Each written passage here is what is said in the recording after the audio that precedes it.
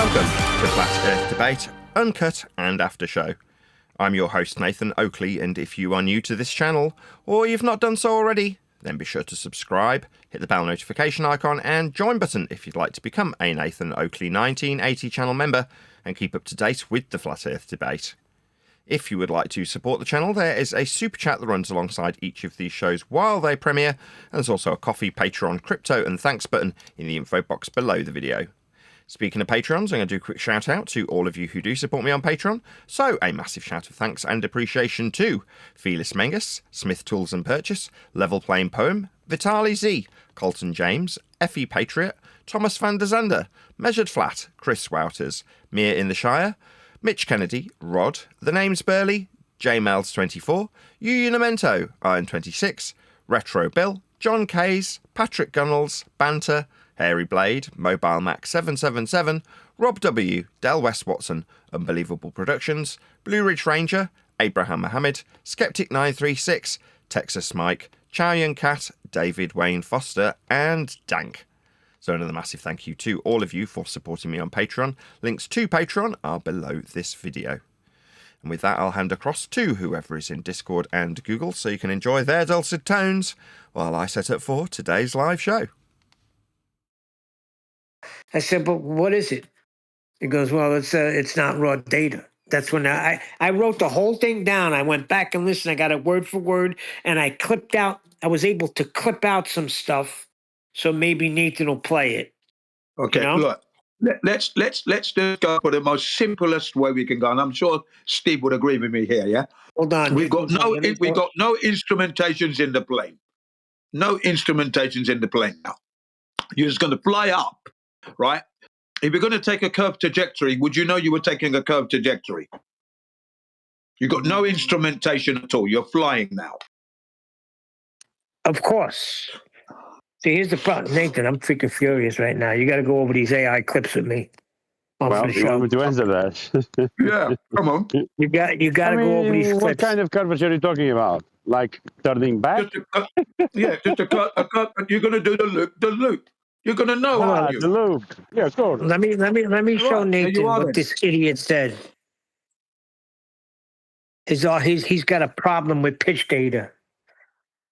So I said, all right. Yeah. What's your problem with the pitch data? I know you don't like it when people don't present it right, but what's your problem? So word for word, AI overload. It's not raw data. It's post-processed data. It's what's recorded, not the actual instrumentation. The subsystem has a fusion algorithm, and so the actual measurements are done prior to the fusion algorithm. So the end user output interface pitch is post-algorithm. Oh. That's what I said. I said, when a plane levels off at 30,000 feet, how do they measure it in AI? He goes, what do you mean? They're just flying, dude. I said, it's measured with air pressure. No shit, Sherlock. Of course they're flying. They're flying horizontal. 30,000 feet. You just said it. 30,000 feet. If he's flying at 30,000 feet, it's 30,000 feet from where? From what? Right. That's what I said. I said, if it's going for 100 miles. I heard you. So by definition, when you give the value is preordained with respect to a flat plane, though, isn't it? So if he's saying, okay, because the measurement's gone through an algorithm, that makes the measurements irrelevant. Like, okay, well, if you're either saying one of two things, either you're saying they're not right, that's to say they're not what they say they are in the values that are given because it's gone through an algorithm. That's potentially what I'm saying. So you're saying, okay, so you're saying we can't trust black box data. That's what he's saying. Now, that's not going to be the case. We can, they do, it's what's used. Now, if you're saying, well, the algorithm means that 30,000 feet is what? Not a flat Earth measurement? Yeah, it is. So he's got two choices. Either deny the prerequisite measurement type, that's feet off surface level, or say that they're not valid. Now, what does that remind you of, Neil? Don't know, just say I don't know. Say it again. What does it remind me of? Yeah. Oh, not the ground. No, it's the rock and the hard place. Oh, yeah. Oh, yeah. Okay, thanks.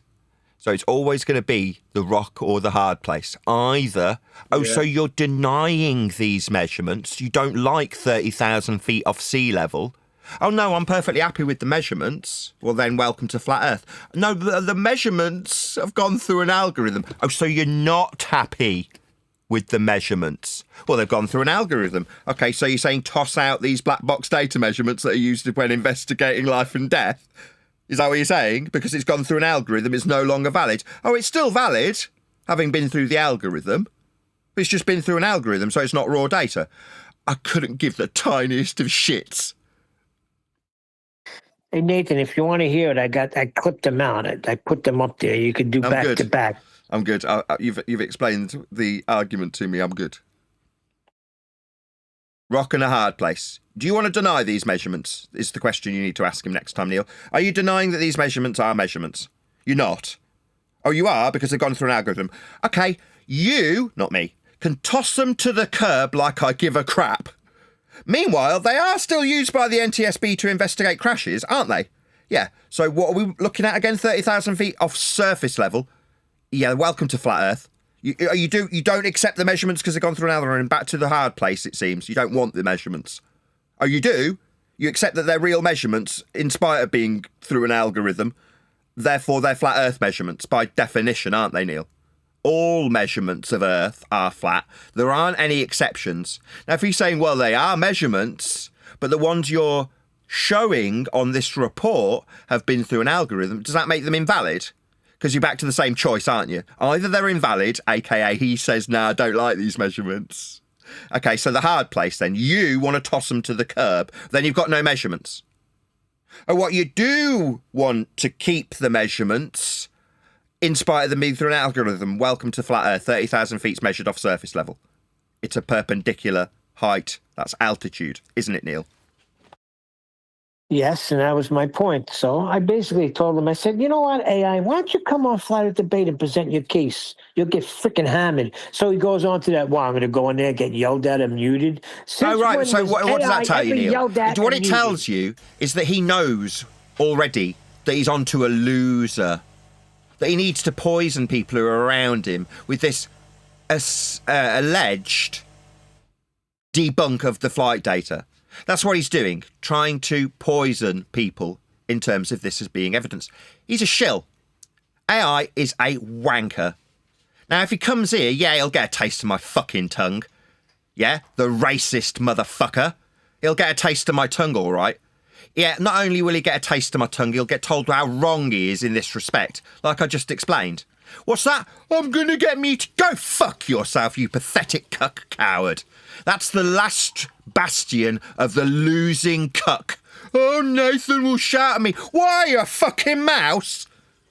If you've got a winning argument, you'll stand up for yourself. You won't mumble into your mic like Edgeware. You won't moan that you'll get muted. You put forward your fucking argument, and if it wins, it wins. If it doesn't, it's because I rip it to shreds. Live on camera. Like yesterday with Edgeware. You can see me on camera listening to every fucking word the lying shitbag said. And it would be the same for AI. I'd listen to the lying cuck racist motherfucker. Spew his shit, trying to poison people. I'd listen to him. Then I'd set him the fuck straight. That's what I'd do. And he knows damn well that's what'll happen. And he's scared, what, that he won't get chance to speak. Yeah, you fucking will. I'll listen to you, then I'll rip you a new asshole. In front of an audience. That's what I'll do, you pathetic cuck.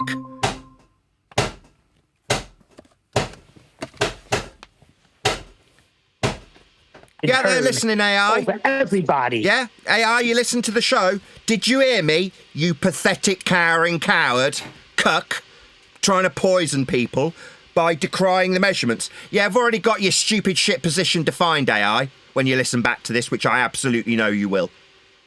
It's called the hard place, you dumb shit. Racist. Can't wait to play his racist remarks back to him and ask him to justify them for an audience. Yeah? See how he likes that? Because I've got Eli telling me it's not racist. To say, quote, you're going to treat me like a nigger, end quote, AI. That's racism. Quoted by me of AI. That's what he said. That was verbatim. Yeah? Now, what's he going to do? Moan that he's going to get muted when I call him a racist, which he absolutely, without question, is. a racist. That's what he is. Yeah, I'm not. Now, he voted to ban me for racism. Yeah, what that is projection. That's a racist projecting his racism onto a non-racist. That's what that is. Yeah? Now, these people are scum. AI is scum. Yeah? Clipping out my little videos and giving them titles that aren't in line with what's being discussed to try and sully the words actually coming out of my mouth with the title of a clip. You're a coward, AI. You're a cuck and a coward. Does your algorithm mean feet aren't perpendicular to sea level? No, it doesn't. Does it mean that all you're doing is trying to decry the measurements from black box data because it's gone through an algorithm? Yeah, it does. So you, not me, can kick them out then. Don't use them. But he doesn't want to not use them. He wants to sully them, doesn't he, Neil? Yep, that's all he wants to do. He wants to sully it. He wants to muddy the waters, correct. Right. So what I would then say is, so you wouldn't trust the NTSB to investigate death with these fucking data points then? You pathetic, cowering, cuck, racist. Yeah? Yeah, you're fucking right, I'd shout him down. I would absolutely nail that piece of shit to the wall. And he fucking knows it.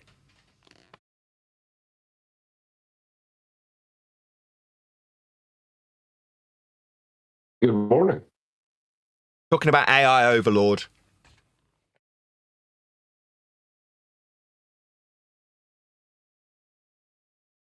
Yeah, Theo Megaworty.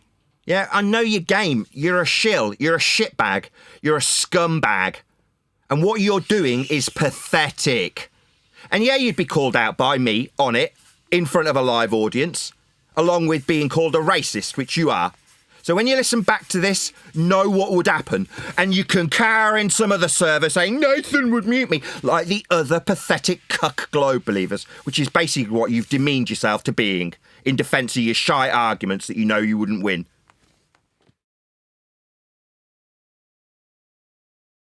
What is he arguing against measurement? He's saying because the pitch data's been through an algorithm, it's not raw data. Therefore not valid. No, we still measure height off surface level.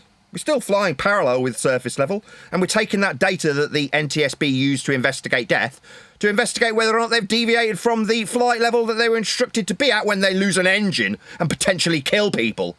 But this wanker sees fit to say, no, it's been through an algorithm. Well, so fucking what? Oh, it's just because it's such a strong argument you need to sully it as a pretend flat earther now? Because it's been through an algorithm. And so not valid, yeah, we've defined that, haven't we? Hard place. So you don't want the measurements then.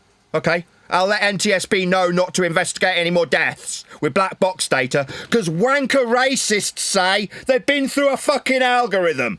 Yeah? No, just a wanker. So Refractory says not raw data, it's post-processed data. It's what's recorded, not the actual instrumentation. The subsystem has a fusion algorithm, and so the actual measurements are done prior to the fusion algorithm. So the end user output interface data is post-algorithm. And his exact words. Who gives a flying shit? Completely meaningless. I know. Sorry. Sorry, you go, John. I was just saying, all it's done is it's take a collection of measurements, lay them out in a path. It doesn't change anything. Exactly. What he's saying is, because it's gone through a word processor, it's not valid anymore. That's how that argument breaks down. If it's not valid, then why do they use it in investigation? Exactly, Neil. But what he needs to do is pour scorn on really strong evidence. So that does make you immediately, thank you, immediately question his motivation here, doesn't it, Neil? Yes, and that's what I asked him. I said, why would you argue against this? What are you, an agent? He's like, Yeah. no, if it's an argument, it's got to be airtight. I said, it's not an argument, it's a fact. Yeah, it's not an argument, it's data on a sheet.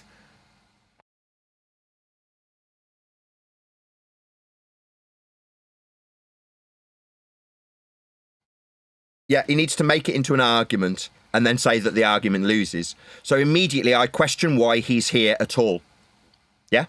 Because it seems very fishy to be doing that, does it not, Neil?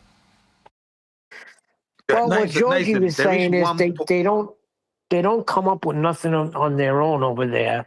So what do they really have? The feast of nonsense. So we come out with stuff here. So I don't know. Is it jealousy? It's got to be Yeah, I tell airtight. you what, this Well, then was don't- the argument. Hang on, Neil. Sorry to cut you off there, Neil. Basically, what AI was telling me, right? He was saying that if you look at that data, the pitch data, I said that pitch data is telling us that the plane is flying horizontal. You know it is because when it took off, you see the sharpness of the graph when the plane took off. It then got to its altitude allotted and it remained at that altitude flying horizontally. Then when it came to land, you will notice that the landing procedure is different from the taking off procedure, yeah? It's a gentle step down, and it comes to land, yeah? That's all horizontal. He says, yeah, but if that happened on a globe, it would show the same graph. That was his point. So it would That be if you're flat, flying over measured a off globe, surface level that's if it what was would on a happen. globe. No, it wouldn't. It would show it curving, and it would have 8 inches per That's what I mile said. squared demonstrated in the Yeah. surface. It doesn't. So he's just a shill. He's a lying shitbag shill pretending to be a flurf. Right. That's what I said. I said it would be. I said it would show that because of what it shows when it was taking off. Now, And if it coming was into land. globe shaped, it'd be would globe show shaped. that curved trajectory. It would show it globe shaped if have it was to. globe shaped, wouldn't it, Jin? Yeah. It Yeah, would well, have it's to show not. a curved trajectory. Yeah, if it was a curved trajectory around a curve, it would show a curved trajectory around a curve. It would be freaking curvy. It isn't. Yeah. But what it would be the same as the Yeah. flat data if it was on a globe. No, it would Right. be globe data Right. if it was on a globe. It isn't. So he's got to make it Right. an argument first and foremost. It isn't. It's data, and then make the argument lose. That's right. Yeah. So he's a shill. Yeah, it's data. So he, Yeah. yeah, you don't need to nod through me, Jin. You don't need to do that. I did put it to him that. Jin, what you're doing is nodding through me while I'm talking. You've got to take turns. Sorry. Yeah, Yes. it would show the measurements curving around the globe, and it doesn't. Yeah. It shows straight and level flight. So it shows it being straight and level, and he's saying if it was on a globe, it would show straight and level. No, it wouldn't. It would show it globe frickin' shaped. But then we're arguing about whether or not it would be globe shaped. Then it's an argument. Then he's won. It's not an argument. I'm not going to argue about whether or not that something that's flat should be the same as being globe shaped. No, that's a contradiction in terms from a wanker shill, racist, isn't it? Because no, globe shaped things are globe shaped. That's not globe shaped. I've got fucking eyes. But this shill needs to poison people and make them think that their eyes are deceiving them. That's called gaslighting. Yeah? A very psychopathic way of being. Telling somebody, yeah, when the lights are off, they're the same as when they're on. When something's flat, it's the same as being globe-shaped. Wanker, shill, racist. No. When things are globe-shaped, they're globe-shaped. But here we are arguing, so you think you've got the win. It's just data points. There's no argument to be had. Measurements off surface level are measurements off surface level. Parallel flight level is parallel flight level. Turning it into it'd be the same on a globe makes him a shill. Exactly, Nathan. He wants to keep the argument going. We're talking about what the measurements are. The main thing is it's off surface level. You're seeing that you have surface level, 30,000 feet for miles and miles and miles off surface level. Yeah. That's the whole thing. And it can't pitch down because it'll crash. It would be globe-shaped if it's globe-shaped. When someone tries to gaslight you, right, you tell them don't. Now, I'm not going to be gaslit by you telling me something flat would be globe-shaped if it was on a globe. No, it would be globe-shaped if it's on a globe. It's not globe-shaped because it's not on a globe. Yet you gaslighting me into telling me something flat is actually bending is basically saying surface level bends. It's level, but it's actually bending. Being level is the same as bending. Don't gaslight me, you racist wanker. He didn't say that to me. He must have said that to Jin. He said nothing about flying. When I asked him how they get the measurement of 30,000 feet for over 100 miles, he said, what do you mean? They're just flying, dude. Yeah. So, they're just flying making with it the into measurement. yeah, it's called decrying the evidence and making it an argument. If I can say it's just flying, what just flying? But just flying in this data is the same if it was recorded on a globe. So just flying becomes a globe proof then. For him, after he's gaslit you into telling you that something that's flat is actually the same as if it were globe-shaped. I've got fucking eyeballs, you racist shitbag. No, the Could you strongest. imagine? Yeah, John. Could you imagine if the kid said, "Oh, look, the emperor's got no clothes on," And the closest person immediately turned to him and said, "That's not an argument." Or worse still, they said, having no clothes on is the same as having clothes on for the emperor. Yeah, that's even better. It would look the same if he did have clothes on. They're invisible clothes. Therefore, it looks the same when he has got clothes on. That's what he's doing. Gaslighting people against measurements. That's what he's doing. So he's a scumbag. Yeah, and I think our strongest thing is, like you always say, if that's the case, then why does NTSB, why do they study that in crashes? Talk If to it's him, just post demean him. algorithm. Say, do you want me to draw out something globe-shaped for you so we can compare for a retard? Do you need to see what it would look like if it were globe-shaped, retard? You think it would be the same if globe-shaped? Maybe if I put a big letter A next to something globe-shaped and then put it next to this flat data, you can see how fucking different they are, you racist retard. Yeah, I did put it to him, Neil, that my position wasn't changing because that data is used in a court of law to determine whether or not anyone's going to be liable, whether it's the company, the instrument, pilots. You know, this is what it's there for. It's a reliable piece of data. It's showing that. I could kiss you, Jin. I said I don't agree with it. It's going to show the same if you're on a globe. The globe doesn't even exist. It doesn't show that. Living on a it's globe. Not agree, disagree. That's the point, Jin. It's not, I wouldn't agree it would be the same on a globe. It isn't. Again, back to, I've got a set of eyeballs and I can tell when something's fucking globe-shaped. You telling me, you gaslighting racist, that it'd be the same is saying the emperor's got no clothes on, but it would look the same if he had. No, it wouldn't. And that's what I said. Yeah, we're dealing with shills and scumbags here to decry measurements and turn them into arguments. So it's whether or not you'd agree with whether or not it'd be the same. And there's no agree, disagree. It isn't globe-shaped. The fundamental premise of the measurements aren't globe-shaped. Measurements of height off surface level isn't globe-shaped. Axiomatically, it is just flat. Axiomatically, it is just data points on a chart. It's not an argument, but if he can make it one, it's about whether or not flirfs agree whether or not it would look the same on a globe. Because suddenly we haven't got a fucking set of eyeballs to see if something's globe-shaped or not, because some wanker racist tells us that it's globe-shaped, or wouldn't look any different if it was. Oh, really? Wouldn't look any different? I'm going to go with no, it would be globe-shaped if it was globe-shaped. Unless I've got a gaslighting racist telling me otherwise. Then you get a taste of my tongue. Oh no, Nathan will mute me. No, this is what you'd be getting, wouldn't he? He'd get talked down with the most venom I can muster because he's a scumbag. And he knows I call out scumbags. Yeah, he won't come. I told him. I sent him a message. Come on the show. You're being called out. Come on and present your case. Since you think it's an argument, we'll set you straight and show you that it's just facts of the matter, measurements. But I could kiss Jin. Yeah, because where you went, Jin, was perfect. You don't like the measurements, the ones used in court. What you're doing with that is taking him to the hard place. Oh, so they're not worthy of court assessment then in death? Oh, they are? Welcome to Flat Earth, you racist shitbag.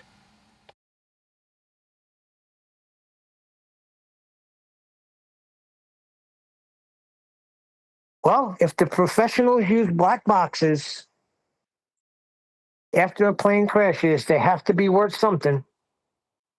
Yeah, so then you just look at the data points. What are they? Measurements off surface level? Perpendicular heights? That's it?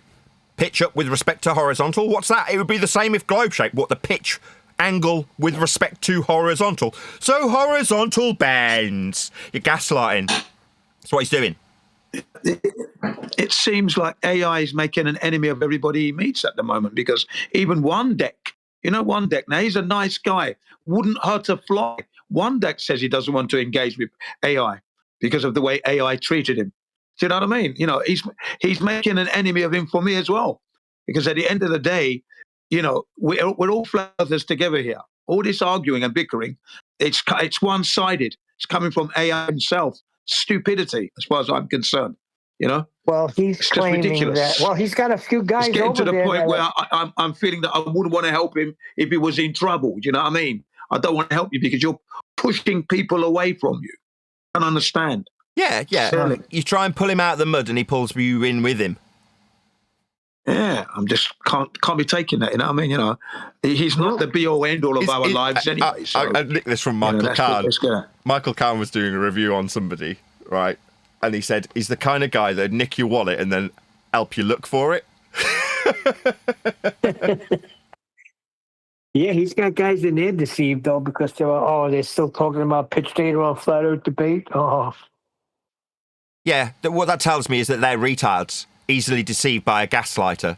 Yeah, they don't understand psychopathy and gaslighting. Otherwise, they'd understand when someone says, "Oh, this straight line would be the same if it was globe shaped," and they go, "Really? Can I lick your testicles, AI? I really like the taste of them." Yeah, I told him I'm not changing my position. He didn't like that. You know, he tried to ban me the day that I said that. And Eli said, no, you can't do that. It was because I wouldn't change my position, I was going to be banned. So he's threatening to ban people if they don't turn measurements into arguments for the globe. So he's alleging to be a flat earther that will ban people unless they fall in line with arguments that are actually measurements for his position that stands in contradiction to the very measurements that I'm now getting waffled through when I break down because I've been asked to. Then you should join the G Plus because it's not working well with you over in Discord. Yeah.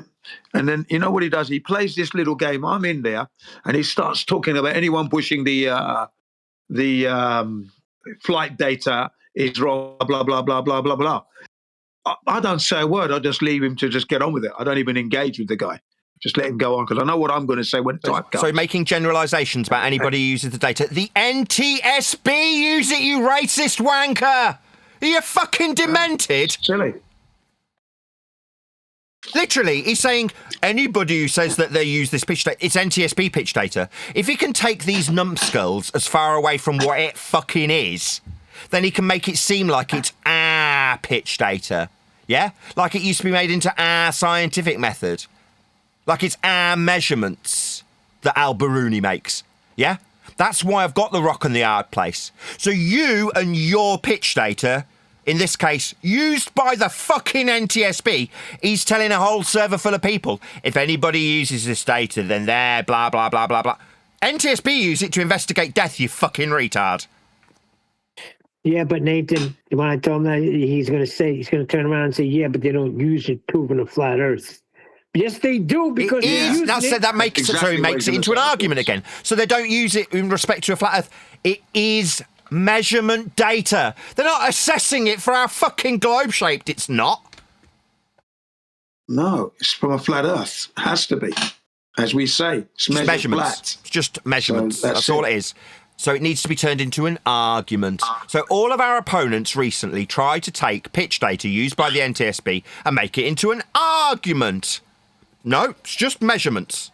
It's not an argument, it's just data.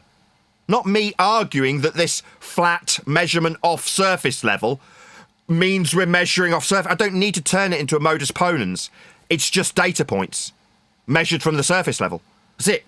It's a statement of fact when I say what it is. Oh, what? Well, that could mean that it doesn't mean anything. It just means we're measuring off surface level. Facts. Data points. There they are in black and fucking white. Exactly, Nathan. So while they're investigating a plane crash, it's all off surface level. Yeah, it's measured with respect to sea level. So what are you going to do? Tell me sea level curves? Fuck off, you gaslighting racist. Get out. Yeah, you'll get talked through. Yeah, you'll get talked down to. You're a racist shitbag shill who's lying about measurement data being an argument. No, it's just measurement data. But when we get down to the nitty-gritty, that measurement off flat surface level, which is all it can ever be for parallel eye level, and parallel flight level, is curvy level then. That's where it goes. Or I don't like the measurements. They're not really raw. Yeah, like your ass would be after I tanned it for being a shill shitbag racist.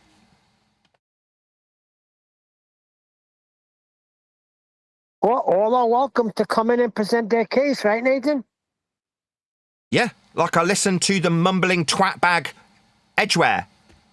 Yeah, and the minute I get to the bit that rips him a new asshole, what is it? I've got mumbles through the top of me. Yeah, I have, yeah. He got away with it 4 times, though, didn't he? 4 times, me setting him straight about how we measure elevation angles with respect to the surface level. And if it's in the air that you're establishing a horizontal, it's because the horizontal is parallel with the surface level.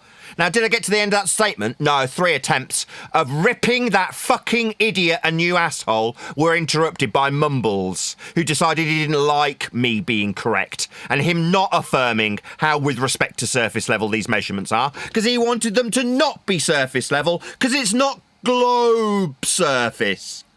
So therefore not the surface anymore. Fuck off, you're all shills, and all you can do is mumble the fuck through me when I point out how fucking wrong you are. What's that, but Nathan will mute me? No, Mumbles, twatbag, yesterday, Edgeware, mumbled the fuck through me repeatedly when I proved him wrong and proved how flat Earth was. Because that's all you scumbags can do, is chant through me when I'm proving you wrong and proving Earth is measured flat. You need to mute me, and when you don't get the fuck away with it on the 4th attempt, and I do shut you down with a mute button, then you can cry foul. I tried to mumble through his concise demolition of my shitty argument I don't have 3 times, and on the 4th he muted me. What a wanker Nathan Oakley is. Yeah.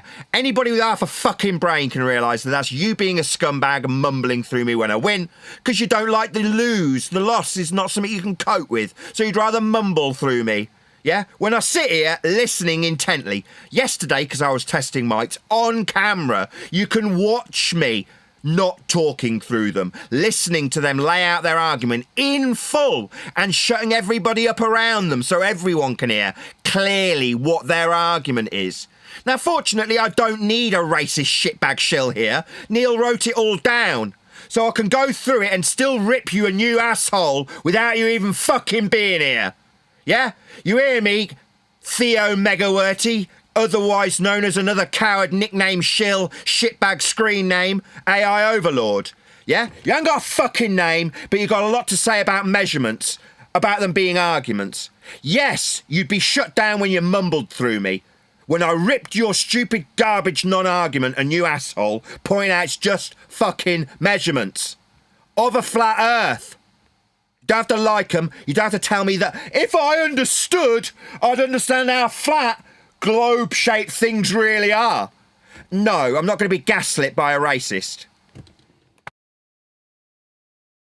And those are word for word. Those are his exact words. No, we don't need you here, AI Overlord. You can go and weigh and bleat about how you couldn't possibly put your argument to me, while everyone who's got half a brain realises that I absolutely, without question, would sit and listen to you mumbling on about how it's gone through an algorithm. And I'd go, and? Well, anybody who uses this data, what, like the NTSB, you fucking retard?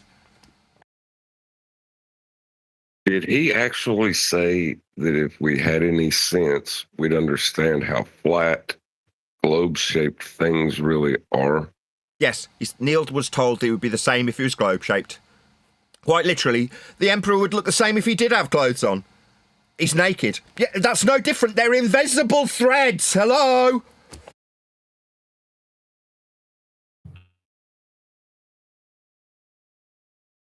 Yeah, they need to tell you that flat things are globe-shaped and that you just don't understand that it would be the same.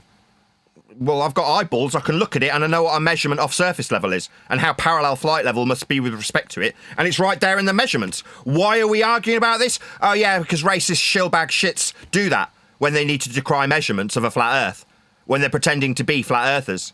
So he's a LARPer.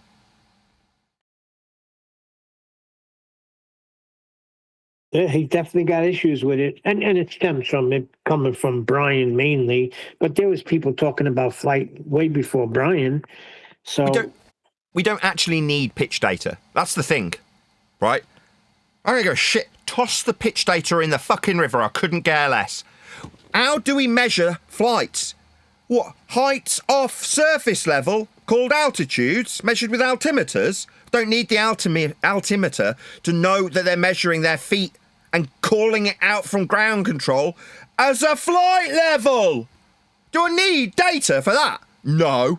Like most things, once I've understood the quote-unquote argument, in this case just facts about how we measure the surface level for an altitude above it, I don't need references or citations. I haven't got pitch data in front of me right now. I don't need it. Do I need pitch data in front of me? Do I need a graph to know how Earth is measured flat with feet off sea level? No, I don't need the graph.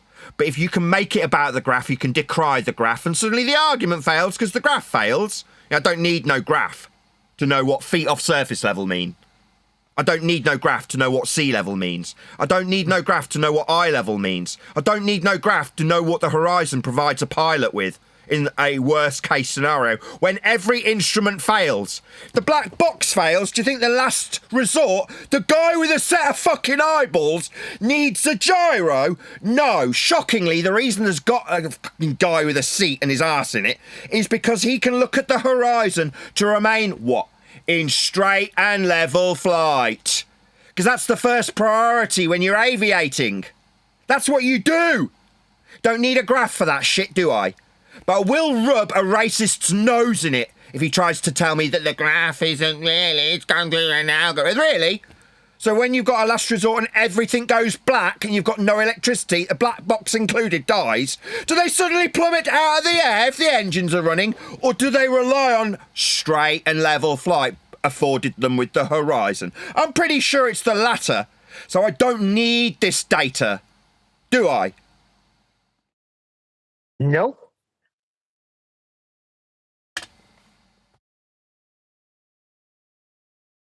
You got to question what type of people we got in the arena.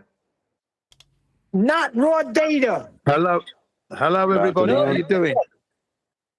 So there's been an alleged deviation from measurements in the pre-show by AI overlord, otherwise known as Theo Megaworthy.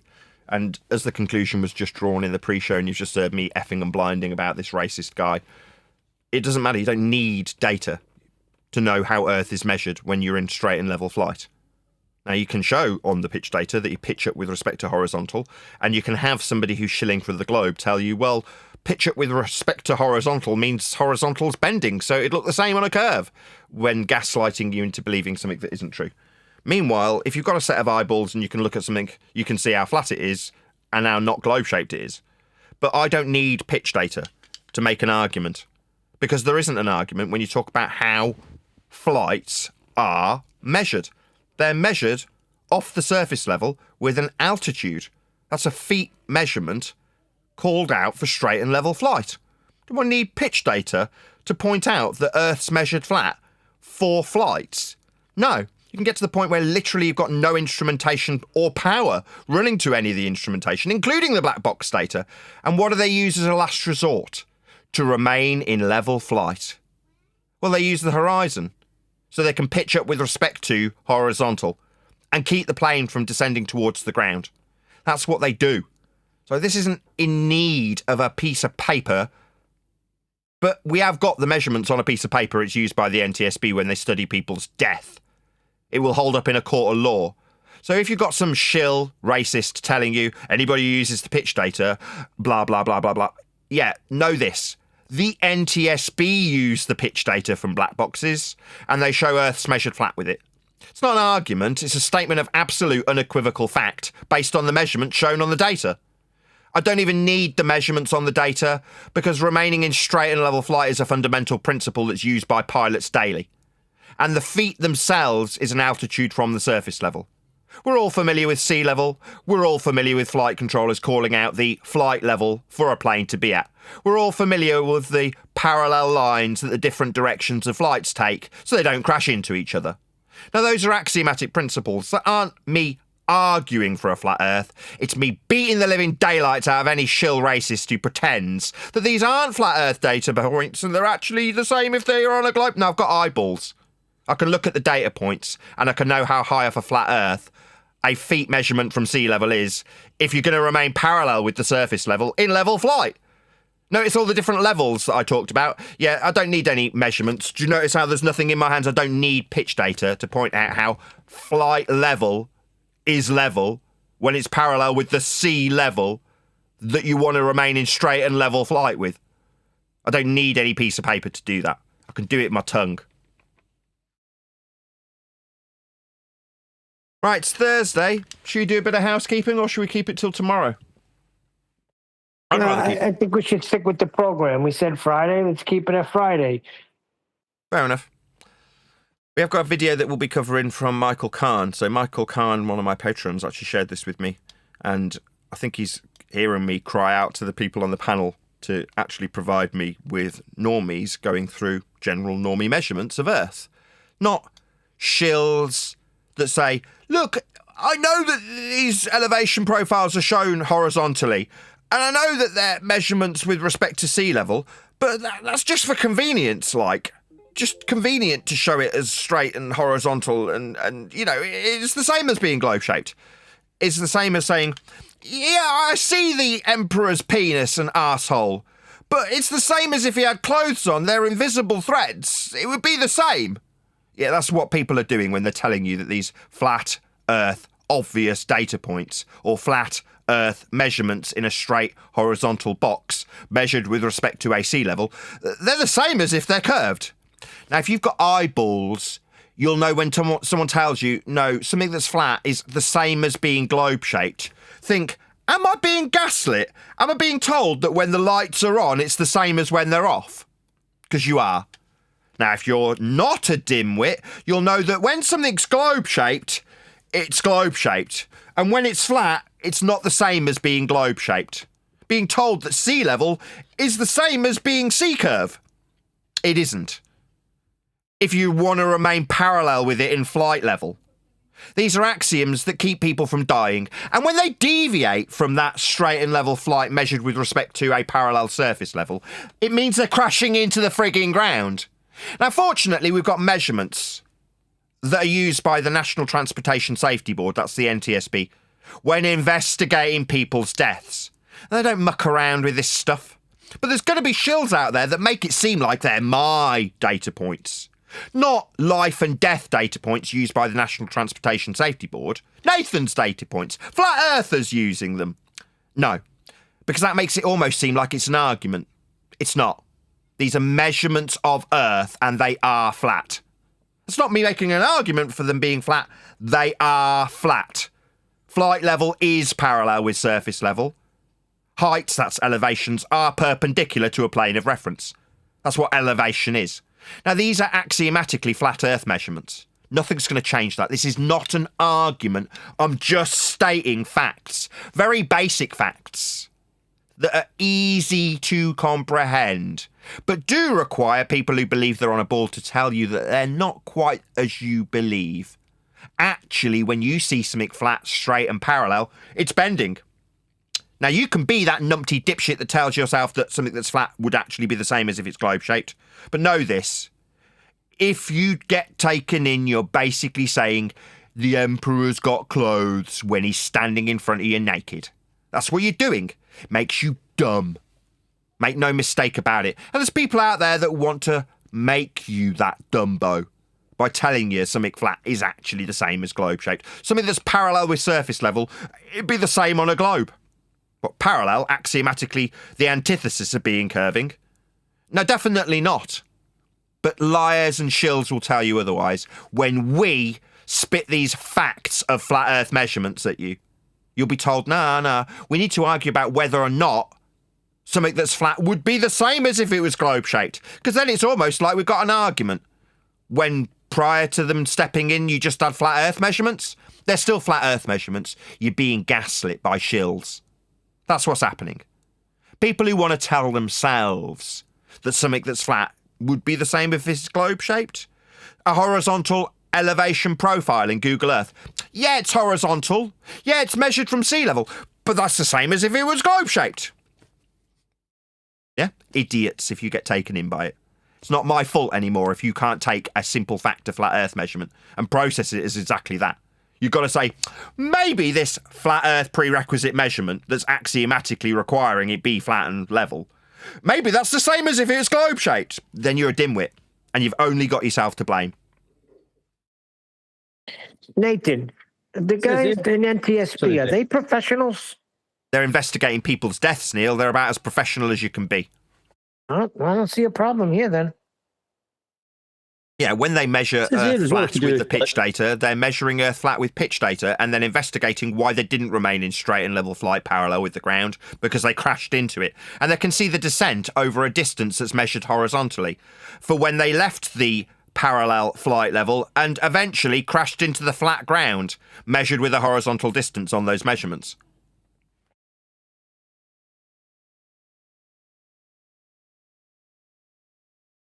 Go ahead, Jin.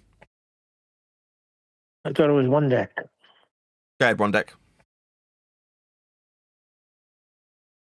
Or don't. Sorry, I was just saying, yeah, even if you let the definition of a pitch angle definition in aeroplane navigation, it does tell you it's the pitch up from the horizontal plane, which would be the surface of Earth, wouldn't it? Yes. Yeah, he gave you a hard time too, right? Well, yeah, I can't. Yeah, you don't use the word horizontal, whatever you do.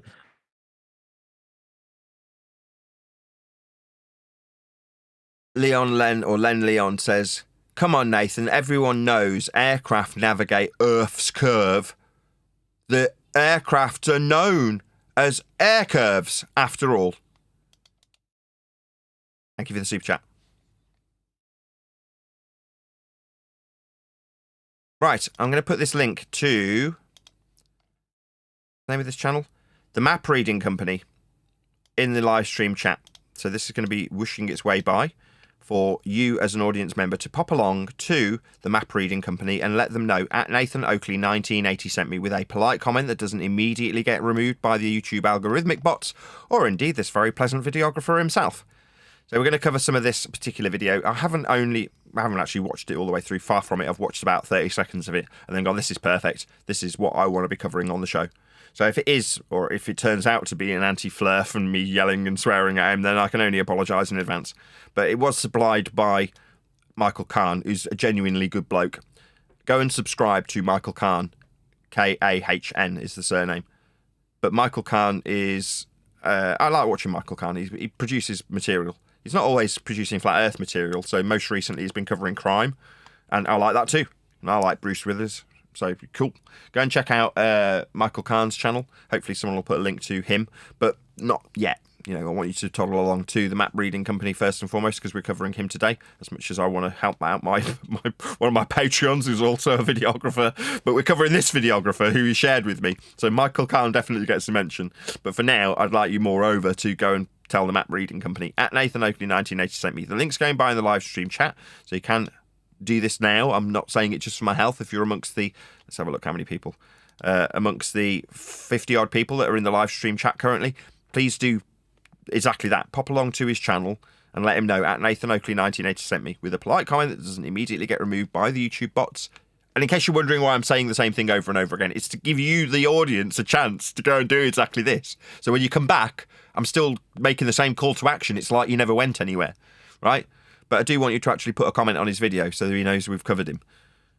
Good, bad, or indifferent. But from the first 15 seconds or whatever I covered of it, 30 seconds when I listened to it, to let Michael Kahn know, thank you. This is just exactly what I was hoping for when I asked people to give me normies doing normie stuff when they're out and about doing their do, right? That's what this guy's doing. Can you all see, is it nice and clear in the Google chat? Can you see this? Yes. Yep. Right. Hopefully I've given enough time for my audience to pop along to the Map Reading Company and let him know in the nicest possible way that we've covered his video. And the idea of that, in case the Map Reading Company comes to my channel and goes, why have you done that? Well, because we get censored. Yeah, YouTube, I thought they couldn't censor me anymore. I might as well say this now. I'll do my call to action. Go and let him know at Nathan Oakley 1980 sent me. And hopefully you'd do the same for me. If you were to respond and go, no, actually, I disagree with you. You've misinterpreted what I said. What I meant was X, Y, Z. I'd hope that you'd do the same for me, Map Reading Company, and put a link to my channel, because I get heavily censored to the point now where not only do I get minimal engagement from my own audience because it doesn't go into their feeds, now, once the live stream's ended, it's made invisible by YouTube unless you've got a link to the PC version of the live stream. It won't play on a mobile device. It now says processing and is processing for approximately 18 hours. And then it goes live and is available to the audience via anything other than a PC with a link. So essentially, these videos that are dead in the water after a day anyway, which is why I do so many of them, to keep the cogs turning, are made invisible to most people for 18 hours as they're processing it. And they've started to do the same with the pre-recorded shows. So they've started to process them indefinitely. I have to keep going back to them and re-upload them. So my current video that I've spent 4 hours making yesterday isn't available to my members, and the live stream disappeared for 18 hours. So there's always another lever of censorship that they can put on me. There's always one more. Why would you need to do this? If Earth was actually measured ball shape, would you need to do any of this shit to me? No. Would I need to have 3 different jobs, making a book, flogging microphones, and being a YouTube videographer, along with being a father who homeschools? Would I need to do that if you were right about it being a globe? There'd be no need. You just prop up yourself with your globe Earth measurements and go, there you go, there's some globe Earth measurements. What actually happens?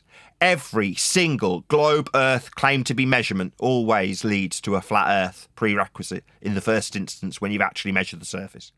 Every measurement of Earth is flat. That's what we're talking about. So we need people put around us to tell you that our measurements of flat Earth are arguments that actually would be the same on a globe. You need to hide my shit from the audience for 18 solid hours before they can see my live stream after it's finished. You need to constantly process my videos so they don't actually appear at all unless I go and re-upload them. That's what YouTube will do. After removing us from the lists anyway and replacing us with anti-flat Earth material that says, oh no, I know it looks horizontal in this elevation profile. That means it's globe-shaped. Yeah, those are the people that will have the videography views directed to them. If you're arguing against flat Earth, like that guy yesterday, Dr. Blitz, he's got the same size channel as me. He had 55,000 views in 5 days on the video we covered yesterday. Now, that is deeply upsetting to somebody who spent 11 years covering this subject as a subject matter expert now, which is what I consider myself. That some wanker who can't even figure out if he's live or not can get endless views funneled towards him while my video spends its day processing after going live. Why? I'll tell you why. Because we're right.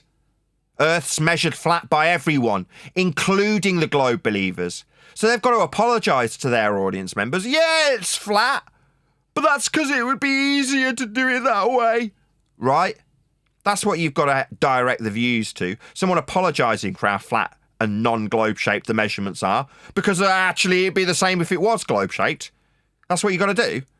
All the time censoring the living daylights out of me. Very, very upsetting as a long-time videographer on YouTube. I've been on YouTube for about 20 years. So 11 of them being flat Earth directly. As a subject matter expert, when I struggled to get 1,000 views and there's wankers in my comments, oh, you only get 1,000 views? Yeah, I've had 9 million views on this channel because I still do the work. I still constantly put videos out on a daily basis. So I still get my 9 million views total, even though I'm struggling to hit 1,000 on each of them. Yeah? Meanwhile, some wanker saying, yeah, look how flat this is. It's probably because it's globe-shaped. We'll get 55,000 views in 5 days, and they'll rake the money in. That's disgusting behaviour from YouTube. YouTube are scum in terms of how they treat videographers with censorship that's totally unjustified. I talk about Earth measurements. I don't say Emperor's got no clothes, but that means it would be the same if he had. I say, here's the measurements. That's it. Here's the pitch data. Pitch up with respect to horizontal. They're measuring their parallel flight level off surface level. There you go. End of statement of fact. Censor him! Process his video for 18 hours. Make sure nobody comes from his own subscription base. Don't put his video anywhere if you search him by name. Put Dave McKeegan up instead. Put Dr. Blitz up. Because then you can listen to some wanker going, I'm alive. I'm alive. Can you hear me? For 5 straight minutes. Well, me, I'm running 2 different panels, running a live show, talking to camera, arguing for the globe bollocks, and putting people in their place with flat Earth measurements. Does that mean I'll get more than 1,000 views? No. You won't even find my video for the first 18 hours after it's gone live. That's what I have to suffer. Why? You'd think it would be totally unnecessary if it was actually measured globe-shaped. It isn't. Earth is measured flat. That's why the egregious censorship from YouTube. It's necessary because you bunch of numpties believe you're on a globe and that needs to be maintained. And there's a cost involved for maintaining that lie. The facts, the truth, are easy to comprehend. So you can't have me out there in any abundance because I'd have everyone listening that's hearing the same thing. Earth's just measured flat. Go and have a look at any measurement of it and you'll know for your certain fact that Earth is measured flat, because it is. Today, I want to talk. Go ahead. I was just going to say, you are dangerous for that, because in an empire of lies, isn't the truth the only thing you have to fear? The truth. Talk about triangulation pillars, or as they're more commonly known in the UK, trig points. Now, you can find trig points in every country in the world, but how they're constructed, what they look like, even what they're called is different in every country. As an example, in America, I think they're called trigonometrical stations. Anybody familiar with these? No, but if they're doing trigonometry, you're going to need a flat plane for that. You're way ahead of the curve, aren't you, John? There's nothing getting past you today, I can tell. In Australia, they're just called trig stations. South Africa would call them trig beacons, and in France, they're geodesic stations. But regardless of what they look like or what they're called, you can use those trig points, these enormous big lumps of concrete, to actually create an exact map. Anybody seen these? Like I say, this is brand new on me and it's new on John, but nobody else answered. Does anybody have any familiarity? Has anybody ever seen one of these? I think I may have, when I've been hiking and sort of mountain climbing. I've seen some of these knocking about, yeah. Yeah. Yep. I would say the same, and I've seen it on videos as well as in real life. Yeah, seen some. Cool. I've not. That will precisely measure every corner of a country, down to the millimeter. So today I want to go over how that's actually done. Now, I wonder if this is going to be globe-shaped. Well, let's find out. Let's start from the beginning. Before you can create a map, what you need is a baseline. Sorry, a what? Oh. A baseline? Obviously, this will be curved, right? Because we're going to be talking about how curvy the world is when we measure it, right? What with it being alleged with lies and deceit to be curved? A baseline is just a precisely measured distance between 2 points. Sorry, it's like a straight line. I think that in general, I don't know if he's going to go there, but I know we've said it and I've said it, and where the baseline for all elevation profiles on Earth would usually be sea level. I mean, it's hard to tell because he just sort of held his hands out. Beginning. Before you can create a map, what you need is a baseline. A baseline is just a precisely measured distance between... Yeah, see, he's just got his hands out in a straight horizontal fashion. Like you can almost line him up with the... I know it's a mountain, but whatever. I was going to say the horizon behind him. But he's just basically holding his hands out with 2 points that are straight, right? I mean, it's hard to tell. Maybe he'll clarify. We'll see. Between 2 points. As an example, in 1937, the Ordnance Survey measured a distance of just over 11 kilometres along the Ridgeway footpath in southern England that later became known as the Liddington Baseline. Go ahead. That'd be 11 kilometres. Hold on, Neil. Yeah, that'd be linear, wouldn't it? I'm just going to say what Neil's probably going to say. That them distances are linear distances. That's when nobody's making that up. It's straight line distances along, so it's horizontal straight distance of, did he say 11 kilometres? I can't remember, but you get the point. Oh, he's clarified it. He's drawn out a little diagram of a baseline, so we all know exactly what he's talking about. Go ahead, Neil. It only goes maybe 7 miles, though. Can we get something bigger? And that was extended outwards to make a triangle. So a triangle, like straight lines meeting at vertices, like on screen, like it's 3 vertex points forming a triangle with 3 straight lines on the surface. Earth's being measured flat. Another trig point was added. Another triangle was added to each side of that first one, and these triangles kept continuing outwards until every section of the country was covered. There are...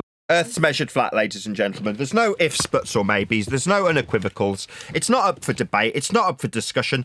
That's how Earth is measured. Flat.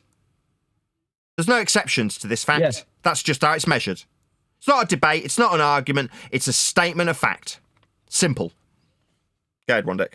Well, he's just shown like a horizontal baseline at the starting point of the two trigs, and then it's extended out all along that horizontal baseline they've shown will be all in relationship to all that extended triangulation and trig.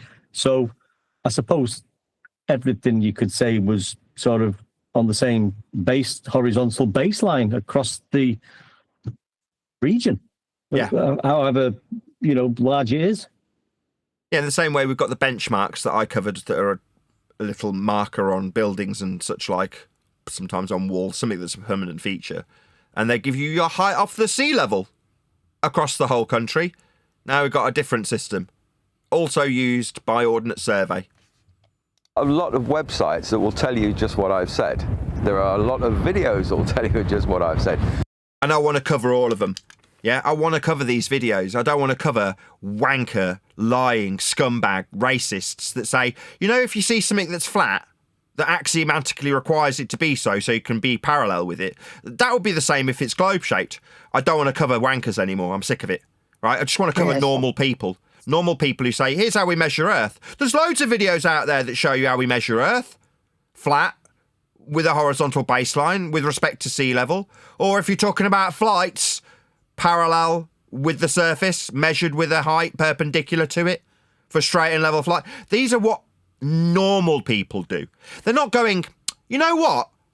Actually, it's because it's ball-shaped that we measure it flat. Actually, this horizontal baseline that we're going to use to establish a baseline for the measurements of the surface, for this system of measurement for mapping, that's actually because it's just convenient when it's really ball-shaped. It'd be the same if it was ball-shaped. I'm sick of covering wankers. Sick of it. Even the thought of it makes me irritated. We're dealing with people who gaslight their audience into their own stupid misapprehensions when dealing with the facts of the measurements of Earth and its flat surface. Earth's measured flat, and there's a lot of people out there that just can't cope with that. YouTube are one of them. If I anthropomorphise YouTube into a person that doesn't like me spitting these facts. Now this guy, because he's not saying we're measuring Earth flat, therefore it's flat, because he doesn't form a modus ponens with his statements of absolute fact in terms of how flat Earth gets measured, he's allowed, because he's just not even thinking about it. He's not using it to make an explanation for how we're deceived into being on a bleeding ball. He's just talking about how flat we measure Earth, so he's okay, you can have a pass. Likewise, Nathan. He's not me saying Earth's measured flat here, because Earth's flat, as opposed to the ball religion that you were given. So I don't get that same pass. But someone who comes along and says, how Nathan says Earth's measured flat when you take a parallel measurement from surface level in pitch data from black boxes. Well, Nathan's a stupid flat earther. He doesn't understand it'd be the same if it was globe-shaped. Suddenly the NTSB data is Nathan's data. Now, if you're saying that, yeah, you can be okay too. If you're saying, you see how this altitude measurement, this profile, you see how it's horizontal and flat? That's because it's just convenient to do that. It still means we're on a ball, though. That person can get a pass. That person can be put in my place when you search for me by name. Yeah? Because I am dangerous. Because I decry your faith in a ball that doesn't exist. Meanwhile, there's plenty of normies out there, and I want to cover them all. Normies that say, yeah, it's just measured flat.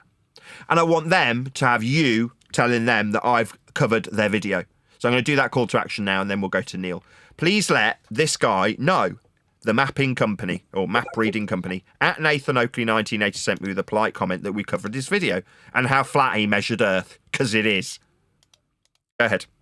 Just to back that up, let's just read this out for you. The primary measurement requirements for a trig point, hashtag triangulation pillar, were to provide a stable fixed base for a theodolite, that's a elevation angle measuring tool, and to have a clear line of sight above the baseline to at least two or other trig points. This allowed surveyors to use the mathematical process of triangulation to accurately map the surrounding area.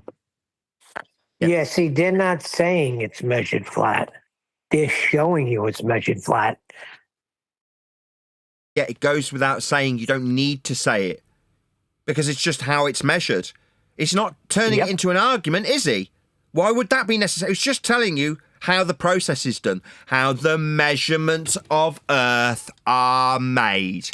He doesn't need to draw a conclusion that this flat measurement of a flat baseline for a flat surface level with an eye level parallel with a different trig point in the distance, axiomatically tied to surface level baseline's flatness, means Earth's flat. It's not an argument. He's making measurements. That's the point I want to make. Because people think that it's Nathan Oakley's argument when we measure trig points flat. No, it's not an argument. That's just how we measure Earth. Ipso facto, it is flat. So you don't have to make the conclusion that it's flat when it's demonstrably measuring it that way. I'll be the one to do that. And what, is it going to be Nathan's trig points like it's Nathan's NTSB pitch data? Or Nathan's parallel eye level and surface level in straight and level flight? Nathan's suddenly all pilots? Nah. We'll cover more and more normies that just measure Earth flat. But they don't highlight that that stands in direct contradiction to how allegedly ball-shaped it is when we're measuring it flat. Because Earth is flat. If it wasn't, we wouldn't measure it flat. There's an argument. Not necessary because we've got flat Earth measurements to lean into. Like this normie's leaning into them. He's just not overtly stating that means Earth's flat. Because then he'd need censoring like I am. Well, he'd sound like a fool if he said to start out with trigonometry, we got to use this curved baseline. Yeah, he'd sound like a numpty, wouldn't he? Explains the process. How do you create a triangle that may... You don't if it's curving, because then it's not an angle. Be 2 or 3 miles on either side. You can't... The miles are a horizontal linear distance measurement along a flat surface, like the scales on maps. Stretch a tape measure along it. So that's what I want to do today. I want to go through the actual process of triangulation and how you use, as I said, these lumps of concrete to map an entire country. Flat. I suppose the first thing to go over is what exactly is this? Is it just a lump of concrete? Yes. No, it's not just. No, it is just a lump of concrete. It is an extremely precisely positioned lump of concrete. So just a lump of concrete then? And what this was... Not a lump of concrete and gold. It's a lump of concrete. Yeah, but Nathan, I bet the top of it's level. Yeah, I bet it is.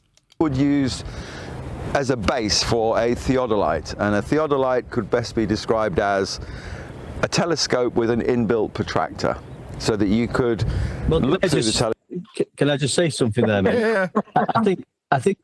I think it'd best be described as a elevation angle measuring tool.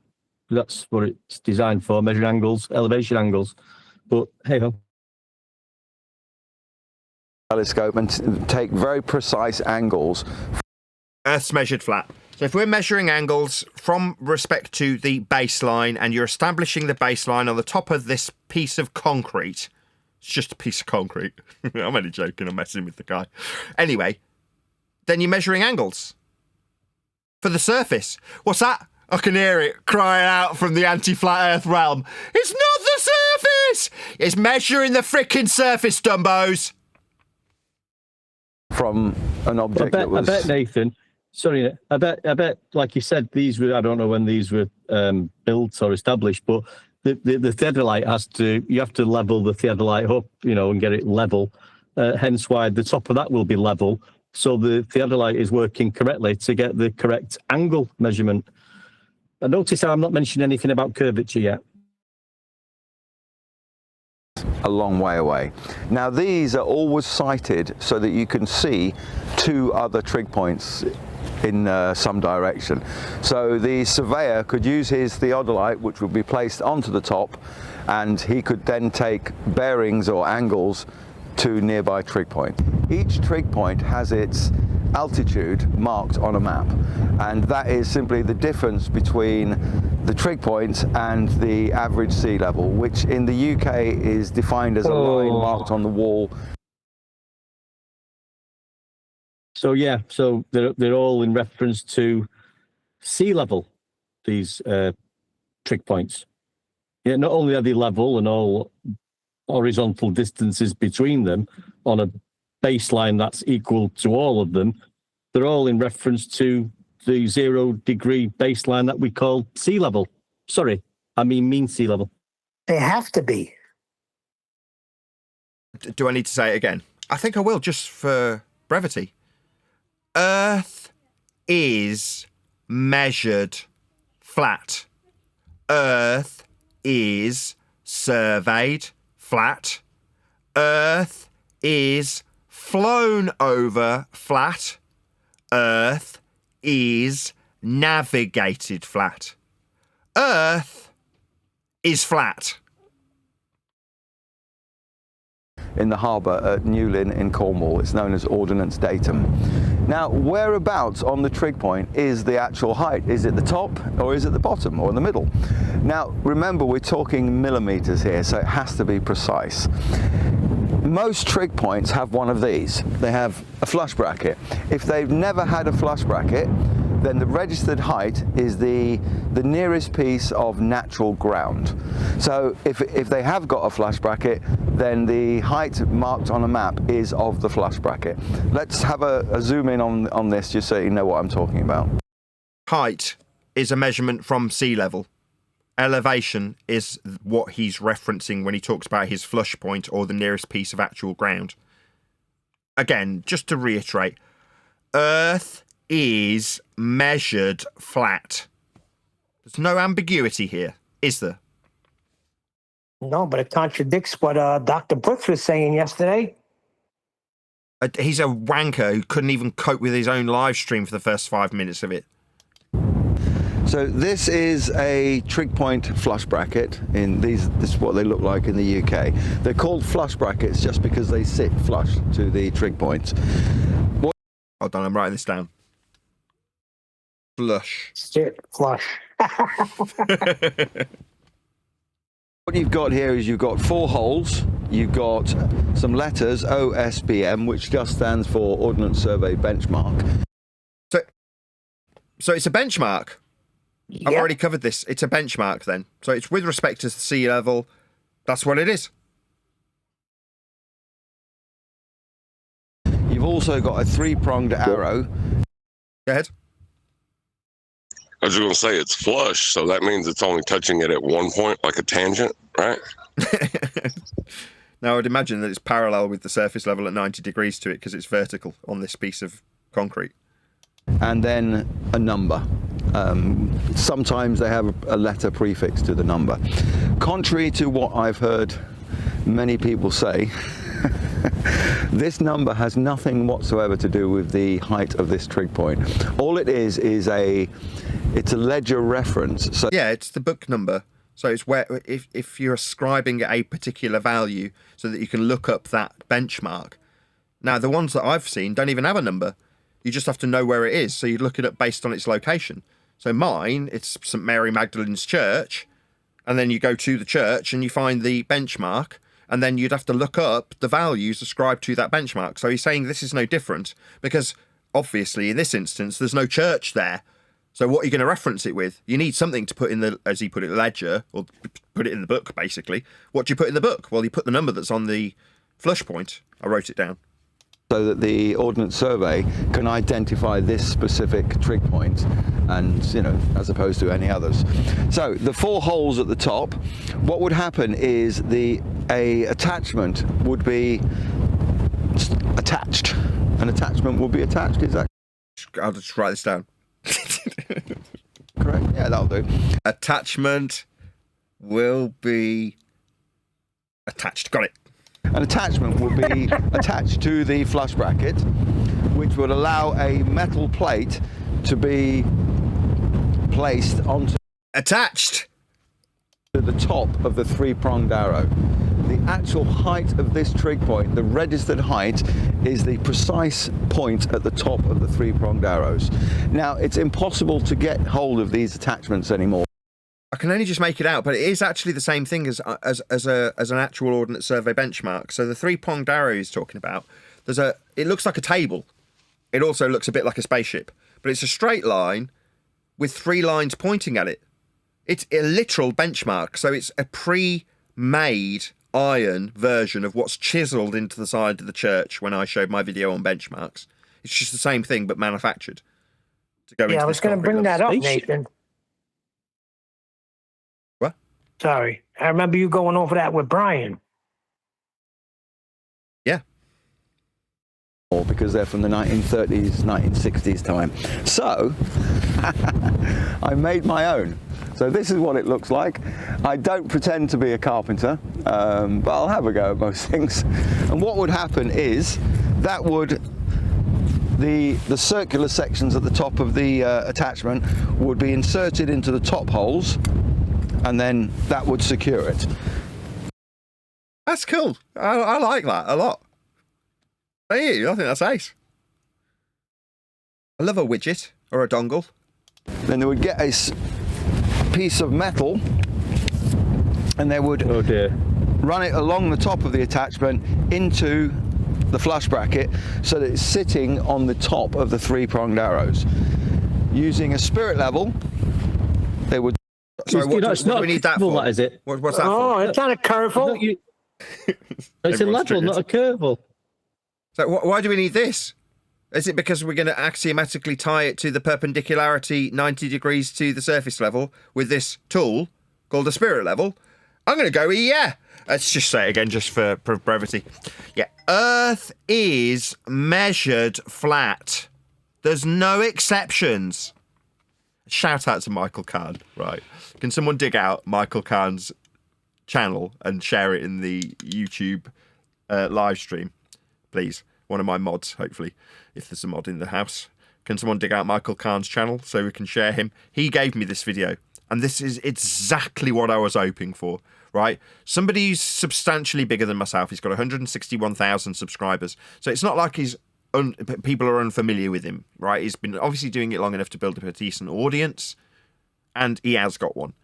And he's got a video with 500,000 views, 536,000 over a couple of years. Fantastic. This is exactly the kind of stuff I want to cover. Can you tell by my demeanour, right? I'm not spitting feathers like I was in the pre-show, dealing with shills and racists. I'm just dealing with a normal guy who's happy to share his knowledge of how flat he's going to measure Earth. Look how delighted he is with telling you... Hold on, what did he say it was again? Attached. Oh, he's attached this. He's delighted with himself, isn't he? He's not cognitively dissonant. He's not apologising for how globe-shaped it isn't, is he? He's just telling you how it's done. And how is it done? It's done flat. Because that's how Earth's measured. There's no exceptions to it. Now, if we were to measure it anything other than flat, we'd measure it that way. We don't, though. We just measure Earth flat. Because Earth is flat. Exactly as we measure it, like this guy's going through. And any guy, any girl, anybody who measures Earth will have to do. They all measure Earth flat.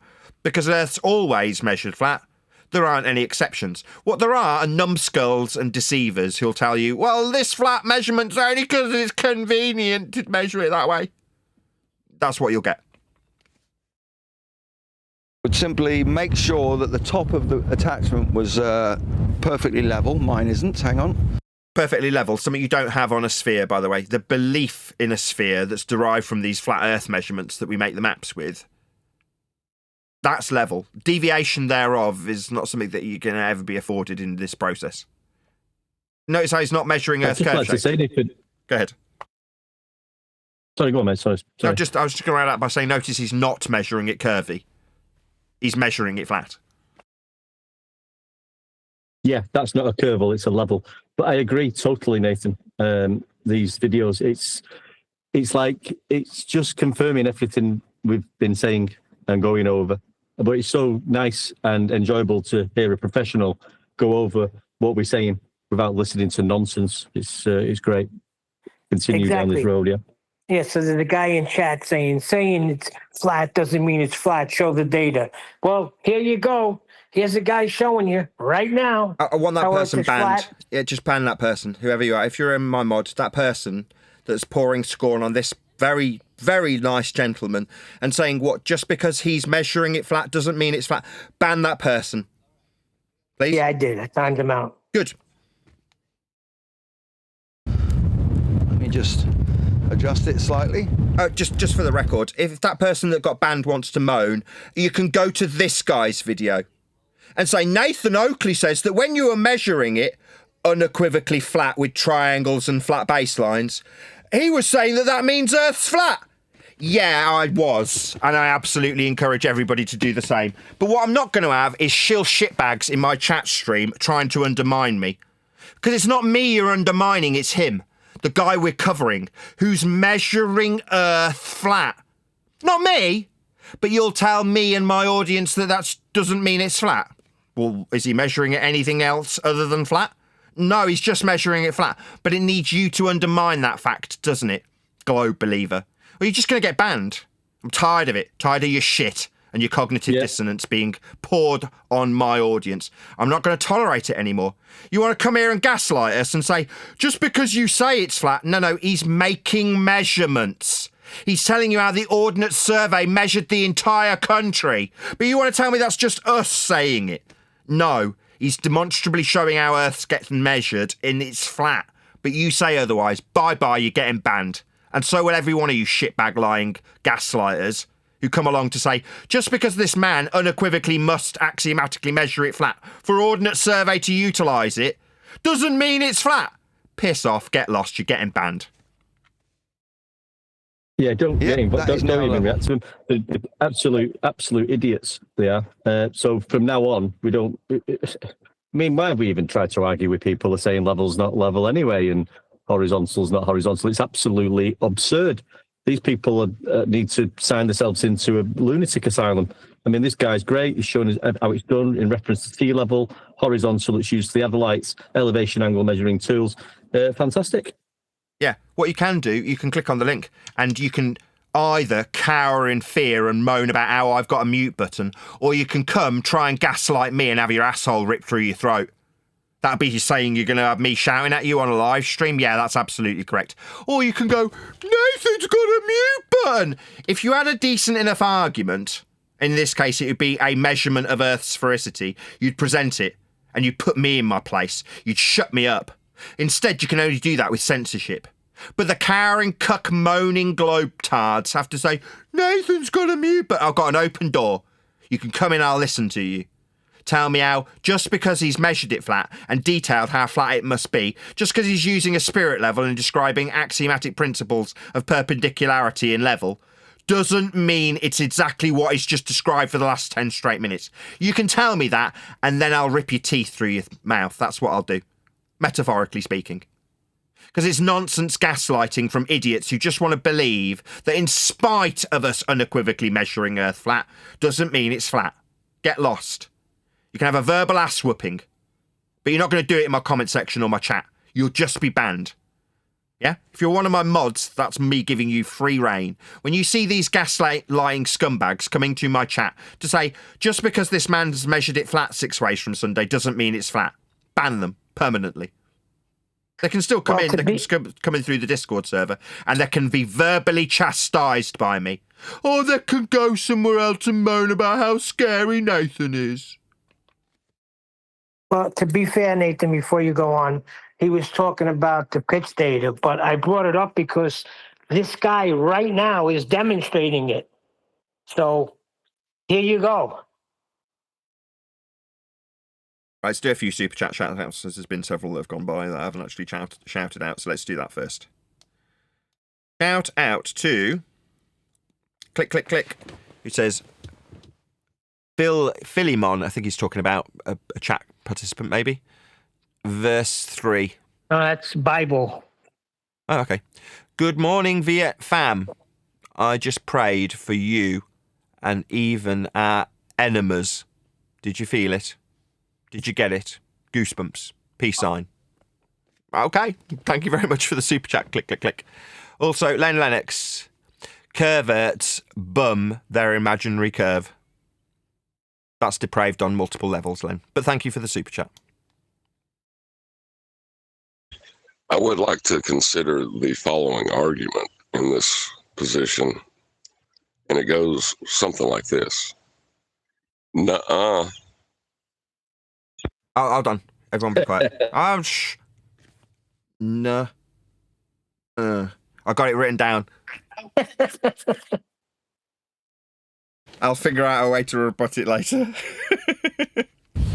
And then what they would do is they would get I can only describe it as a large ruler. I couldn't find one other than a very expensive one on Amazon, so I thought I'd make my own. This would then sit on top of the attachment, and whoever was taking a theodolite reading from another hilltop or somewhere else could simply put their crosshairs on the ruler, and let's say that they put their crosshairs on number 5. This principally can only work if you've got the two on the same plane of reference. Otherwise, this fails, doesn't it? Yes. They would know that that was 5 inches or yards or whatever above the flush bracket. Only if they're on the exact same plane of reference. So they must be and are axiomatically tied to the same flat planar surface level. The baseline, the one he described first off. So in other words, how can I phrase this in a concise way? Earth's measured flat. Basically showing there, like, you know, the line of sight parallel to surface level across a large distance, linear distance, that is. Yeah, it's parallel. You've got to have a baseline for them to both tie to the same measurement level. That's why you're going through this process, to make sure it's level with the other point. Brackets work on... Sounds a bit like the... so it sounds like the curve calculator measurements in the first instance, before them measurements was calculated into a curve. Yeah, as in they're utilising the surface level and parallel eye level. Yes, that's correct. Ordnance Survey trig points. One of the questions I get asked quite often when I'm talking about this subject... It's going to go downhill real quick now if he starts talking about ball-shaped stuff. We'll see.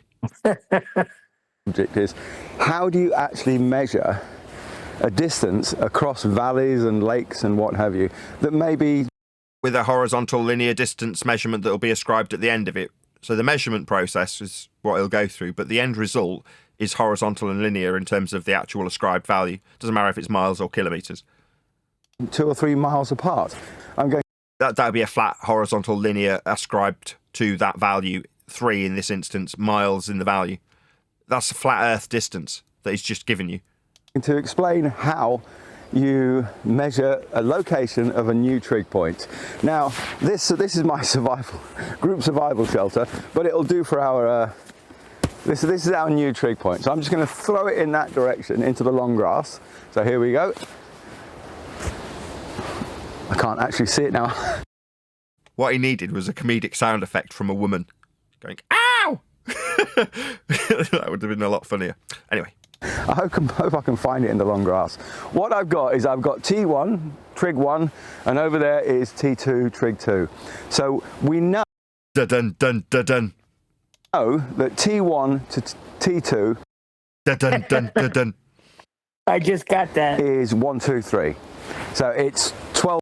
Na, na, na, na, na, na. 12.34 miles, 12.34 meters, 12. So is it just me, or is this flat? I can't see because you got the text on it. Let's just turn these subtitles off. No, that's flat. Is it just me, or is it just Earth being measured flat again? Oh my God, I can't really think of the concise way of putting this. Earth's measured flat. It's because it's flat. There's no other way to measure it. There's no exceptions to how it's measured. It is always measured flat. What's that? Just because he's measured it flat in many different ways, it still means it's flat. You don't have to draw that conclusion. It's demonstrable in the measurements here. Earth's measured flat. 12.34 yards, or rods, or chains, or furlongs, or any horizontal ascribed to the distance, flat and linear that it is. Whatever the unit of measurement of that particular country is. So we need to work out, we only know the distance between those 2 points. We need to now work out the sides of our triangle to our new trig point that seems to have disappeared into the long grass. I'm sure we'll find it. So let's go through now how you actually do that. Those 2 points there, T1 and T2. Dun dun dun dun dun. trig 1 and trig 2, we know that the distance is 1, 2, 3, 4, or 12.34 between them. We also know from a previous survey that the compass bearing from T1 to T2 is 134, so the back bearing must be 314. So I found my new trig point. It's just here, so we'll drop this back where it is. So this is going to become, we've got T1 and T2. We'll call this, I don't know, TN, trig new. Now, I don't have a theodolite, A, because they're very expensive for a proper one. And also I teach I teach navigation and map reading with a handheld compass. The most accurate compass I've got is this. This is the Francis Barker M73. You can take bearings down to 30 minutes with these. 30 minutes, by the way, don't forget there are 360 degrees in a circle, and each degree can be divided into 60 minutes. So 30 minutes is half a degree. In fact, you probably take it down to 15 minutes, a quarter of a degree, if you're really, held it properly. So let's have a look. I need to take a bearing from here to T1. So let's have a look. I'll do it properly. Put my thing up. So there's my bearing, looking down, keep it really still. The most accurate bearing I can get on this is 202.5. So I've got 202.5 degrees from here to T1, trig 1. Now, no. He can't say from on a ball. That's not how that works. Yeah, but he's not measuring a ball. Oh, yeah. That's right. They never do. Remember that the bearing was 134.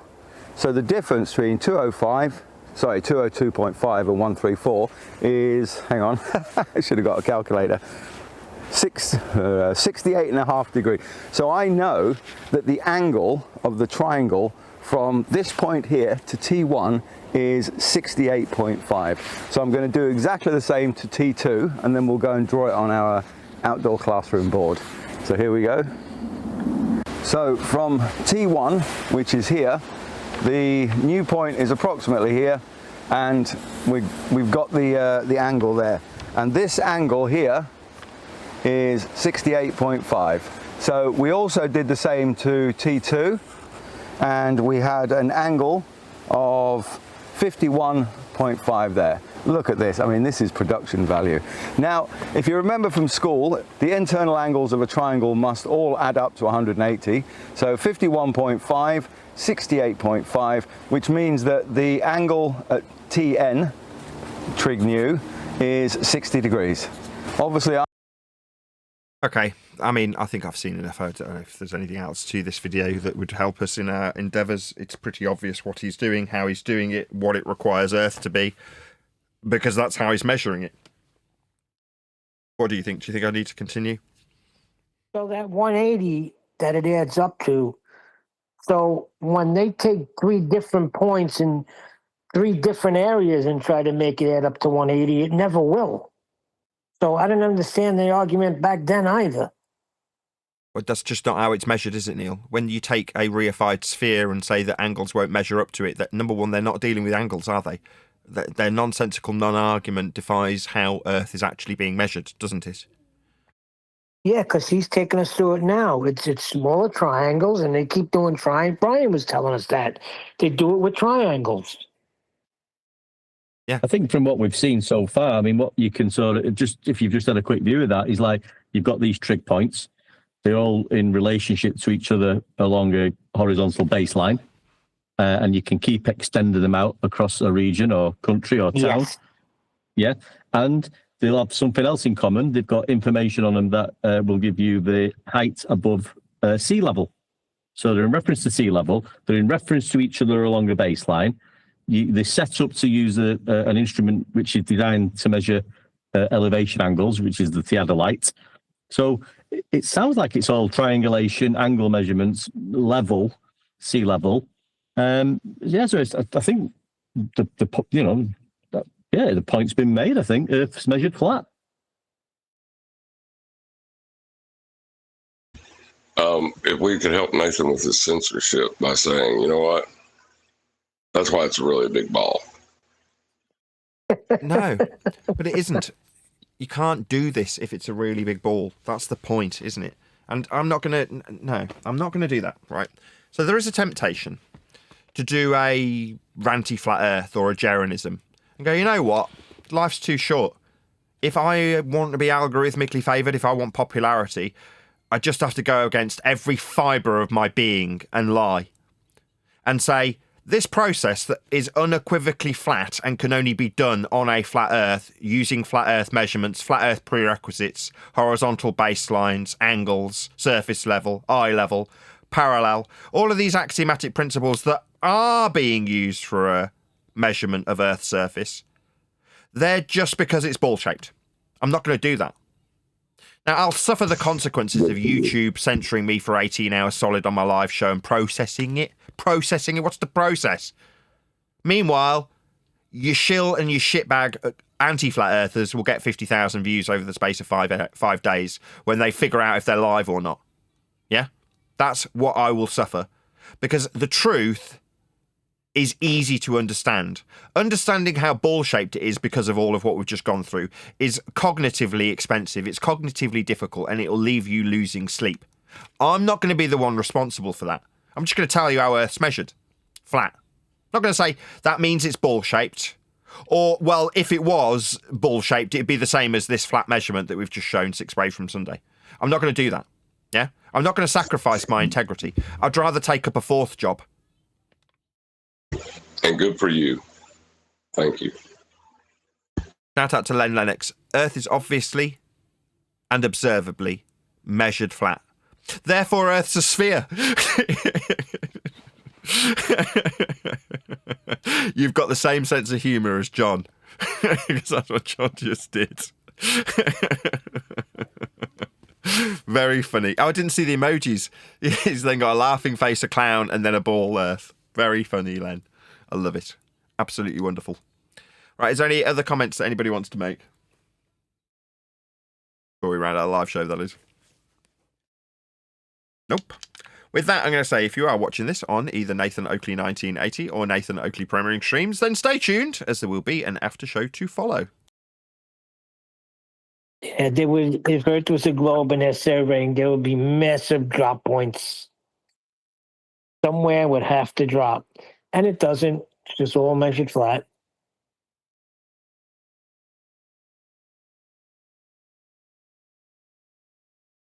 That freaking AI overlord got my balls twisted this morning. You don't understand, Neil, that those old tools we use to accurately measure things, but they're not accurate enough that we have to use an algorithm to reprocess the data, then we can claim that it's less accurate than it was before. Ooh, yeah, I like that. Yeah. I'm going to rub that on me. It's like they say, well, we've got all this technology that we can do it so accurately, but this dude, Al Baruni, had a couple of sticks and he did it super accurate.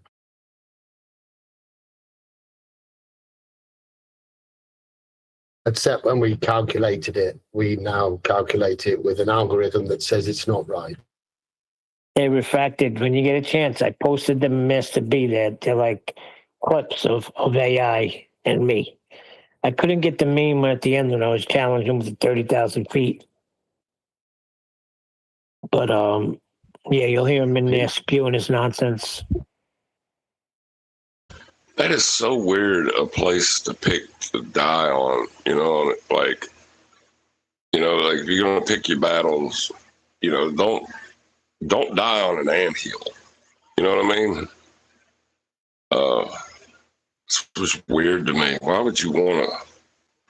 It's not contentious. Measuring Earth isn't flat is not contentious. Why are people arguing with that? Because it's not raw data. It's algorithm. It's post data.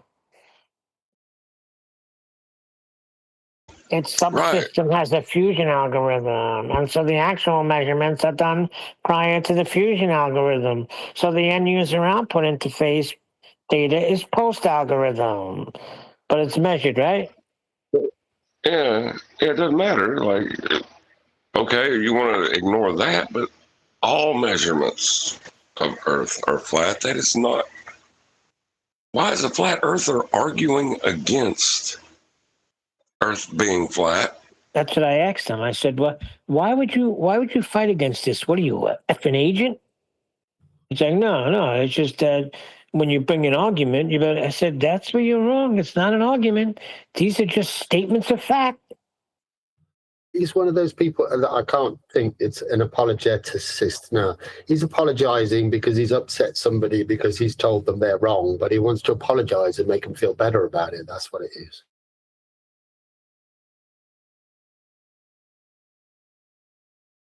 That's crazier than a shit-starved rat. What's an apologist? They they tell you some bad news, but then apologize for giving you bad news.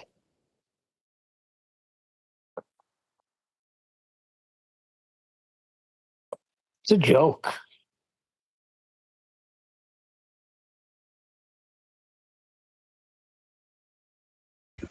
AI overlord doesn't know Earth is flat.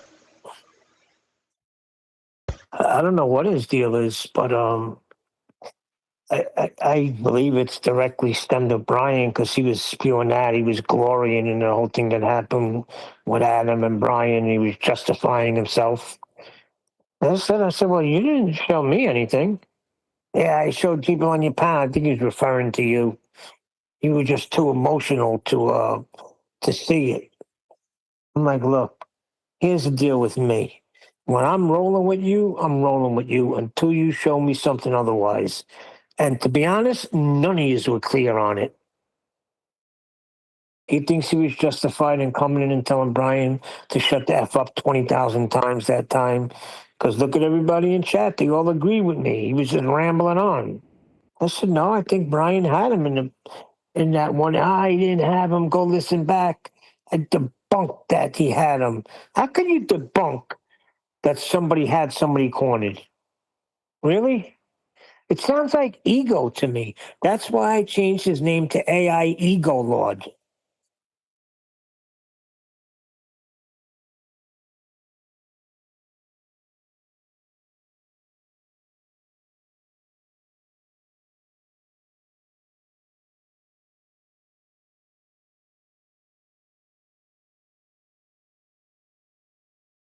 I think he's going after QE. I think I heard him say that too. QE's next to something with refraction. There's a flaw in his argument with refraction. I didn't want to hear about that. Oh, yeah. That's just so awesome. These statements of fact are arguments that he can disagree with and then come after us for making them. Yeah, that's great.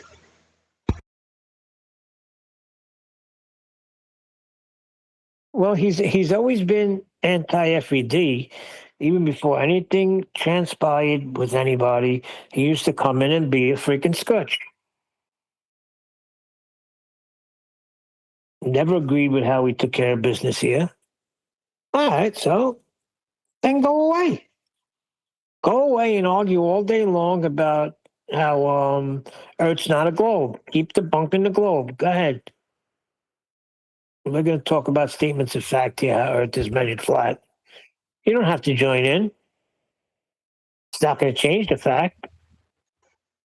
I still don't get that. Like, after somebody's pointed out to you that any argument they make will be fallacious because of the measurements taken are of a plane of reference, all arguments must, they have to be fallacious after that point. Why would you want to continue to argue? Because they want to argue for it not being a ball. They don't want to state the fact that it's flat.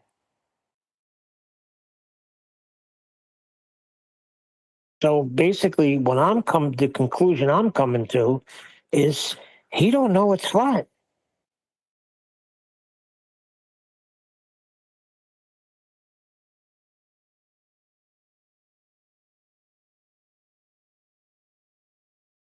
Well, see, there's two options really are: is he doesn't know it's flat, or he does, and he's doing this on purpose.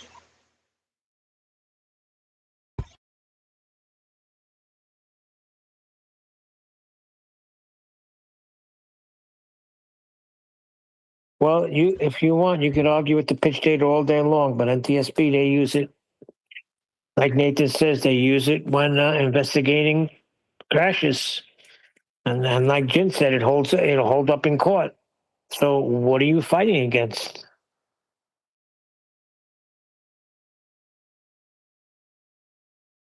Because it's an algorithm? Post measurement? No, it's the algorithm is taking data points, right, and placing them next to each other. Like what do you think that algorithm's doing? You know what I mean? Like you need more than just to say it's an algorithm, you know? No, it's post measurement. Okay, so when the plane levels off at, let's say, 20,000 feet and flies 20,000 feet for 500 miles, what is that in reference to? How are they getting that 20,000 feet for 500 miles? It's measured with air pressure, right? And it maintains 20,000 feet because it's off sea level, right? Yeah. If that's how they measure it, that's how they measure it. Well, then what's the story? Then you're demonstrating without a shadow of a doubt that Earth is flat over that distance.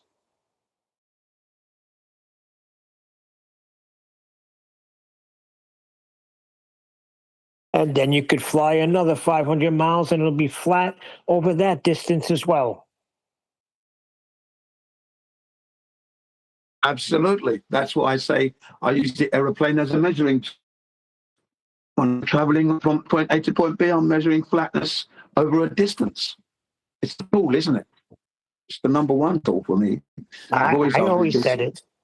Light's a biggie. From the beginning. I said it from the very beginning. Aeroplanes prove that the Earth is flat. Well, the airplane wouldn't be the measuring device. It would just be, means of transportation across the flat plane. Right. Yeah, it's that tool. Yeah. Point A to point B, we're flying over a distance. I'm measuring the distance with the aeroplane. That's what we're doing. And no curvature there. Right. I mean, the pilot comes on the air and says, flying level at 30,000 feet for the next 200 miles. And the estimated time of arrival will be at so p.m. The stewardesses will let you know when we're in a descent, and you'll buckle in for safety. But they got that measurement from somewhere. Oh, from the altimeter. And that's measuring the air pressure. All right. And then you've got your distance from the ocean or from land, from mean sea level, as one deck would say. I mean.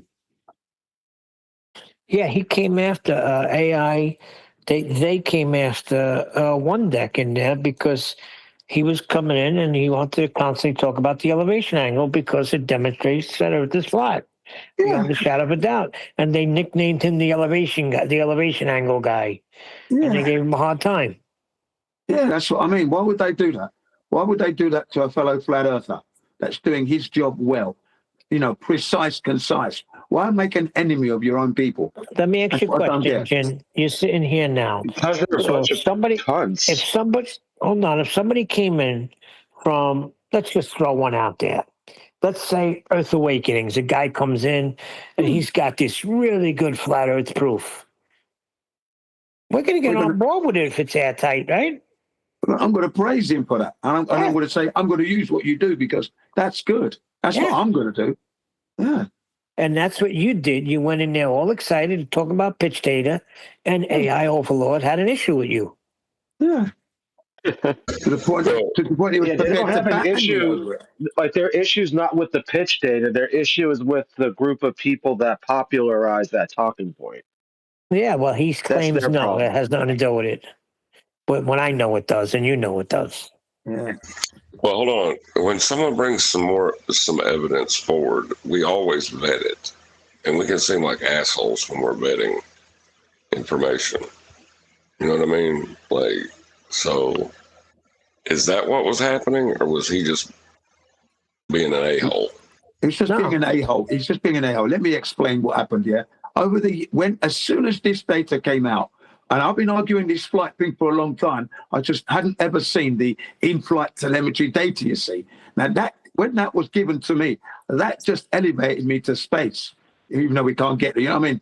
My energy power just went up, and I just said, right, from now on, I don't want to hear any flat earther losing debates over aeroplanes flying over the earth. Here's the in-flight telemetry data, which was done by QE, Brian's Logic, and Nathan Oakley and Brian, and Adam Aiken, right? They've taken their time to do this, right? So I expect you to be using this material. That's how I said it to them in the 24/7, to them in the Earth Awakenings, medicinal mass media. I said, I don't want to hear any flatter losing the debate on this one, right? And I say Adam Aiken. Adam Aiken. Yeah, Aiken. Yeah, Aiken. Yeah, I just want to say my prediction was right. I suggested that Adam, the trumped-up secretary, people wouldn't even remember his name by Christmas. That's what I said. I knew you were going to come in with that. I was waiting. Very, very forgettable. Very forgettable individuals. Yeah, that needed to parasitically put their name on my book. Yeah, just wanted to note that already people can't even remember his fucking name. Adam Merkin? Adam Merkin, Adam Aiken, whatever the fuck his name was, the parasitical thief. He won't be remembered by Christmas. I'm sure it is Merkin. For all the wrong reasons, if anything.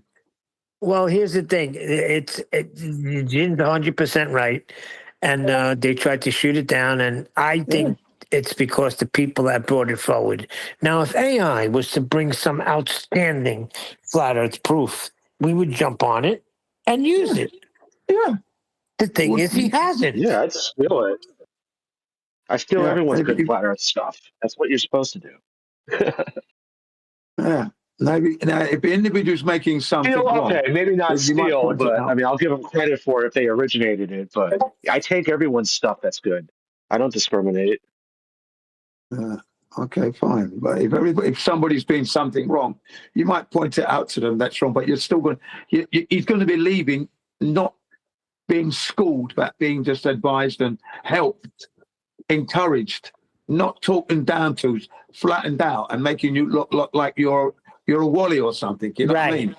Yeah. And he tried to make you look like you didn't know what you were talking about, Jim. Exactly. He's making an enemy of himself because, like I said, if I saw him on the street, I wouldn't help him out. Not after he's taken down, like, one deck. And nice people like that, you don't want to associate with people who are doing that to do good people. You don't. You just don't want to associate with people like that. You know what I mean? So, like I said, I saw him on the street, wouldn't piss on him if he was on fire. That's how I feel. You know what I mean? So AI overlord, when a plane is flying level at 30,000 feet, how are they getting that measurement? Exactly. What do you mean? Hold on, let me finish. AI overlord, answer. They're just flying a plane, dude. Stupid. Why is he flying the plane, homie? Their rover's going to say it's perpendicular to the center of gravity, so it's a non-argument.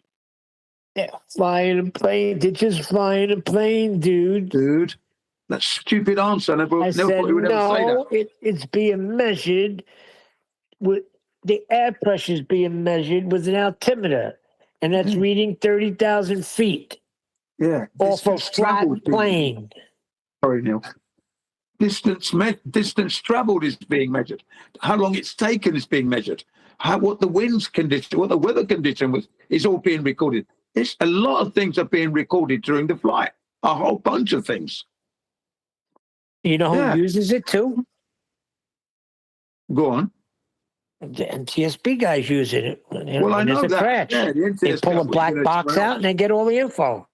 Yeah, the NTSB. I know they use it because they need it. They have to have that record in case something goes wrong with the plane. They've got to have all that data. That's by law. That's raw. That's vital data, that is. Without it, they couldn't even get their insurance for the plane. And those are professionals. Yeah, reading that. Absolutely. It's just Nathan Oakley's data. It's nothing to do with life or death pitch information being studied by the NTSB, that's the National Transportation Safety Board, when they potentially could use their data to prosecute people. And literally people have been put behind bars based on their investigation. It's just my data. And anybody who uses it and says it's flat, well, they're just idiots. I do wonder, what did people do before Nathan invented celestial navigation? Or mapping. They just pointed and said, let's go over there. Yeah. Can I have the Earth curve calculator? I want the Earth curve calculator. I don't know why they like to make an enemy of everything. You know, no, that just shows you that they don't know how to unite and, you know, be with other people. Because like I've said before, there are many roads to getting this flat earth out. There isn't just one standard. There can never be. Too many roads. They keep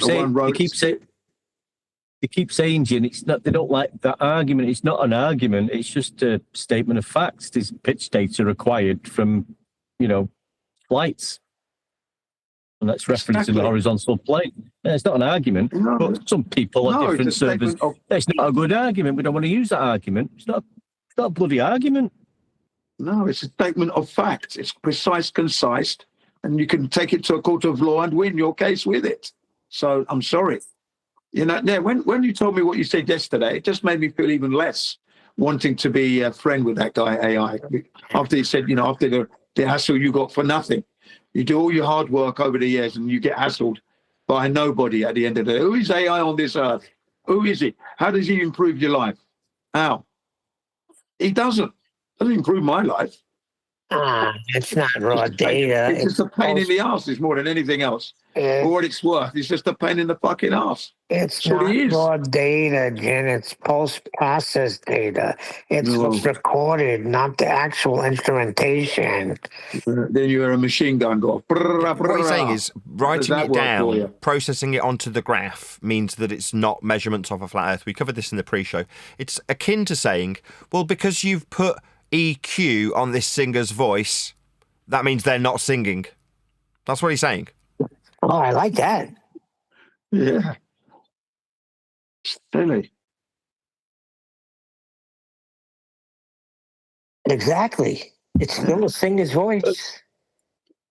It doesn't matter about whoever it was, it doesn't matter what he says, that he doesn't like this. So what? We don't care what you like. We're just pointing out facts. Not pointing out. We're spitting out facts, bro. Yeah. Is AI banned from this server, by the way? Is he banned from this server, AI? I told him, get his ass in here and present your case.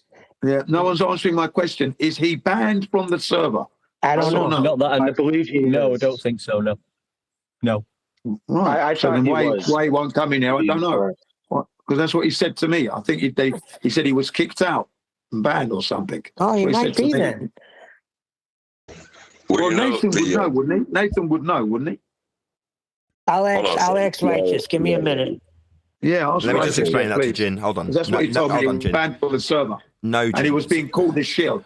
That's what he said to me. Jin, no, because I don't run the server. So this bit that you're in now, this is my bit, right? So you're in the paid for, nice, friendly, under my control Google Hangouts, or Meet, as it's now called. This is mine. I run this and manage this, where you are now. Discord, right. I am lucky and proud and privileged enough to be offered the use of someone else's server that I do not manage, is not mine, and I have almost no control over. Right. I now understand. Thank you. Now, so you know. Just one other thing, John, sorry. If I didn't have currently 3 jobs, maybe I'd run my own server. You know what I mean? Yeah. I was wondering that, yeah. Yeah, John, sorry. Oh, no, because I was going to, point out that pornography isn't naked people because there's an algorithm placing those frames in order on a video screen. So the emperor isn't naked. your argument is null and void. Yeah, You're putting your you're not argument sniffing the smells of the porno shoot when you watch it on a video screen, so therefore they're not really shagging each other. Like you said earlier, don't it, even that the straight and level flight one we went over the other month, just in that little aeroplane. The guy was mainly, like you said earlier, but when we watched it, he was using he's looking at reference points in reference to the plane and the horizon, the horizontal horizon. So he was using, natural observations of nature. Yeah, he said baseline, didn't he? He said baseline with his arms out either side. Baseline. Yeah, but I mean, so they're referencing the tip of the wing above the horizon and the distance between the left and right wing. If you get them the sort of same level, then you can presume that you're in, you're flying horizontal to the horizon and keeping the horizon at a certain distance above a point on the airplane's windscreen. So you can use all these things to keep in straight and level flight. We know it's flying straight and level. It's straight and level for crying out loud. Just arguing for argument's sake. I don't know what it is anyway, but it's stupidity really at the end of the day. No wonder he ends up getting called a shill. Jealousy.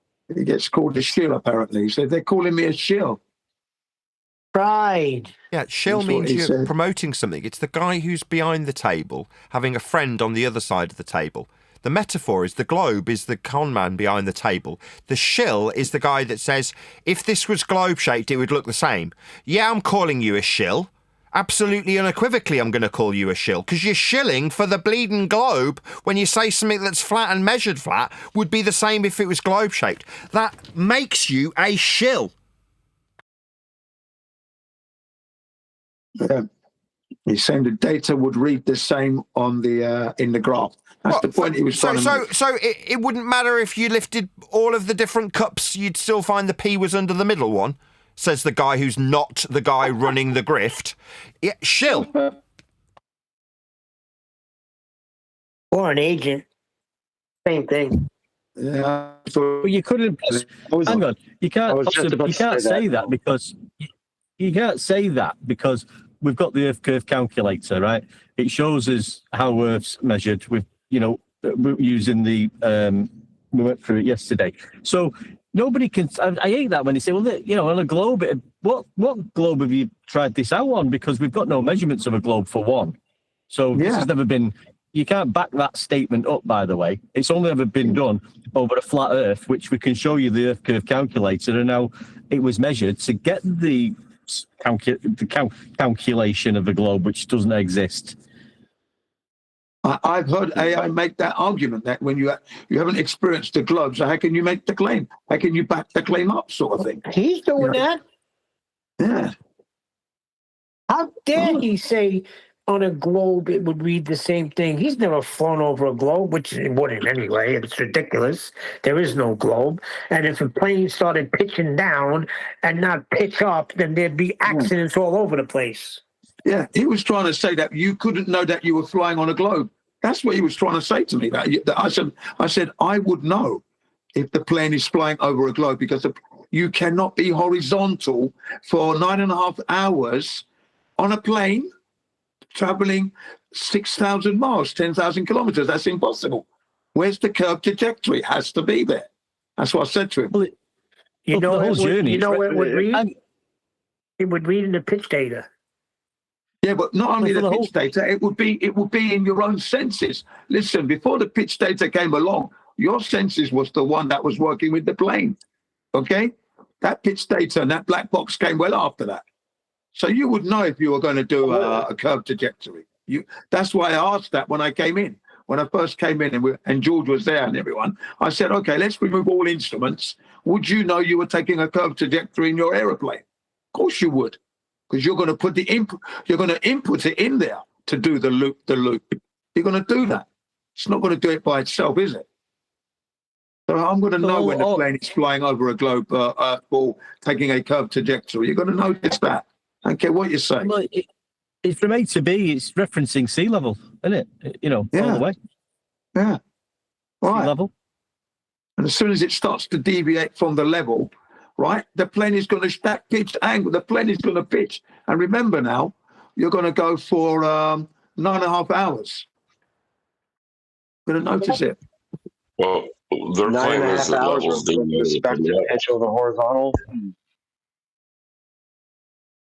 Sorry? I'm confused where AI thinks the globe even comes into play when the pitch data is showing that it's not even, like, everything's based off the horizontal parallel sea level. It shows you the horizontal line on the graph on the data. Time. Like he did a like an hour and a half argument one day about how you can have water on a globe, and then he went and drew a picture of a ball and then put like a box sitting on top of it with water filled up inside the box sitting on top. He goes, "Look, you can have water on a globe." He just I don't know what his deal is, but the dude's a Fruit Loop. Yeah, he's doing a gerund now.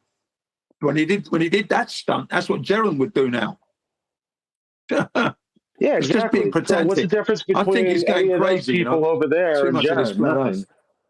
Yeah, I think his wife might have left him or something because he's out of control. This AI currently, he's making an enemy of everyone he meets. Flat earthers in particular. Don't know what's the problem. Yep. Oh, it's not just AI. They all get the basics wrong over there. I got lectured for 20 minutes on how latitude is a sky measurement.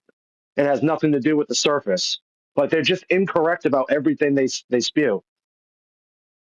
Well, it's an elevation angle measurement from surface level. Exactly. See, when you say that, it's it's not a measurement from the ground. It's a measurement in the sky. It's a sky measurement. No, the fuck, it's not. No, it's not. It's just it's an elevation angle measurement, you know, and then it's given a number per degree, 60 nautical miles, 69 You could call it 69 Wandex if you wanted to. Yeah, you could. You should. Well, it's not just Edgewise that doesn't know what elevation means. It's a whole bunch of supposed flat earthers that don't know what elevation means. I don't know what's the matter with it. It's like they're trying to, you know, Sorry, go ahead. No, go on. You go, mate. Go. I was going to say we're shutting down the globe completely. It's dead, but they seem to be trying to revive it. I was just saying that's why the videos that we've done so far, and that was a good one as well today. But we've done a few of these now. Let's continue getting that sort of thing because it is it's refreshing and it's just more. It is refreshing. It's joyful to watch because this is what we're saying. And now we've got into this conversation about people in that server say denying elevation. Once you get into that, you're like it's like talking to somebody in a mental institution. No disrespect to them people. But you're just not going to get your point across. They're in I don't know what it is. Yeah, I mean, there are different methods, right? They've got their methods, and they shouldn't start poking at other people's methods. That's what I don't like, because we're not wrong. Everybody knows it's flat, it's not rotating, and you can't have a space ball in the vacuum at high pressure with that bloody container. So shut up with all that shit. That's what I keep trying to tell them. That's the basics. Then I'm a flat earther. So that's it. I'll just keep saying that. It's like they don't want you to be there, so they push you out. So what's the matter with them? They don't really have hiding. Methods. Their method is arguing and trying to get a glober to confirm what the shadows during eclipses are. That's their gold standard. Crap.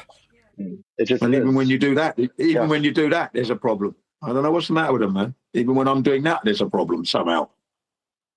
They're idiots. Well, look at Neil Armstrong. His gloves were gray in this picture, and now they're white in this picture. How do you explain that, Glover?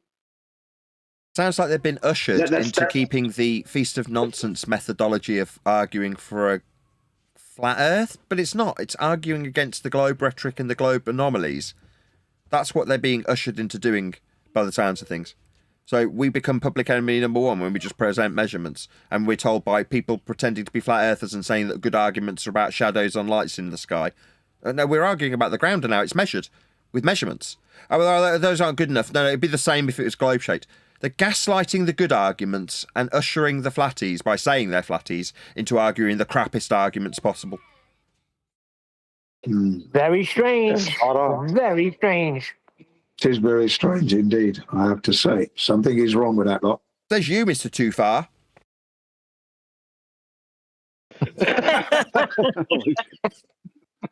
Come on, Jin. Oh boy. Tell us push it about too how you far. see too far. Yeah, I don't say we don't. I don't say you see too. I don't even use those words. You see too far, but I always say you see further than the Earth's curvature would allow if it were there. That's all I always say. Don't say anything wrong with that. I'm going to keep on saying that. No, like I've said, there isn't a man alive that's going to stop me. But that's literally saying too far, though. AI will stop you. Doesn't matter. Doesn't matter. The man is still speaking the truth. Everybody knows what he means. Don't shoot him down because you only get a kick in the teeth, especially from me. Believe you me. Can a linear distance exist on a globe? No. No. Uh-oh. That shatters it all, Jin. No. No I'm linear not saying distance you're on a globe. morbidly obese. I'm just saying you're 100 pounds overweight. Not me. Fitter than you, mate. Did you understand what Refracted just said, right? Yeah. So how can you say we see too far? The Earth is a curve. It's not there. The Earth is not there. The globe is not there, period. Now, change But the people subject do for a say second. that. We understand what they mean and we don't have to shoot them down for it. They're not making a mistake. It's not a Change the mistake. subject. Just want to anybody who's got We any just art got to knowledge. ease them along, right, Jin? Yeah, exactly. It's not a mistake because if you try with me, I'm going to run you down hard, mate. You won't like it. Believe you me. Don't push it. A really weird question, car related, right? So in our car, the indicators run through a hazard switch that's got a little piece of metal in it that as the electricity flows through the piece of metal, it makes it bend and that disconnects the circuit and then it cools and reconnects the circuit, right? That happens in the hazard light switch so that the lights flash like an indicator flash, right? Blink, blink, blink, blink, blink. That happens with this little piece of metal. Now that metal is in the hazard switch, right? I only know that because we had it changed 5 years ago, right? Now, when we turn, as of yesterday, the lights don't flash when you use the indicator stalk, but they do flash when you use the hazard light. So I'm like, that's odd, isn't it? Yeah. So the thing that makes them flash, different switches. That's right. the thing that makes them flash is definitely in the hazard light. But if you put the hazard light on with that switch, they do flash. But if you just use one indicator at a time, they don't. Yeah. And then there's the relay. The relay's burnt out.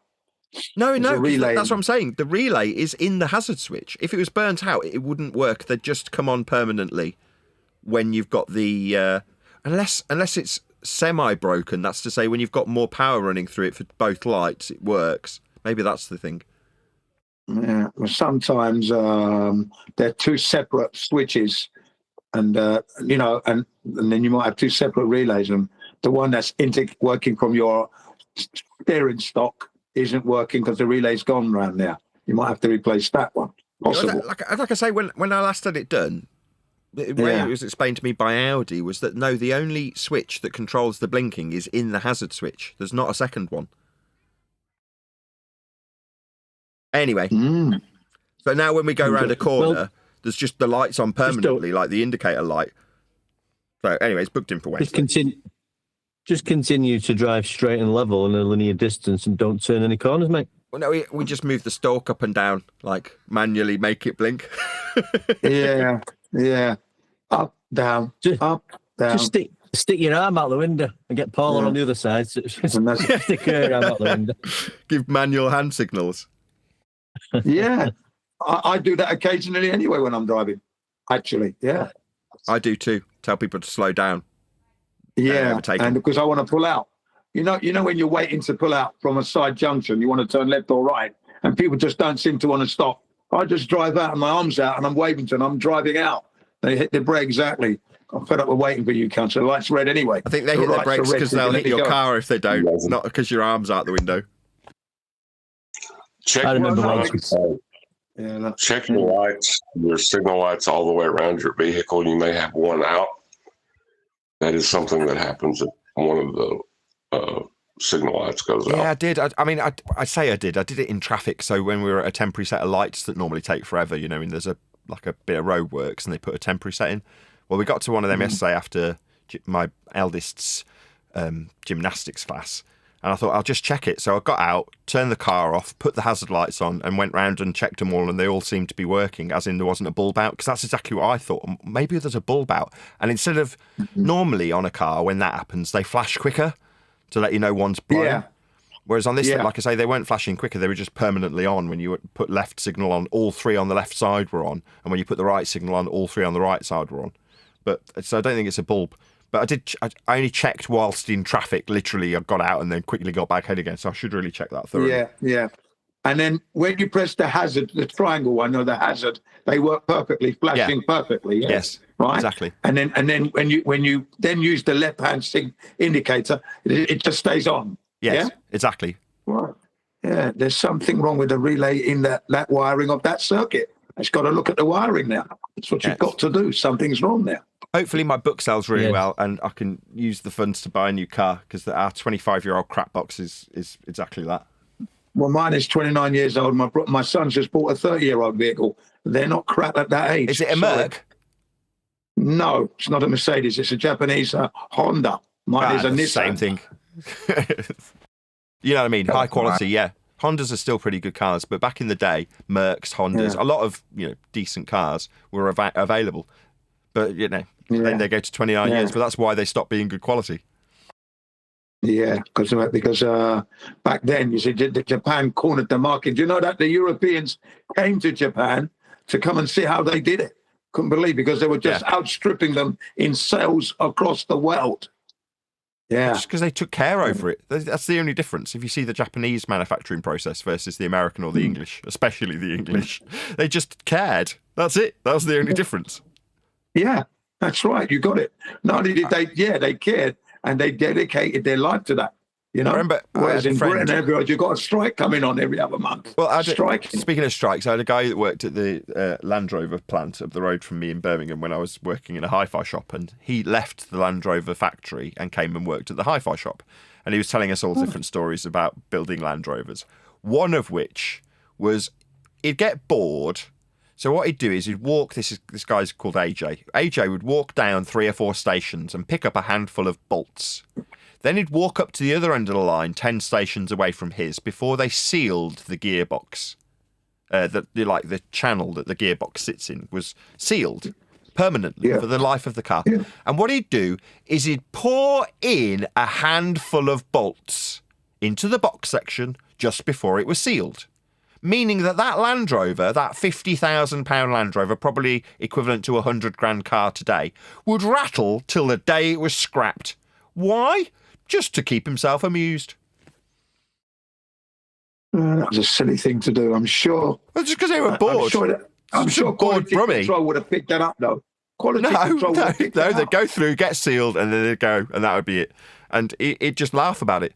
And he's like, just some bored brummie on the production line, and that's fairly standard fare. And in Japan, you'd have your hands chopped off for that sort of thing. Yeah. I doubt if he did that. Because you just wouldn't do that. Come on. And then you'd have this rattling going on. No, come on. I think that was a story I couldn't believe. Not when you're on a production line, and then bolts are counted for. So how many times did he do that? That's a story I can't accept. As an engineer myself, couldn't accept that. On the production line, you're going to be doing that. Something is odd. Wild story. Bit like the pitch data story. Yeah.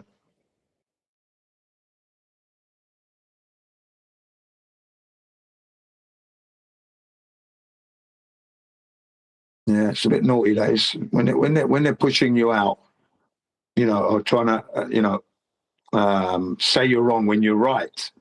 That's silly. Sorry, I completely destroyed the conversation with talk of indicators and box sections. My bad.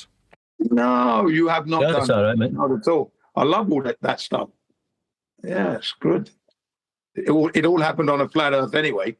Can't deny that, can we? Tomorrow, when we do housekeeping, I'll try and keep it brief. That is to say, we'll rattle our way through them. And then what I'd like Friday to be is a contrast of both things. So obviously we're covering videos and we're talking about Flat Earth for the majority of the week up until Friday. When we get to Friday, I want to summarise the housekeeping questions quickly and then have a talk show, like like this, right? Pretty much idle chit-chat about whatever, but on the live show. So where we do it typically in the after show more than anything. Occasionally we have these sorts of conversations in the pre-show, but not very often. Normally it's getting you on track for the live show. But in the after show, often we're talking about stuff that's completely unrelated. I'd like that to be the Friday show. So it's a lot more laid back to completely contrast the housekeeping questions. Okay, that's cool. What do you think? Yeah. Well, we said a similar thing yesterday after you'd left, Nathan, sort of like, and it'd be good to get the guys out of Discord a bit more involved. Some of them are, I've noticed, so just get them a bit more, bring them in a little bit for a chat. But like you say, I think we did it the other week, just had a general chit chat on the live show, and you said it was really good and it was relaxed. Flat, staying on topic a little bit, but then drifting off, just like now, Yeah. I think everybody would like that because there's a lot of stuff people have got to say and experience, and let's get that out there.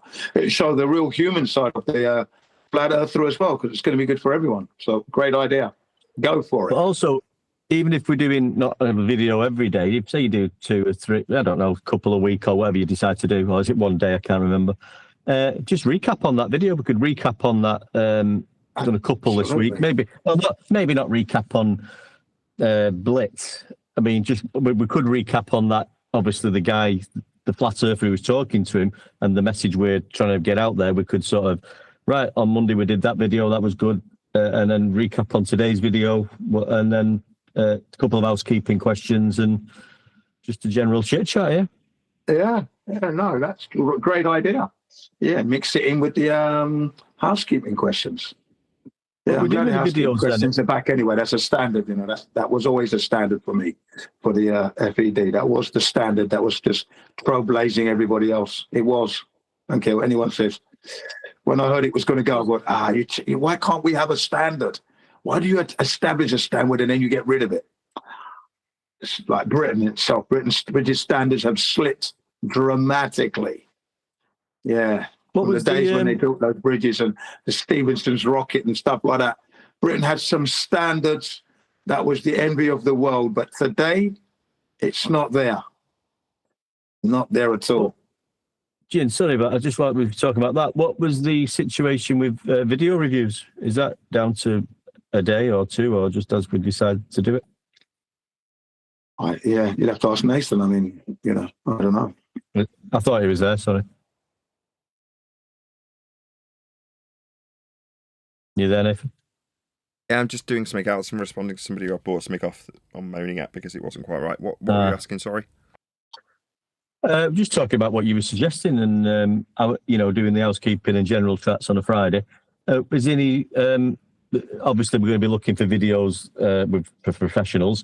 Are we doing a particular day reviewing videos? Are you going to do every day, or are we going to keep that to a couple of days, or what's the situation with that? Bring in better videos and you'll review more often. Yeah, basically. Yeah. Well, I've been looking again. I mean, I'm always looking for them type of videos, and I think I have put a through forward that was relatively okay. I think we've still got that celestial navigation one, Nathan, the old one that you said. I don't think we've reviewed that yet. It's only a short one. It just outlines, using sea level and what an elevation angle is and getting your circle of equal altitude. Just to put, you don't have to stop at one celestial navigation video, an elevation angle video. You can just get different opinions of that, different videos.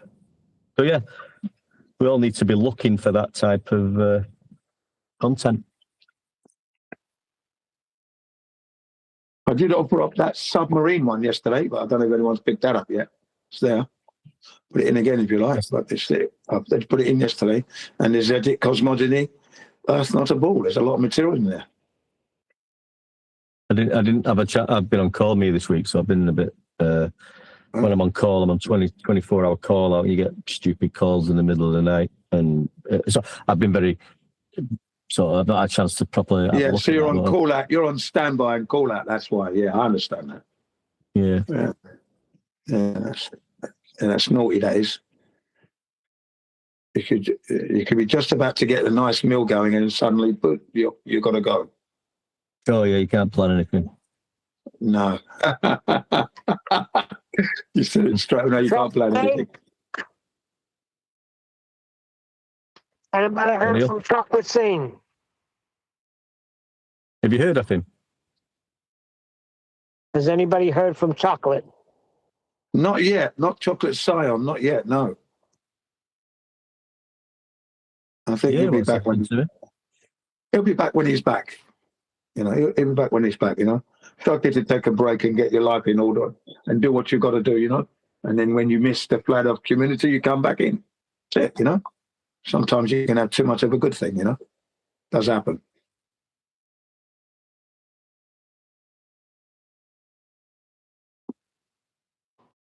Wait till you see what I got coming out about the pitch data. Wait till you see this. Yeah, I mean, I'm looking. Nathan, you should play the damn things with me and they're 15 seconds each. Why don't Well, you play them? I can't. Oh, okay. What? Explain what you're talking about, Neil. What? He comes in and says, wait till you see what I got coming out about the pitch data. So I know him, and I said, what do you got? I know you don't like when people don't present it right. So he's like, oh. And then he goes, my problem is with the data. It's not raw data. And then he goes on. Who's this? AI. You hear what I said today? I said it 5 times. Yeah, I've heard it. Is this going on again now? Is what I'm saying. Yeah. I want to get the part while challenging him on 30,000 feet. You can hear him say, "Oh, it's just flying, dude." Good answer. Yeah, I'm over sure sea level. Yeah, I'm sure even the infant in the plane knows he's just flying. Now, why don't we talk about the measurements off what? Yeah.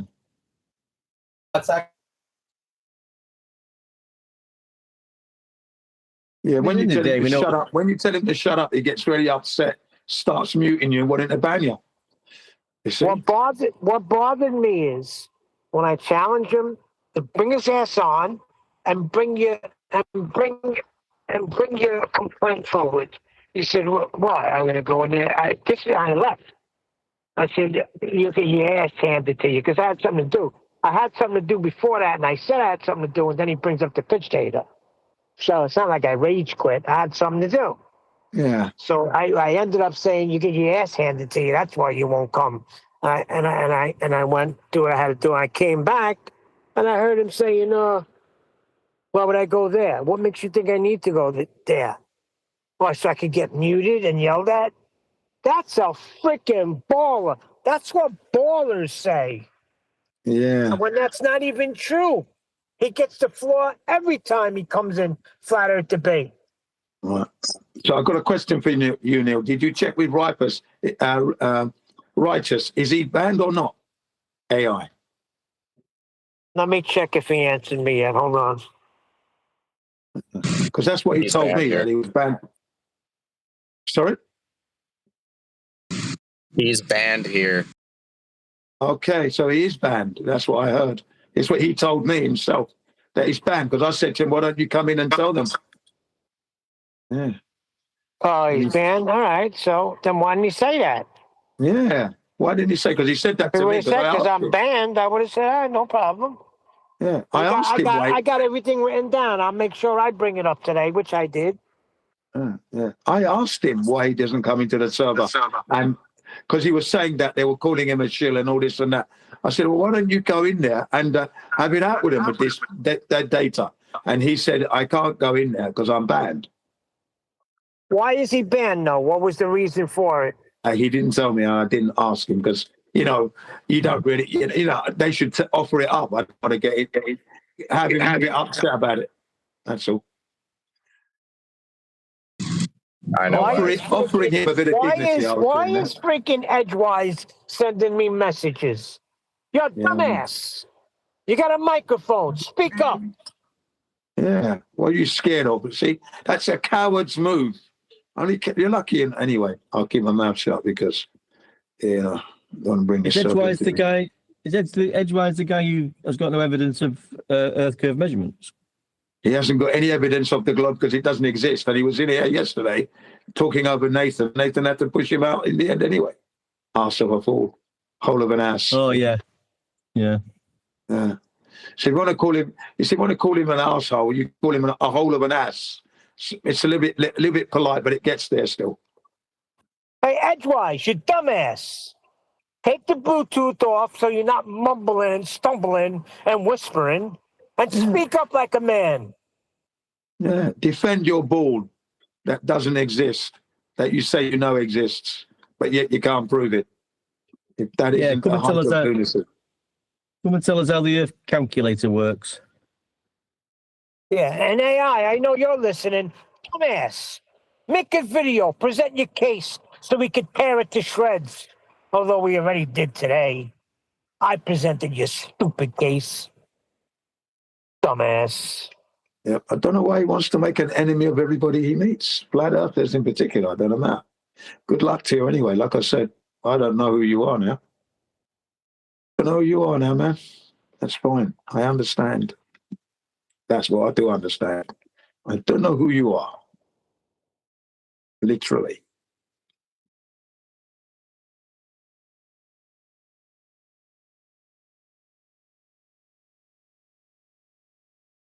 Go I back missed in it. But ancient what's history. the AI campaign? What's going on here about AI and his ballery? What's going on? Yeah, I just don't know what is happening. The man's lost a little bit of control there, I think. I don't know why you're making enemies of flat earthers. I don't know why he's making enemies of flat earthers. I don't know why he's doing that. Sorry, say that again? Yeah, go on. Story again. Yeah, well, what's the reason? Sorry, I kind of missed it. No, the main gripe with AI is that he's got a problem with the in-flight telemetry data and the pitch angle, and he seems to be making himself an enemy with other people because we're wrong, he's right, kind of thing. Okay, basically that's it. What's the issue with the pitch angle and the telemetry data? Can you get the repeat same yourself a data? bit? Oh, go ahead. What AI is saying is you'd get the same data if the aeroplane was flying over a globe. Yeah. Don't know how he knows that. Yeah, because the argument is they say it's He gravity. didn't say that to me. He didn't say that to me today. Today he was just bitching about that it's not raw data, that it's post algorithm. Yeah, I got all that the other day. Is it true? When I say the other day, I mean last week and a half ago, he was saying all that. Plus, he said that, the data itself would read the same if you're on a globe. That's what he said. Words to that effect. He's an idiot. No, it wouldn't. That's why it's measured. That's why it's measured flat. If it was measured globular, then the pitch data would show the change in pitch. Hello? You wouldn't get any pitch data. It's requiring a horizontal plane for the pitch. You can't have when you get your roof, looking at slanted roofs. If it's on a globe, they have gravity, right? So the gravity just cancels out everything. But we all know that the Earth isn't a globe and there's no gravity. So I'm pretty sure he's just trying to clear the air that this is what the globers would say. So in mean terms, to them, it means No. Do not speak for him. That's not what he was doing. No, that's not what AI was doing. What he was doing. Being a hole of an ass is what he was doing. He has issues with the pitch data because this dumbass thinks it's an argument and not a statement of fact. It's not a reading of fact. Yeah. He seemed to be upset with Brian Brian's logic. That was the nuance I got from the man. And then he was almost saying that I was wrong to be following Brian's logic. And I said to him, well, actually, I've known about this flight thing before Brian. Okay, it's been my argument from the beginning, and I'm not going to change if I was flying over a globe. That I'm resolute on that. That's what I said to him, and he didn't like that, you see, because I wasn't changing my position. The AI didn't like that I wasn't going to change my position. And ever since that day, he's been mentioning the flight data to try and bait me into an argument, and I won't get into an argument with him. See? And here's the thing. He needs to turn it into an argument, doesn't he? All Brian brought forth was the pitch data given to him by Buck Buster. All he did was bring forth what we all know is going on. Yeah. It's flying over a flat, horizontal plane of reference. Can I just ask? Just bringing the measurements to show it. Everybody's been talking about flight. Why he's pinning it to Brian is beyond me. And that's why, because he said, oh, Brian's pitch data. This is years ago he said this. What, about maybe a year and a half ago? Like Brian came up with it. I've been talking about flight way before Brian. It's about people, right? You No, think it's not an just argument. because it's Brian, That's the point. It's not an argument. It's the fact of the argument. It's not an argument. That's the point. It's just measurements. Exactly. Thank you. Nobody's. Is it? Stop a sec. Well, we can stop. agree to disagree. At the same time, you can't chastise people for being you're a glober now because you disagree on one thing about the flat Earth. Right. I was about to say it's not. I think it's kind of ridiculous to be going after. Hello, I'm trying to talk. Now, when we say it's just measurements, when they call out pitch data, the altitude that flight must fly at, that's to say the air traffic controller tells the aircraft to be at a certain flight level. Do they say, but that doesn't mean you're flying parallel with the surface. That means actually you're going to fly around a curve. No, they just call out the level that they have to fly at in straight and level flight. There's no need to disclaim that it's contrary to a ball when they do that. That's because they're just calling out the flight level that the aircraft must be at as a measurement that the flight must adhere to. There's no argument, but what he's doing is he's turning these axiomatic facts used in flight into an argument and making it like it's Brian's pitch data. It's not Brian's pitch data. It's not Sodbuster's pitch data. It's not my pitch data. It's just data. Now, that data's used to investigate death by the National Transportation Safety Board. They don't look at the data and go, well, I see how they're in straight and level flight until they're not, but axiomatically that means that they're not really on a ball. It's just more convenient to look at it in this way because it's easier on the graph. They don't make any disclaimers like that because it's not an argument, but it's being turned into one by certain individuals. It isn't one. It's just measurements. Yeah. And we're not chastising AI. I'm not doing that. I don't want to do that. That would be a waste of my time. I don't do that sort of stuff, okay? But he seems to be chastising us flat earthers. Actually, it's the other way around, right? And I don't like that. I have my way of delivering the flat earth, and I will deliver it that way. I don't want anybody else telling me anything else unless I am dramatically wrong. And then even then, I'd have to digest it for myself, check it. And if I'm wrong, then I will say so. You see, that's because I'm a big man. I'm not a boy. More importantly, how does this mic sound? This is possibly one of the most expensive mics I've bought to date. It's the best one. Yeah, I think I'll tell you what you've got to do, right, Nathan. When you bring these mics in, don't tell us about the price or the cost. Okay, just tell us to put the mic on. Let's hear it operate, and then we'll give you our opinion on that, and then you can tell us about the price afterwards. Okay. Well, ever since I've been talking to this guy that was just saying, well, you can agree to disagree when someone else says they don't like an argument that's not an argument, it's actually just measurements off surface level that they must adhere to when they're told to fly to a certain flight level. That's me telling you through this mic how Earth must be measured flat, therefore it can't be an argument. It's just a dictation of measurements and flight levels from ground control.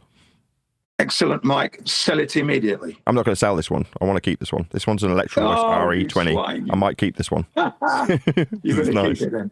Okay. Yeah, I might keep this one. I know exactly the ones Nathan's going to keep. The one when he comes in and he sounds like he's not missing a beat from before, he's keeping that mic. Yeah. I don't know. Lovely mic. I didn't like the pitch on that one, mate. The pitch, boom, boom. This one's got. Listen to the guy. I like them when Listen they've to got. Wordsmith. I like them where they've got technology attached to them. So my general mic that I use on the show is a shotgun mic, right? So if I can get that in frame, it's a Neumann shotgun mic. Now I like that because it's got technology, right? It's got an interference tube, so it's just cool. It does something with sound. Now the fact that it's manipulating sound waves to me is cool. Well, this is similar. It uses a similar principle, right? It's got variable D technology, which means that if I get right in close to it, it shouldn't actually sound any more bassy, just slightly louder than if I'm far away from it. So in terms of the tone doesn't change. Whereas on most mics, when you get right close into them, you get all Barry White and bassy. It's called the proximity effect. Well, this has got something that mitigates for the proximity effect in it called variable D technology. So it's got a really weird design. But this is the mic that Fraser Crane uses on the show Frasier, and it's also all of Stevie Wonder's songs were all recorded with this mic. So Stevie Wonder songs and Fraser Crane mic. Yeah, interesting. Yeah, just don't let us know the price or the cost, because that's just want very to expensive. We'll tell you what we think. Very that I'm back on my normal mic. Let's just put it back in position. This mic's my normal daily driver. But yeah, that mic I was on a second ago was very expensive. If I could back to the guy who was bit. saying we were chastising and AI. We're not doing that. It's the other way around, actually. And that's why I said I don't know why he's making enemies of flat earthers, because we're all in this fight together. You know, I don't really poo-poo on anything that they say or speak badly of them. Generally, I don't. Tim, it would be great if we were, but when you hear things like today, you gotta admit that we're not all together. Actually, he was saying that earlier before we even got to that discussion. He was saying flat earthers hate each other. So I didn't know he was leading up. I kind of felt he was going to bring up pitch data, and then he finally did. Yeah, I don't know what flat earthers hate each other anyway. I don't know that one. I know people do not like AI. That's what I do know. And then obviously this incident with Nathan's book, perhaps. Okay, but outside of those two events, I don't know if flat earthers hating on each other. Don't know that, actually. So I don't know where he's getting that from. Yeah, I don't know. Just get on with the task of delivering. Sorry, I was just going to say this. Respond. Just get on with the task. Jin, you've got to stop. At some point, you've got to stop. He's going to respond. Okay. He's going to want to respond to you. Go ahead. Sorry, yeah. Yeah, I want to respond, but Sir Daddy wants to say something. Oh, I want to hear from you. No. Oh, sorry, Surf Daddy. I want to hear from him, though. I'd rather, whoever that was just speaking a second ago, I'd rather hear from you. Okay, gotcha. Neil. Is it Neil? 1 second, sorry. No worries. Maybe. Take it easy. Sorry, I'm back. Yeah, so I don't know. It seems just to be a bunch of bitching, complaining about the people this, the people that. But like, if it's an actual like conversation argument, I know you say it's not an argument; it's a flat level plane, right? Then just hash it out. But like, I feel like it's just a big ego thing that goes on with like the flat Earth, and it's just like Okay, let me just interrupt you again. So when the flight controller calls out to the pilot to be at a certain flight level, do they need to hash anything out?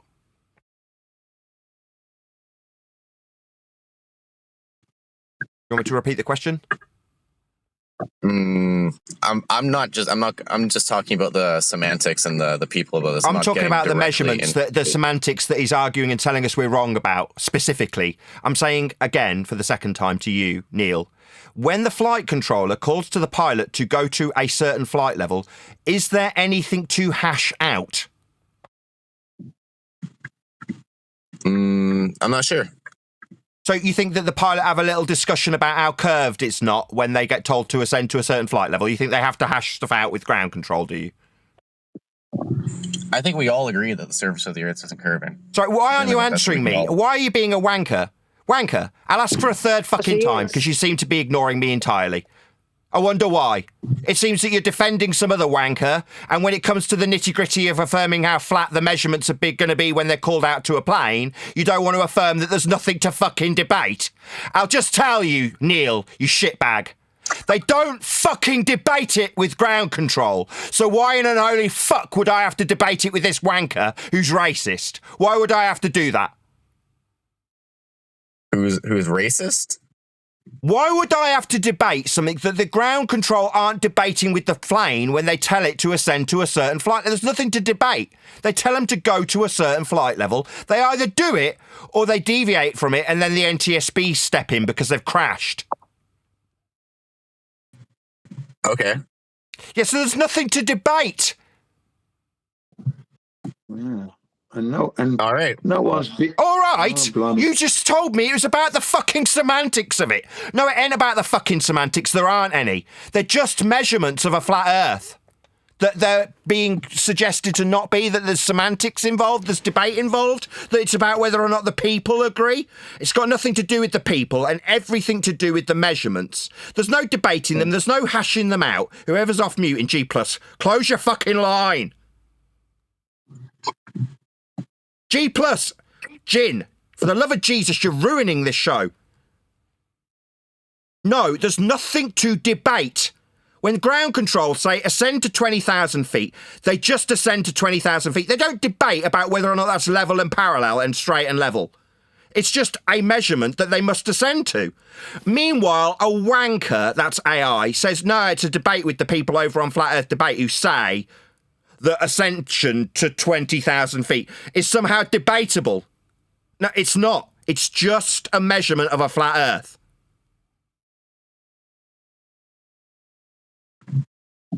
Okay, I got your side of the argument now, or I'm sorry, I shouldn't use the word argument of the facts, and yeah, I'll have to make my own conclusions from that. Right, that's all we can do. There's no conclusion to make. What do you need to conclude? 20,000 feet is just a number, isn't it? Do you think that needs a conclusion drawing? I've just gone over this 25 fucking seconds ago. You're starting to piss me off, Neil. What conclusion does the pilot have to come to? I'm speaking. Okay. What conclusion does the pilot have to come to when instructed to ascend to a certain flight level? Does he have to draw conclusions, or does he just have to ascend to that flight level?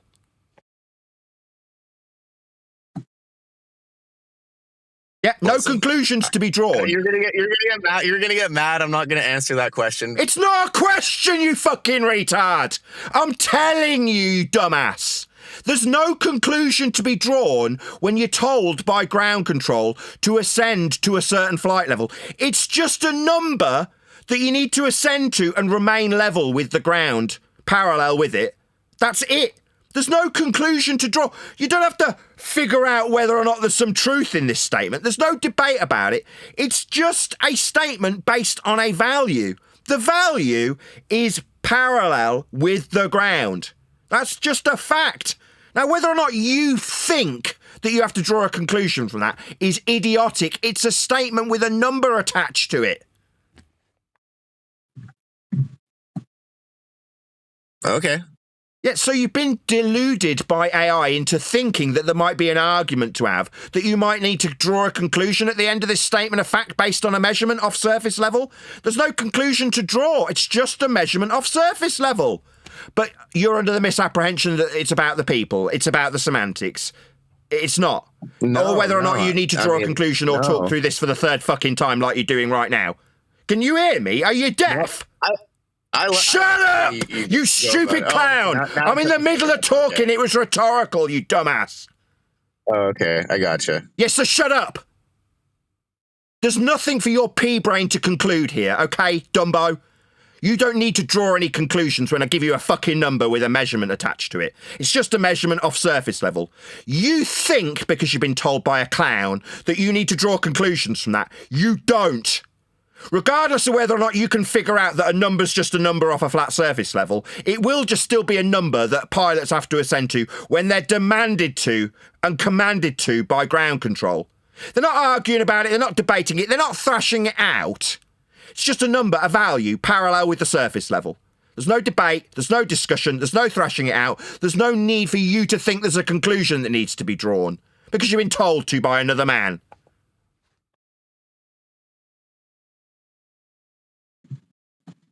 Can I? Is it okay? I'll take that. Yeah. So I'm glad that you got your part out, and I'll have to see exactly what AI said. Right? Why? I think the AI agrees with you.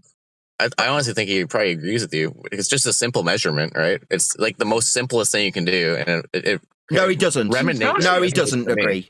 No, you're wrong. What he's actually said is it would be the same if it was on a globe. So he fundamentally disagrees, gaslighting people into thinking that a straight and level measurement parallel with surface level would be the same if it was over a curve, ergo not parallel. So no, he's a shitbag deceiving gaslighter who fundamentally disagrees with the premise of this flat earth measurement. So no, he doesn't agree with me. So I'm still fucking talking. What a wanker, still fucking talking. I haven't stopped or paused, but this shitbag feels the need to talk through me. What a cunt. No problem. Shut your fucking mouth! Shut your fucking mouth! Telling me it's no problem. No problem. You do it again, I'm going to fucking remove you, Neil, you stupid cunt. Remove him. It doesn't need your affirmation, you stupid retard. It doesn't matter whether or not AI thinks you will agree. There's no agree-disagree in this statement of fact when it comes to the measurement of Earth being flat. When pilots are dealing with ground control, telling them, not debating with them, not seeking whether or not it's agreeable, they're being told to ascend to a certain flight level. You understand that? It's not a fucking debate. You and whether or not you think you need to ponder it is irrelevant. You clown.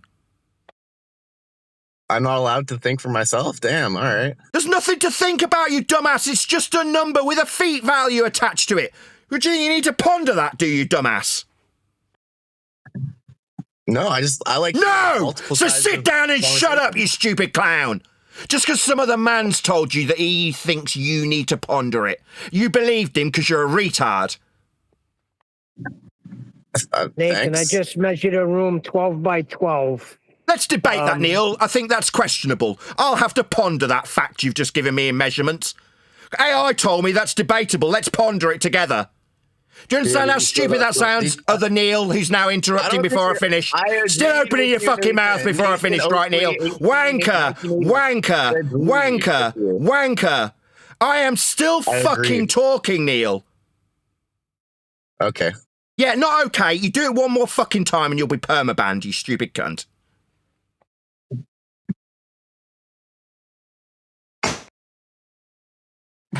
There's nothing to ponder. When someone gives me a measurement, that's it. That's just a measurement. It's not up for debate. It's not up for you to ponder whether or not there's something to think about. Whether or not another man tells you it's agreeable or not is completely irrelevant. It's just a measurement with respect to a flat plane. That's what flight level is.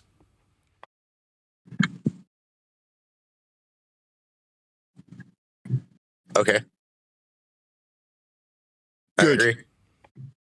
So why were you here suggesting it was semantic?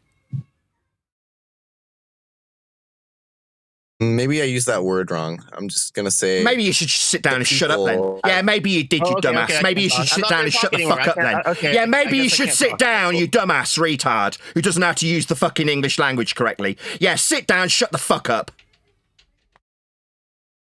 Neil, all right, just keep calling flat earthers ballers. That's fine. Wait a second, Neil. This is what he said. He's got a problem with it because it's not raw data. It's post-processed data. It's what's recorded, not the actual instrumentation the subsystem has. It's a fusion algorithm, and so the actual measurements are done prior to the fusion algorithm. So the end user output interface data is post-algorithm. That's AI. Are you joking me? Thank you, Neil. Thank you, Neil. Finally, a concise, actual thing I can digest instead of a bunch of yelling at me and calling me a wanker and an idiot. Thank you, Neil. I never thought I'd say that. You're acting like a wanker and an idiot sometimes. You did it with me with Owen the other day. I don't know what the fuck your problem is. But tighten up or get the fuck out. I mean, if you want to spaz every time Arwen comes in the group, that's not my problem, but all right. He won't be coming to the group. He's banned. All right, that's fine. I just call a spade. That's it. So it's whatever. Yeah, but you weren't. No, you didn't. You bloody liar. You said it was semantics. You said that it's questionable. Now you're talking through me again. What a cunt. Dumb fuck. When I'm talking like now, that means you shut your dumb ass mouth. You who doesn't understand how to use the word. Now I'm just going to permaban this cunt. Bye-bye, Neil. You're never coming back, you stupid wanker. Fuck off. Fuck off. You're never coming back. Piss off. I'm sick of it. These pricks are just here to wind me the fuck up. Yeah, I call a spade, not you. You agree with them before even hearing anything. Just an outright liar. I call a spade, while simultaneously suggesting we should debate about axiomatic principles used in measuring when calling out said measurement for an aircraft to remain in straight and level flight. Oh, well, I'll just debate that. Let's ponder it. Maybe he'll agree with you. Like I give two flying fucks whether or not he agrees with me. It's a fucking measurement. But here we are discussing it with this wanker who's telling me, oh, well, maybe I'll go and ask him if he agrees or not. I think he would agree. I don't give a shit.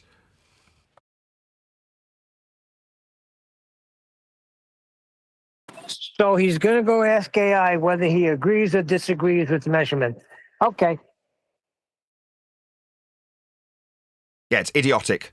Meanwhile, necessary to chant through me while I'm explaining that fact? Like it's agree, disagree. It's not. It's a fact. It's just a measurement. But that's what AI is doing. He's making it seem ambiguous in the mind's eye of people like this Neil guy. Too stupid to use their own fucking brain, so they rely on people like AI to give them the answers. Exactly. Neil actually said that. He doesn't think AI would agree anyway, he said. He actually said that. Yes, when he is totally disagreeing. So AI wouldn't agree.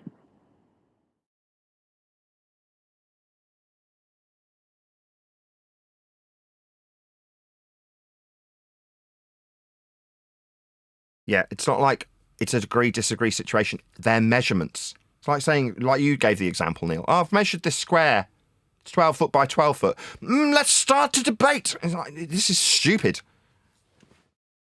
But if it can be made to seem like that's a reasonable position to take, people will actually debate about a measurement. Now, the most you'll get if I call out a measurement to my foreman, he'll say, just measure it twice. So you always measure twice. But the measurement is not in debate. Unreal.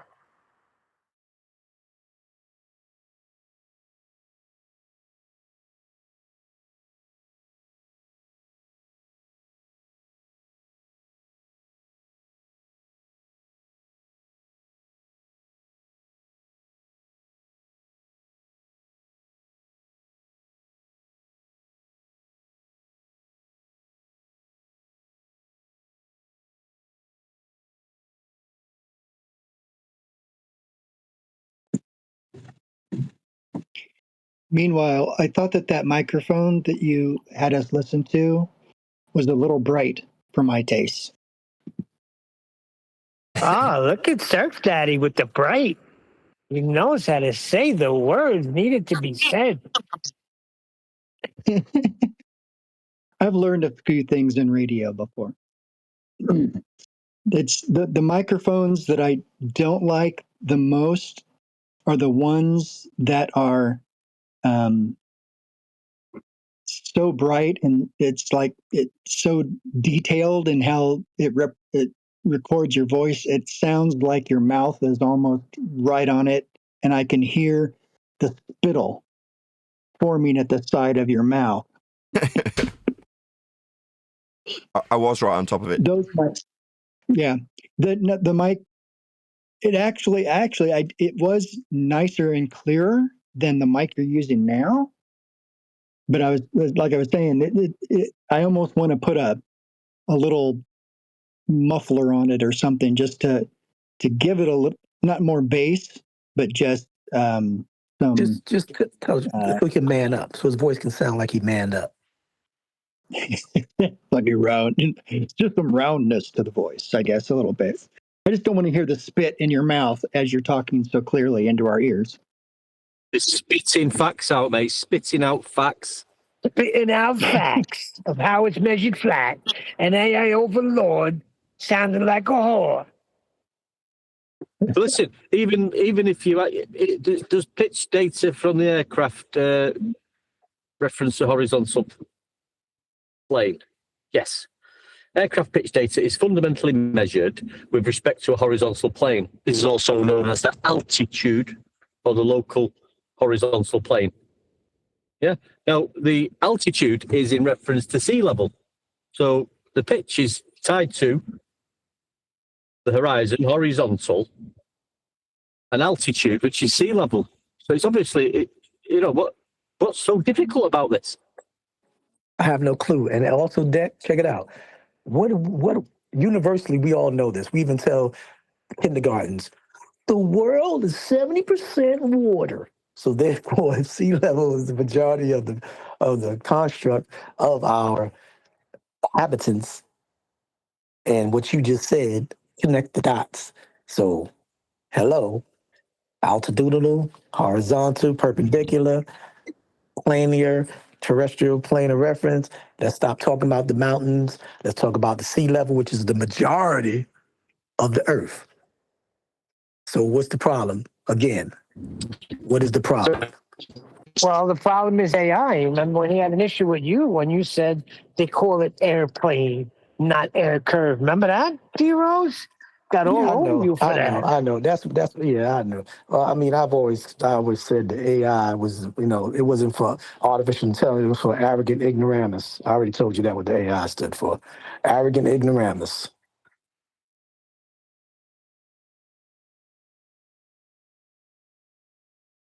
Actually, he used to go after refracted the most.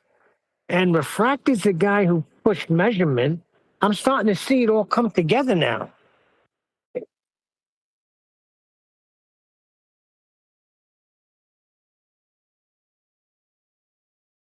Yep, out the gate. Out the gate.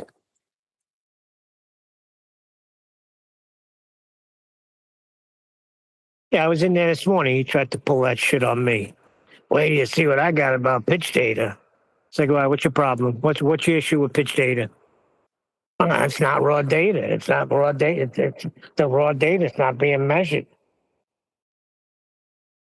It's referencing altitude from sea level. That's how it's controlled. That's what it's tied into. Pitch data is referring to a horizontal plane, yeah, which is sea level. When the plane's referring to altitude above it. I wonder what he's going to say about the surveyor today. Is he using a post algorithm measurement? It'd probably be the same if it Well, was he wasn't using globe-shaped.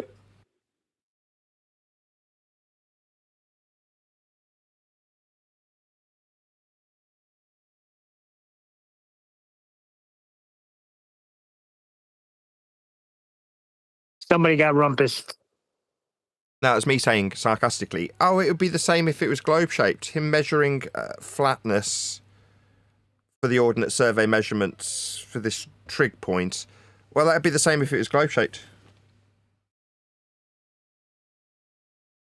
Yeah, it's just easier to get the horizontal baselines all connected across the trig points and have this, and then use the sea level to get the height, and then use the instrument for levelness to operate the theodolite, which needs to be level. But it's easier to do that on a curve. Just make it level. It works better on the curve, obviously.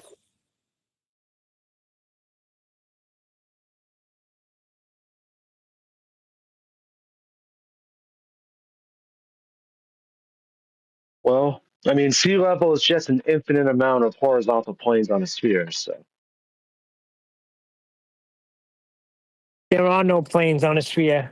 That's the unique thing about a sphere. well, yeah, but Gemini told me that it's infinite.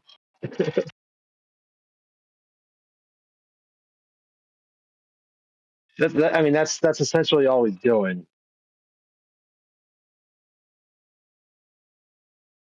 Can aircraft pitch data is fundamentally measured with respect to a horizontal plane. This is also known as the altitude. Oh, dear. So we've got a horizontal plane Yeah, it's referring altitude. What's altitude, anybody? How's that measured? In this case, it's height off The measurement surface level. above sea level. Yeah.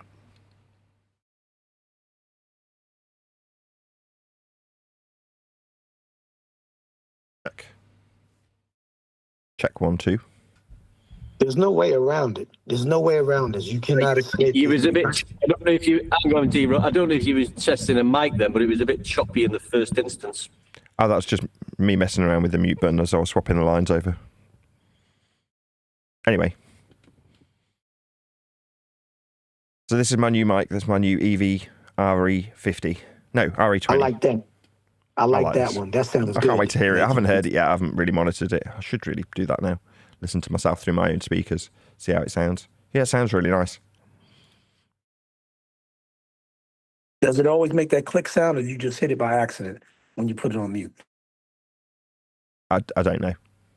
I'll listen back. I'll see what... I hope there's nothing wrong with it. I've only just got it, so I'll have to test it more thoroughly. But so far, it seems fine.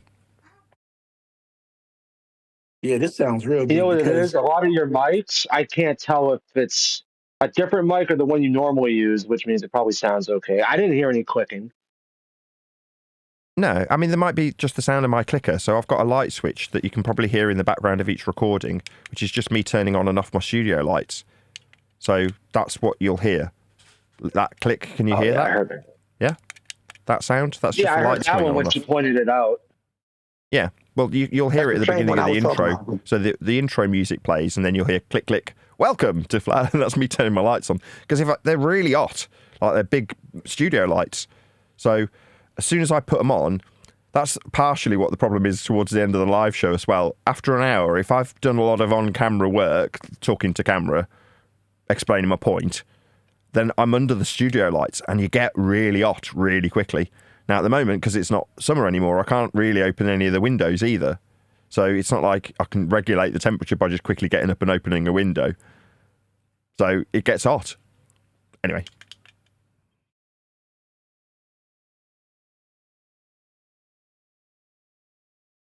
Is that my cue to round out? I think it probably is. Why? D just got here. Who just got here? D Rose just got here. He never gets to be part of the show. As soon as he gets here, you round out. He always does that. He always does that. It's personal to you, D. It's nothing personal. I'll keep it going then. I don't mind. I've got my new mic. I'll keep playing with this. Happy days. Oh, what I was saying before. I don't think I can't remember. Are we doing videos every day, or just is it 1 or 2 days a week? No, whenever the mood takes us. Whenever there's a reasonable video to cover. But I'm just saying, when we do. Now, I know that certain individuals, Liam, want me to get angry because they just like me being that person, like pouring disdain onto other onto globe proponents or anti-flatties, right? Because most of us have endured that crap for at least a few years, where we're told, oh, well, you just don't understand. So me spitting feathers at some globe believer and calling them a dumbass, people love that. Some people love that. Not everybody. Not feathers, mate. Not feathers, mate. Facts. Yeah, spitting facts, but spitting facts with disdain for the person that's saying, wow, just because we've measured it flat and we're using a flat baseline and it's trig, doesn't mean that Earth is flat. It's like he's measuring Earth. Hold on. Nathan, I had one deck. Hold on. He's spitting feathers because he's a roast chicken. No, but listen, on the when I've suggested this in the past, I'm just saying we spoke ages ago. We've suggested go down this road. I've had, and the guy, I like the guy. I know I'm not going to mention any names. He's contacted me in the comments saying, doesn't like the idea of me suggesting that that's where we go with this, because people like to keep that so-called debate going, and have that sort of what you've just explained. That's what people are expecting. But so people are fighting against it a little bit. But I really enjoyed that today, and I've really enjoyed the other videos we've done, like the same as today with the professionals. All right, we had Dr. Blitz yesterday, but I think that was more showing that the flat earther was getting on board with what we're saying, that Earth's measured flat, and the Earth calculator proves that. One deck, So, you yeah. gotta get another guy breaking down flight. I think we gotta get some of them guys in here. Let's get pilots in here talking about how planes fly. Well, there'll be plenty of them. That's my point. There'll be loads of videos where your average Joe Blogs pilot wants to talk about what he does to fly his plane. You know, they've got a superiority complex for the most part. Pilots are a bit like that. I've encountered a lot of pilots when I was a rep, and they love to sniff their own farts. No other way to describe them. Smug bastards that they are. Well, they'll be on videos saying, this is how I fly my plane with respect to surface level. And I want to cover those. As opposed to, well, yeah, I can see the elevation profile's horizontal. Yeah, I know it's measured with respect to sea level, but that doesn't mean Earth's flat. I don't want to deal with the contradiction in terms, doublespeak, cognitive dissonant idiots that we have been for the last few years. Yeah, I agree. It's stopping getting the true point across. That's all they're doing, is stalling it and getting you into an argumentative state about nonsense that, you know, you shouldn't be even arguing about. It's not an argument about what level is and what horizontal is and where altitude's measured from. This is just like, everybody knows this. Yeah. Exactly. The normies aren't concerned with apologising for how globe-shaped it isn't when they do their day-to-day normalness. Why would they? You just talk about how Earth's measured and it is just ipso facto flat. And when it's coming into the arena, suddenly it's, oh, well, I'll have to run that by this other person to see if this is a debatable point that's agreeable or not. It's like, no, it doesn't affect what they do if you agree with this. Because it's not an agree-disagree situation when you've got 20,000 feet as a measurement to adhere to or not. And if you're not, you're crashing into the ground. And if you are, the flight controller's happy with you as a blip on a screen. They're not contesting it. They're not debating it. They're not discussing it. It's just a measurement. It's just a number that they have to ascend to and then remain level with respect to the ground. That's it. No debate, no discussion.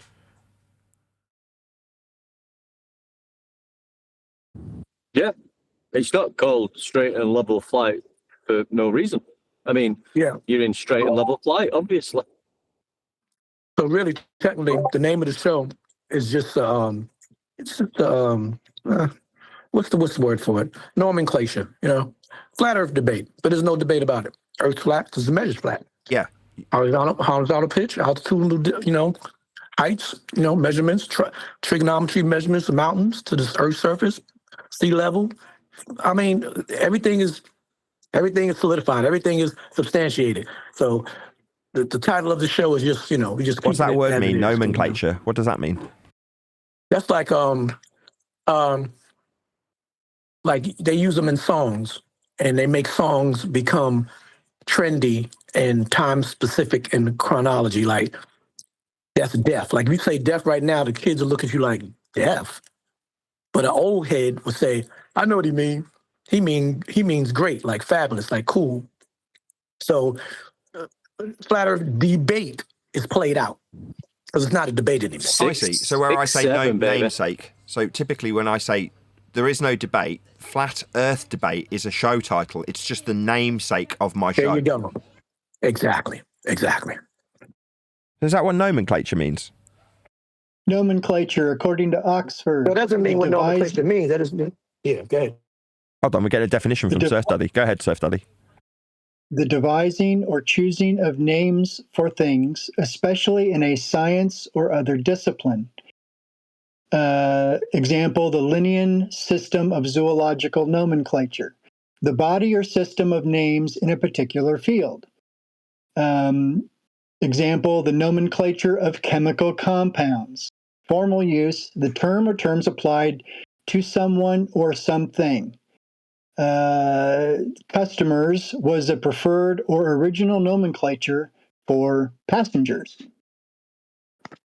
Okay, so you could say that flat Earth debate is the nomenclature for us describing how Earth is measured. Flat.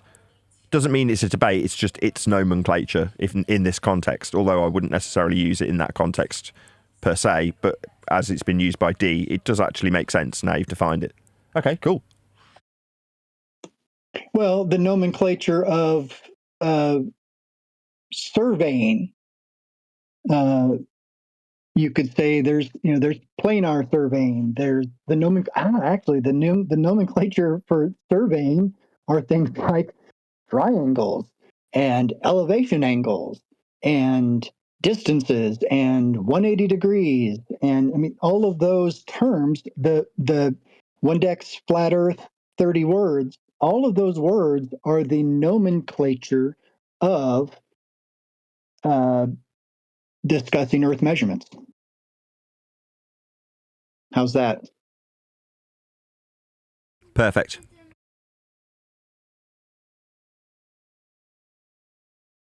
What times when you started this show, Nathan, and what you was doing, everyone was under the impression it was a debate.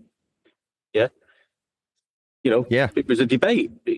Yeah, that's what we thought. But even, I mean, you can respond to this in two ways. You can say, well, it's not a debate because we're dealing with the facts of the measurements. But on the other hand, it was never a debate anyway, because a debate is usually a discussion on should we paint that building white and move that room over there? Let's have a group with the college people and we'll give the pros and cons to that, and people vote on the decision. That's a debate. Well, here we go. I don't want to say the person's name because they're we know we're not buddies with them anymore. But they broke it down like this: certain things that we knew were objective and subjective. You know what I'm saying? The flat Earth measurement is a fact. It's substantiated. So it's not I think the term was, it wouldn't be subjective. Subjective means it can be flexible depending on whose perspective, right? Like the spherical argument is what? Is that more subjective or objective? Remember when we were talking about that one time with somebody that we know, we don't want to discuss who they are because they pissed us off, but we were talking about certain things that's not up for debate. Water is wet.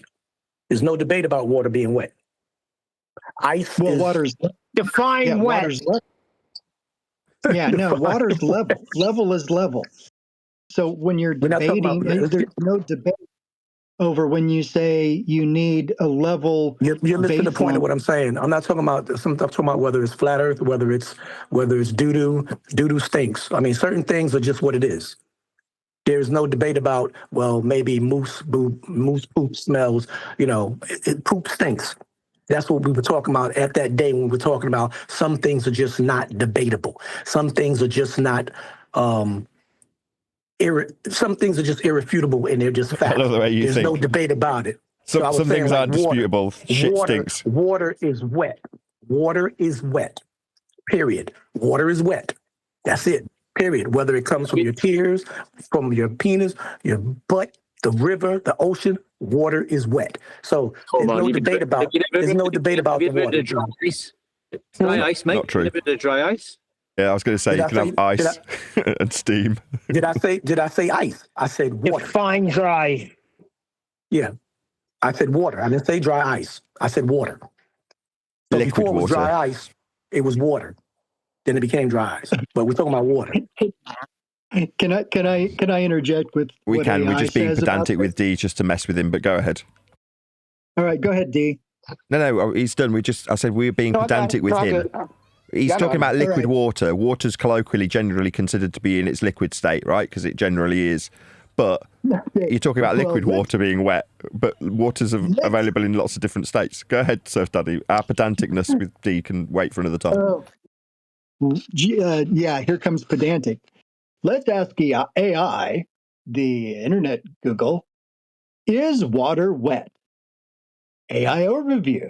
Whether water is wet depends on your definition of the word. No, if you define wet as a state of being saturated with a liquid, since water is the substance that causes wetness. Yes, if you define wet as the sensation of a liquid adhering to a surface, since water molecules stick to each other, cohesion, and can also stick to other surfaces, adhesion. Right, and then it goes on for what arguments for why water is not wet. why the earth is not flat.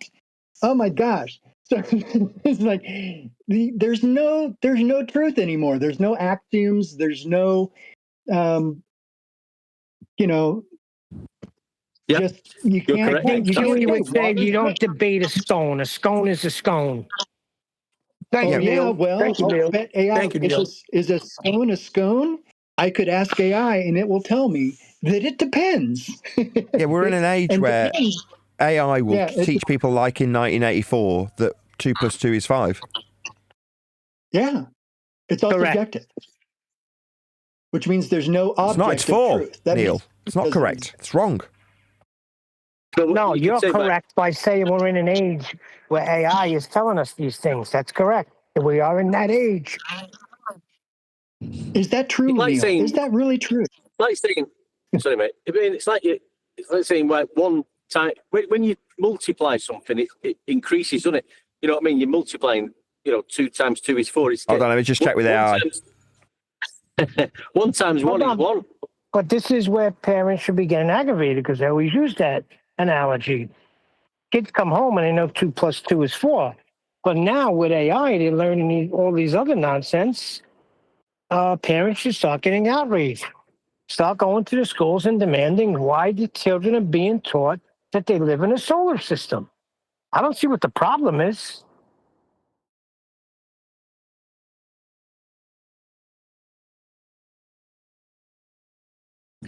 Maybe we should change the name of the show to Flat Earth, FEF, Flat Earth Facts. It's just a nomenclature. Yes, there you go. Level's level. You use level and angles and elevation. That's the nomenclature of sciences or things like surveying or air flight or measuring, geometric measuring. The nomenclature has to be the words that are typically used for a thing that you're doing. They say, for a science, but for anything. So Neil's got nomenclature for his construction business. When he says level, everyone in construction knows what that is. When he says soffit, everyone knows what a soffit is, right? But when everyone in construction knows what a soffit is, I'm not quite sure. I couldn't describe it, but because I don't know the nomenclature.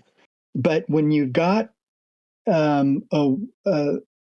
world now where truth is subjective, which makes it not truth anymore. If it's subjective, there can be no absolute truth. There's always a well, but, and it depends. When the world is like that, you can't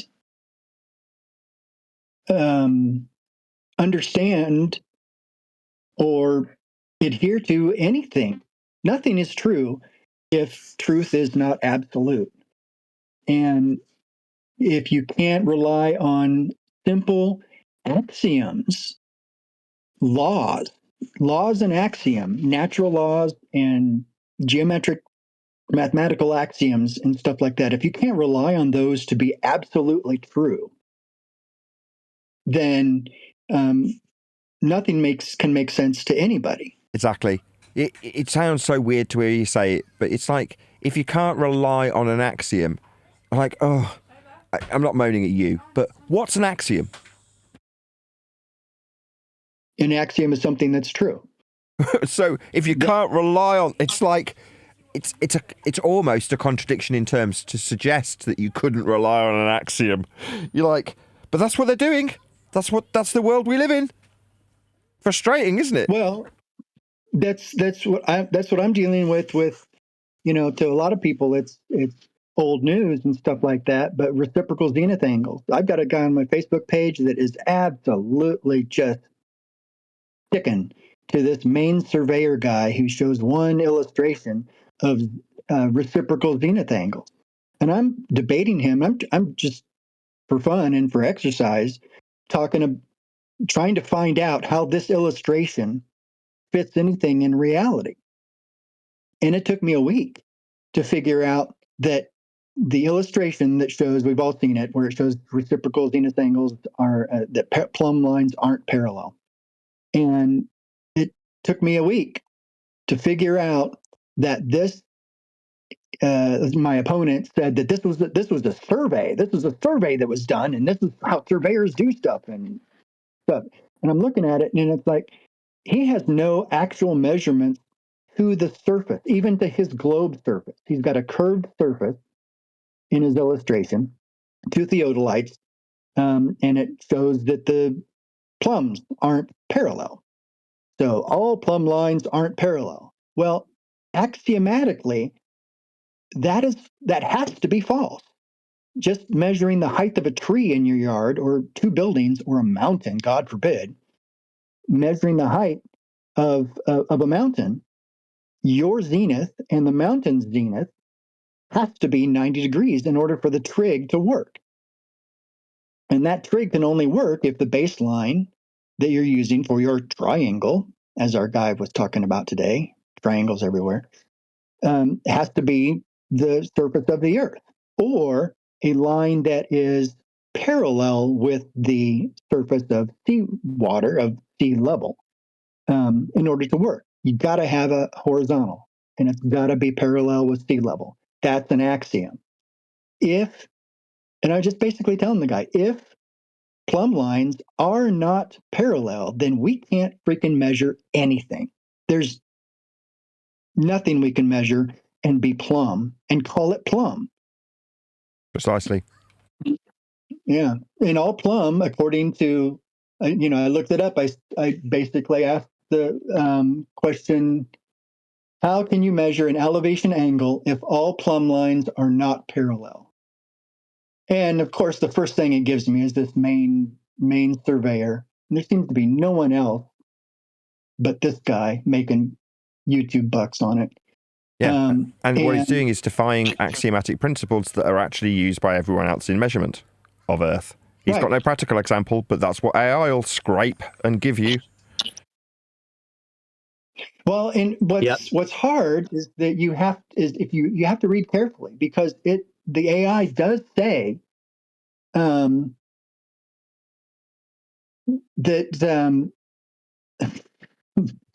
yeah, despite that, it says basically non-parallelism. I don't know, bear with me here.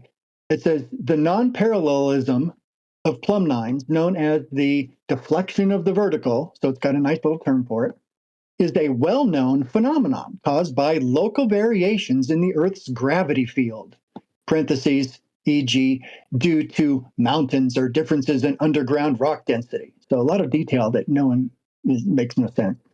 Despite this, elevation angles are routinely and accurately measured by using can you say it with me? Local horizontal plane as the primary reference, which is always perpendicular to the local plumb line. Well, fuck me, excuse me. But this basically just says, oh, well, we all know about this deflection of the vertical stuff. This is science, and you guys don't understand it. And there's variations in gravity fields, blah, blah, blah, blah, blah, blah, blah. But despite this problem, elevation angles are routinely and accurately measured by using a local horizontal plane as the primary reference, which is always perpendicular, axiomatically, to the local plumb line. So when I tell my friend, you always need a horizontal plane of reference for all geometric measurements without exception, he says, no, plumb lines aren't parallel and blah, blah, plumb lines aren't parallel, blah, blah, blah. But yet when an AI says stuff, it gives you the whole, yes, it's wet, but maybe it's not wet. Yes, we have the non-parallelism of deflective of the vertical, but we still can accurately measure using a local horizontal plane. Yeah, so it's presenting the deflection as a problem for globe believers, so that they can be reading the headline of, there's this deflection, reciprocating zenith angles, therefore globe.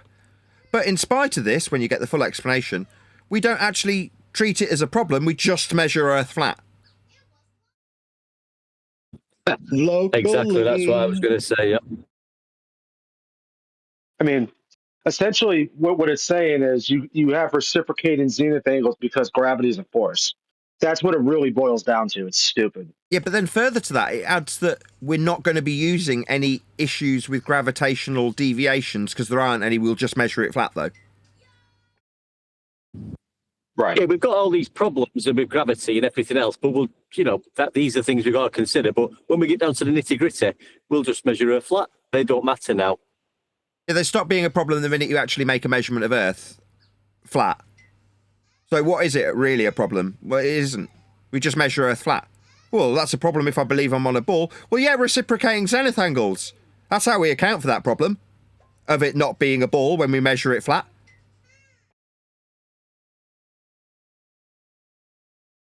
Yeah, I never understood what the relevance of that that first pre-Einsteinian gravity thing has to do with anything, because they give you a scenario that a parachuting Marine jumped out of a plane, altitudinally measured 10,000 feet from the Earth and came down because gravity pulled him down. Still, the measurements are still the same. The measurements are still the same. The measurement does not change, even if you want to idiotically just like concede to the fact that gravity is a force. If you even went to that extreme, and let's say you could never persuade somebody from that, just by them talking about the measurement from that 10,000 feet to the Earth, that latitudinal measurement right there has to be measured the same way Deck and the other gentlemen just broke it down to. So at the end of the day, it's still the measurements. It doesn't matter. It's the measurements. That's why it's not a debate. Newton himself realized all the issues with claiming gravity as a force. That's why he didn't want to subscribe to him, but it was forced on him anyway after the fact, after he died.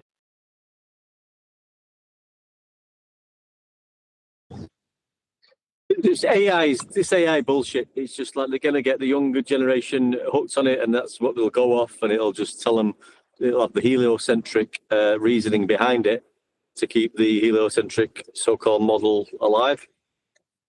Scientism, heliocentric, that's the answers that you're going to get. And then kids will just come to rely on them answers that they get off AI because AI knows all the answers. Don't have to think about anything. AI will tell us everything we need to know. And then they can just present that to anybody and say, well, there you go. You know what I like too? I like how Nathan, the guys used to break down this too. Like they always say, locally flat, whatever. So let's say you got, who was it? I forgot who. McFluffy Duffy said he had 1,000 people or 1,500 people. Somebody from there said they had 1,500 people around the world measuring. So if you have 1,500 measurements locally in different areas of the world, and all the measurements were 10,000 all the way, all over the place, the prerequisite is that even that local area had to be horizontal, flat, to get the same measurement in Hong Kong and then in Australia. You get what I'm saying? It's like at the end of the day, it doesn't, there's no difference. The measurements is going to always be the final denominator. The final conquest, the final result will be the measurement. So no matter what you can say, you can't escape it. You cannot escape the measurements.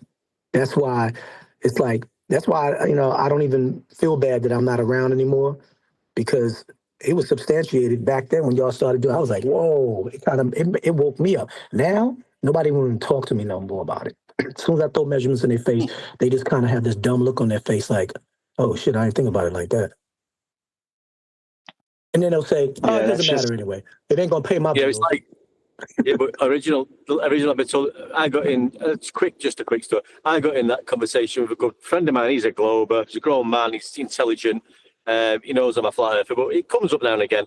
And we got to the point where when we was talking about, I think we got onto elevation angles and latitude measurements, and he got to the point where Johnny's called.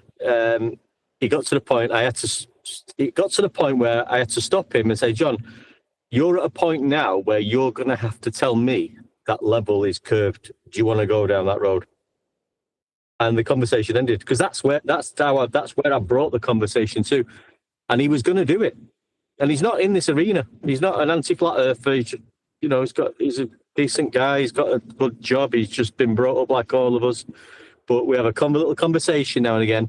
I think he's quietly interested in it because every now and again, Blue Moon, it'll just come up, and I'll, depending on our moods, I'll give him some information and correct him on a few things. And it got to the point where I said, "Do you really want to now tell me levels, not level, John? Is that where this conversation?" I love the fact that you knew where it was going as well. So you're capable of being able to say to him, "You want to tell me levels curve now, don't you? Because we need parallel flight level," or whatever it is you were discussing. I don't know what you're actually discussing, but let's say it's flight level. Oh, well, because flight level's parallel with the surface level, you want to tell me that the surface level's curving, don't you? Yep, that's exactly where it was going to go. And then that's when the conversation stopped. Sometimes I nip it at the because bud he's and smart ask enough to him, realize how ridiculous that sounds. It only sounds ridiculous to them because they realize that the only place this argument makes sense to them is when you're arguing about the size and shape of the Earth and not locally. I'm looking at a page that I thought was interesting because I thought it was going to talk about the difference between plumb and level and straight and square. Yeah, plumb, level, and square and true. What does that mean, and how do you measure it? So I thought it was going to be it was going to be because it came from this page that I was just reading about with reciprocal zenith angles. But it actually took me to this guy. He's doing it all in relation to construction. So just like Neil, who knows that what level is, that level's level, and vertical or perpendicular is vertical and stuff like that, it has nothing to do with freaking gravity and everything like that. But the only time that this subject gets flipped on its head is just with heliocentric theory and with ball theory. And that's what causes people to flip if they're tied to the ball. Malfunction. It's nearly there. Yeah. Everyone knows what level is. Everyone knows what perpendicular and straight and up and down and all that stuff. Everyone knows that. They know the axioms. They know what is true. When they have to deny what is true is when they're confronted with the problems of the heliocentric that conflict with what is true. As soon as you say it applies to everything. The gas pressure without a container. That's true. You can't have gas pressure without a container, and everyone knows that.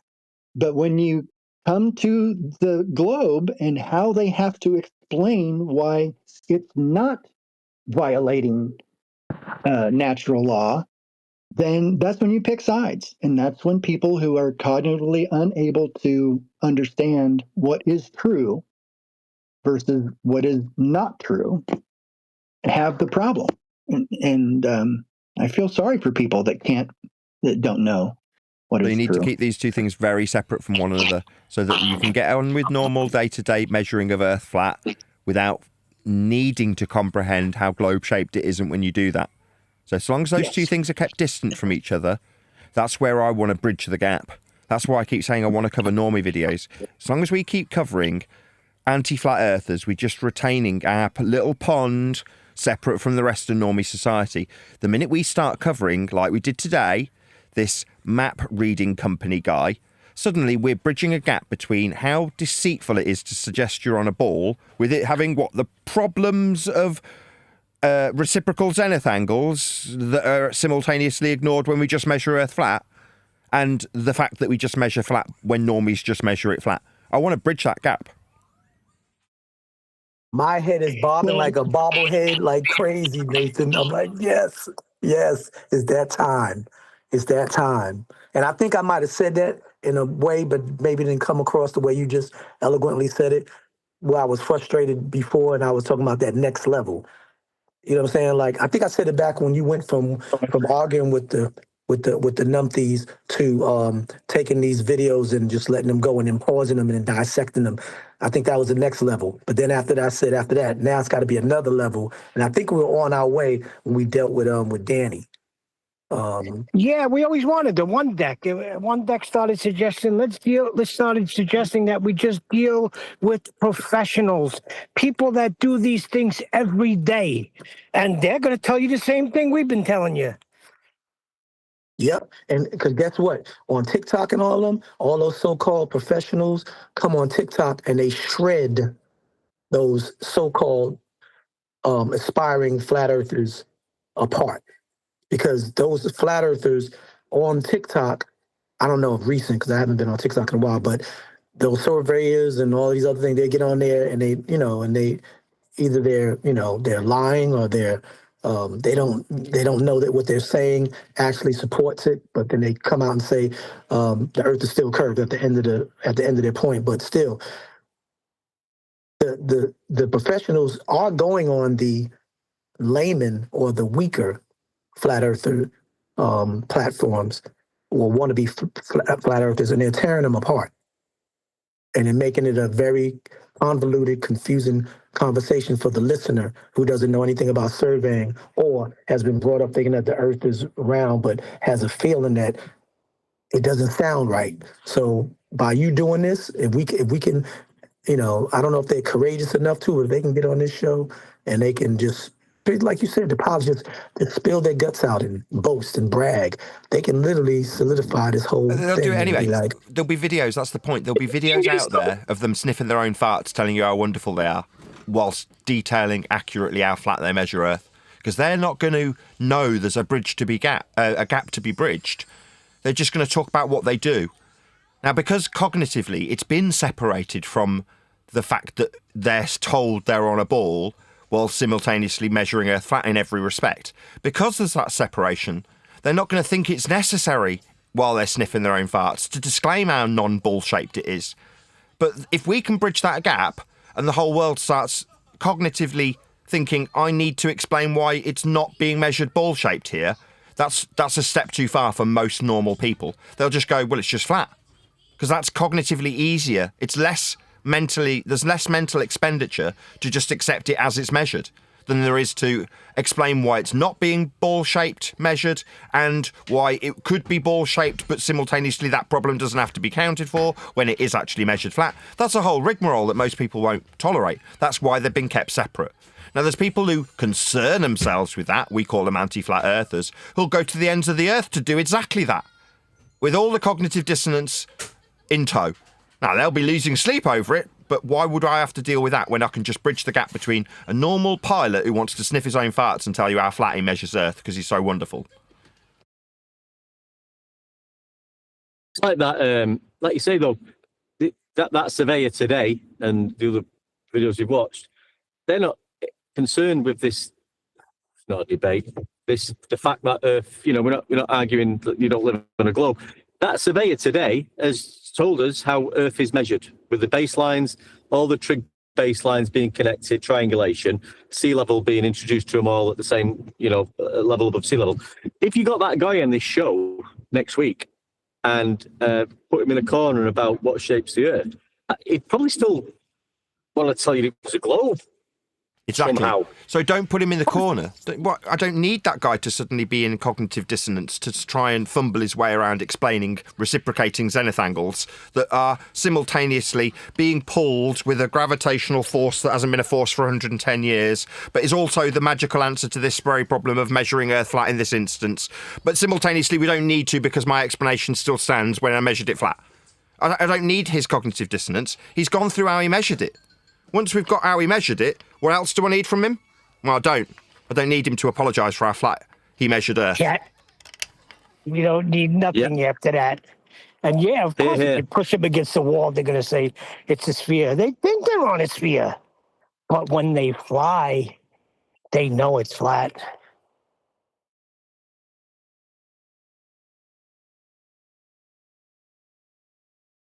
And the Greeks all knew that. maybe not, because I'm sure surveyors like that guy today, the way he was breaking down surveying.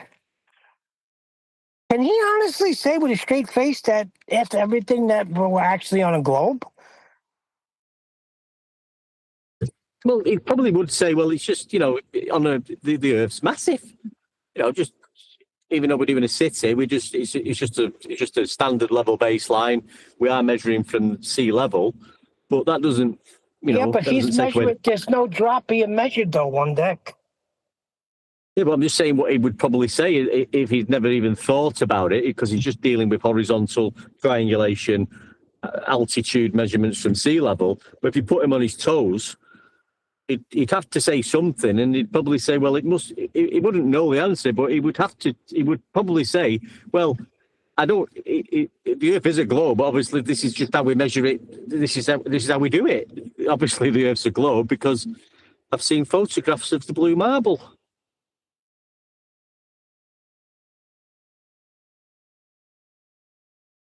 I don't know. I think a guy like that would have you put him to the wall and you say, okay, you just showed us, you've just demonstrated all of this to me, and you have actually proven that Earth is flat.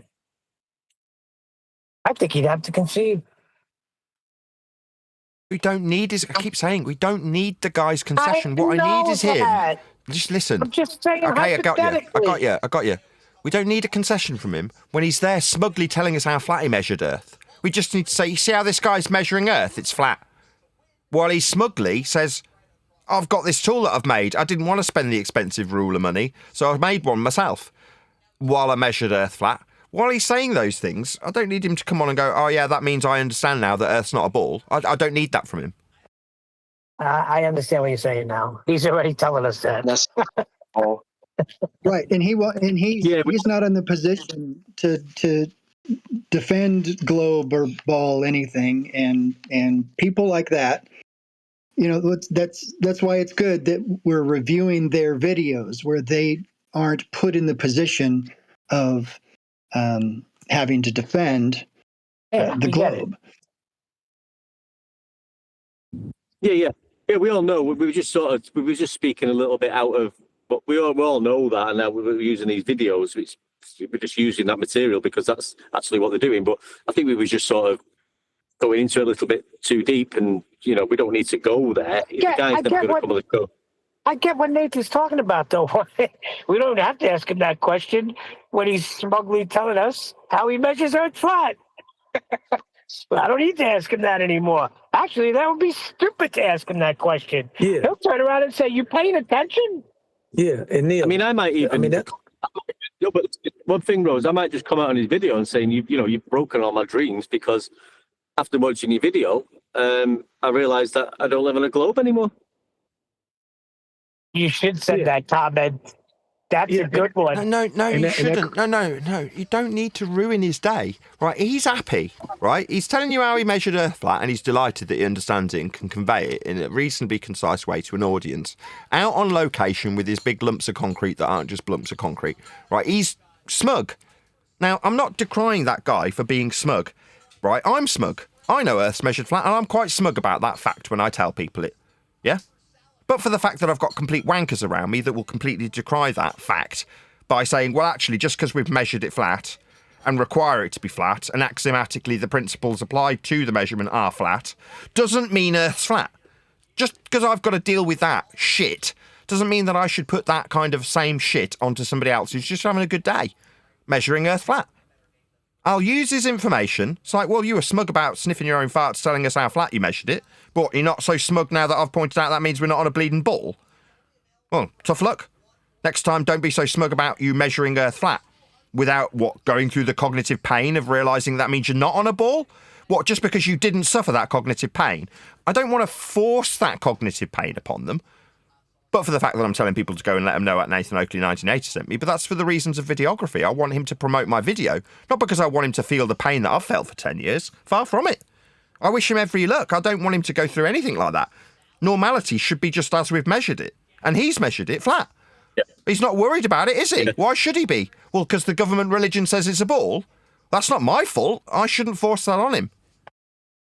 Yeah, but I still think he would say, "Are you paying attention to what I just said to you? How can you ask me a question like that?"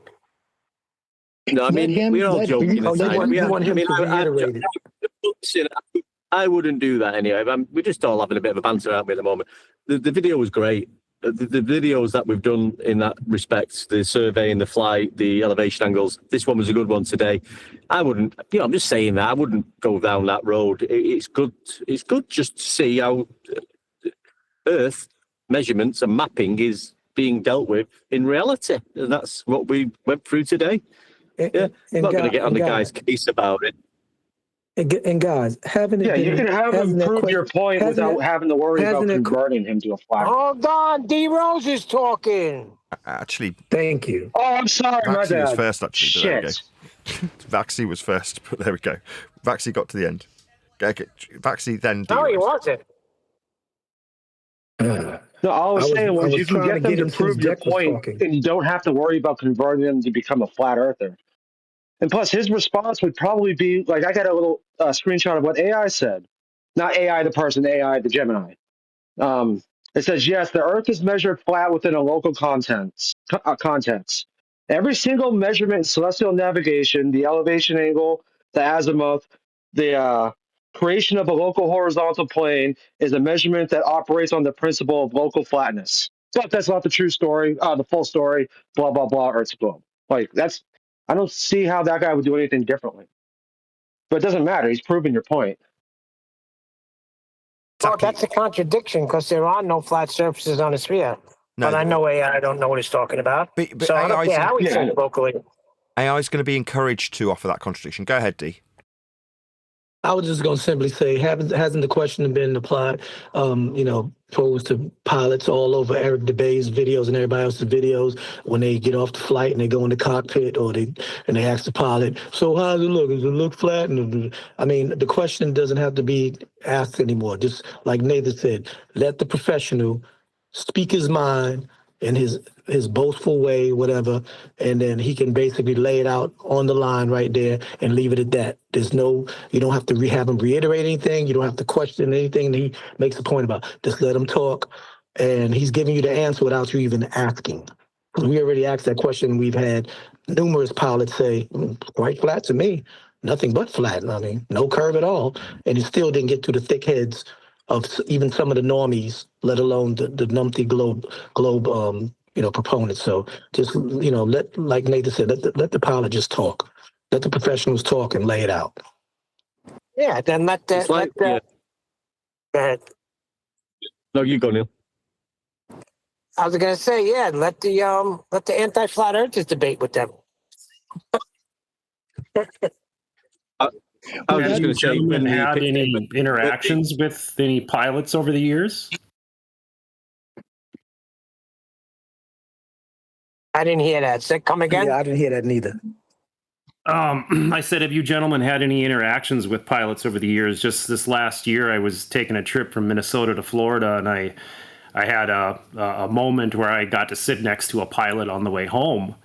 But, at one point in time, I may have thought about asking him some of these questions. But after being in some of these conversations and learning about, what Earth is in this Earth plane and actually what we live on, surface level, eye level, parallel, in planes at a 2 to 3 degree pitch, and they don't adjust for curvature. I didn't need to ask him anything at that point, where you see a lot of people that when they get next to a pilot, they're posing these questions to him. And that just left my mind once I started to understand the surface level measurement and, right triangles and how we measure Earth. And it was funny because I had a Zetetic astronomy book that I was reading, and I know he's seen it. I'm not sure if you guys Samuel Robotham, and he was right next to me, and you could see his demeanor change a little bit. And he kind of avoided kind of talking to me a little bit. He had his earplugs in. He was looking away. He was watching a movie. I know he's seen my book. Right in the front, Zetetic Astronomy, Earth is not a globe. So I'm not sure if he was obviously thinking I was going to start bugging him, because I kind of would just chat with him a little bit in kind of just a gentlemanly way. How's it going? How's the flight? Where are you traveling to? But you could tell he didn't have any interest really in kind of promoting a conversation. But my whole point is I didn't need to have him tell me any of these things at that point. Once Yes, I finally I'm so glad you've said that. Who's that? Hold Michael. on, I got Hold on, Neil. Michael, thank God I could kiss you. Right. Yes.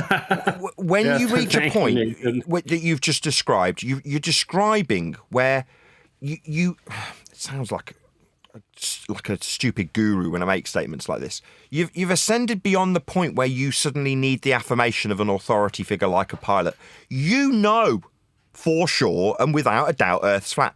You don't require some other tosspot to tell you it. You already know it.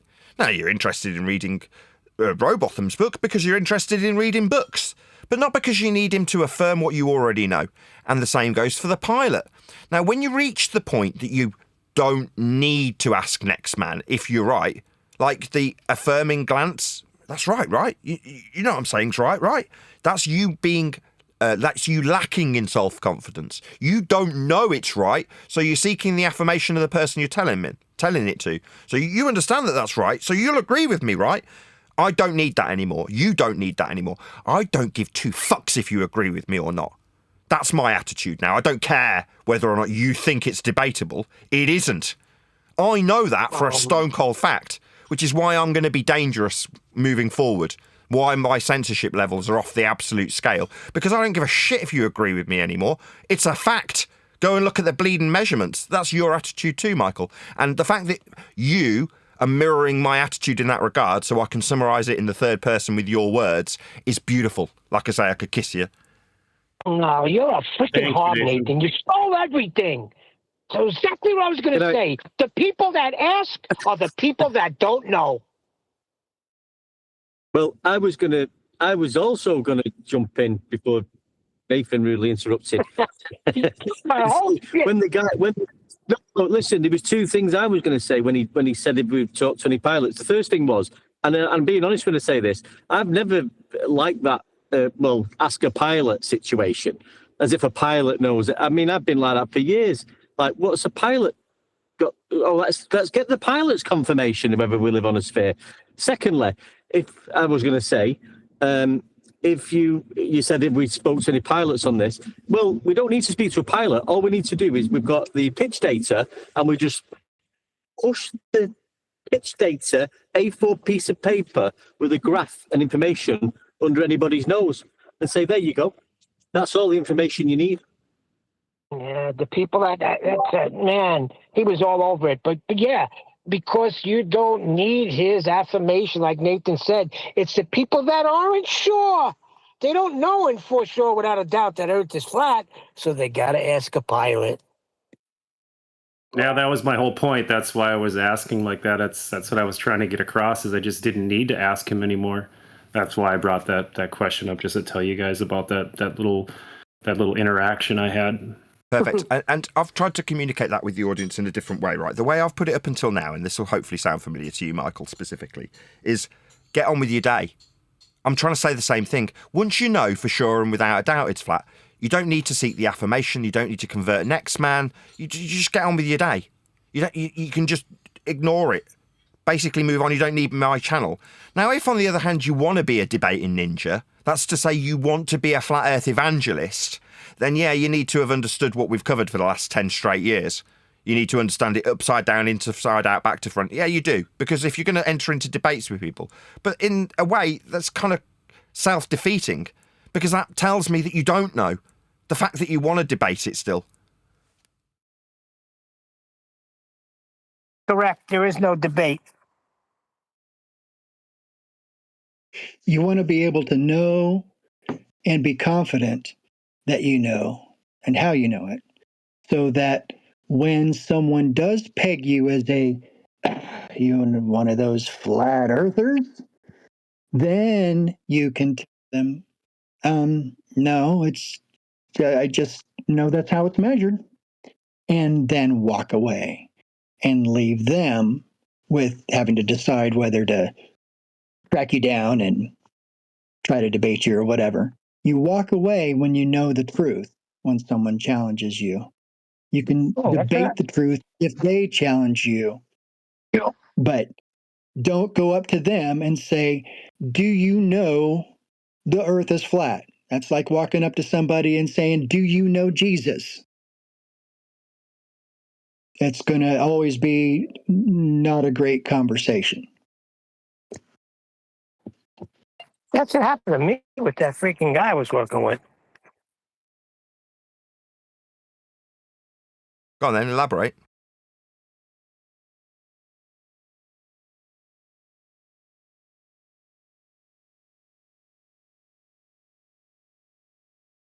Well, that was a wonderful anecdote, Neil. I'm so glad you told us.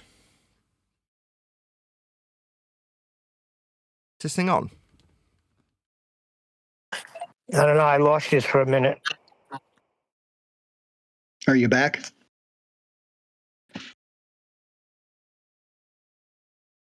Yeah, I was saying that's what happened to me. Forget it. Go on, Neil. Nah, I'm in a bad spot, so I'm going to go in and out. You're at the in and out. All right. Well, Burgers. I was going to add real quick an example of how this will probably go once you start just finding normie videos and start commenting on them and pointing out how they're all measuring the earth flat. I've been pointing out for a while how all airplane instruments, all things like glide slope, and all measurements related to flight are flat. And Facebook happily forwards me and feeds me all these kind of AI sites that are trying to make a buck, that are just showing all kinds of great proofs that the earth is flat by how their instruments work, and great illustrations. And I've put a few of these on my page, and the guy that hates me did actually go to that page that I had recently posted and said, oh, look, it's all horizontal, it's all flat, Earth's flat. And he went there and said, you do know that flat earthers are using your page as proof that the earth is flat, don't you? And within a day or two, that feed was, or whatever I shared, was no longer available on my page. So I fully expect that once the cat gets out of the bag on how we're addressing just normie videos and pointing out how flat the earth is by their example, that there will be the anti-flat earthers that will be. Yeah. No, I don't disagree. I'm just sorry to cut you off. Yes, what you're saying is when, let's say, the guy that we've just covered, right? So the map reading company is all sniffing his own farts, happy as Larry, telling us that he's measured Earth flat, until someone comes along and goes, you do realise that you measuring Earth flat is being used by flat earthers. That means they've then got to invest their time into making sure that guy's on their side, promoting the ball. Cognitively expensive. Do you think that guy's going to be on his next video? Happy as Larry. Look how happy I am hanging my little level off this concrete. No, he's going to be all twisted up and losing sleep because he's going to be bullied by wankers.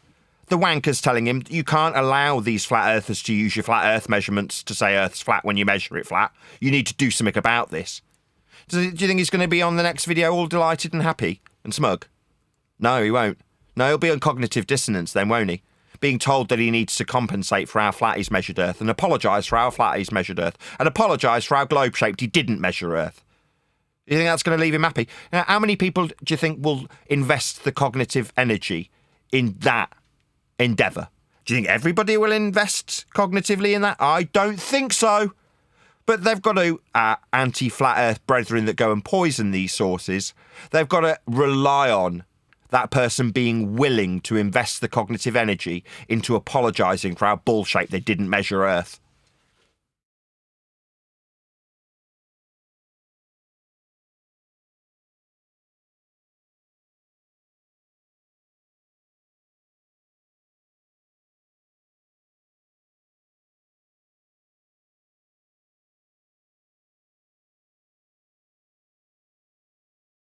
Yeah, That just means it 100%. behooves us to come up with appropriate praise and thanks when we say, Nathan Oakley sent to you, or we reviewed your video and want to thank you very much, and just positive stuff, so that it counteracts any of the troll angst that might come his way. Yeah, exactly. Don't go and say, ha ha, Dumbo, you proved Earth's flat.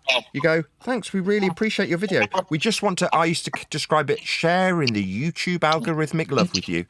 Let you know that we want to support your channel. I'm a much smaller channel, but I'm sharing your link to your much bigger channel because we value you as a YouTuber. Hey guys, how's it going? Very well. That sounds like Flatzoid. Flatzoid, how's it going? How's Nathan? it going? Joy. Like, I just got back from debating Blitz, Shane Pugga. Who? Debating. What are you we can't call debating it about? debate. More or less ripping him around, whipping, pulling him by his tail the whole way. Good stuff. But yeah, how's it going, guys? Long Very time no well. see. How are you? Busy, but it's good to be here, man.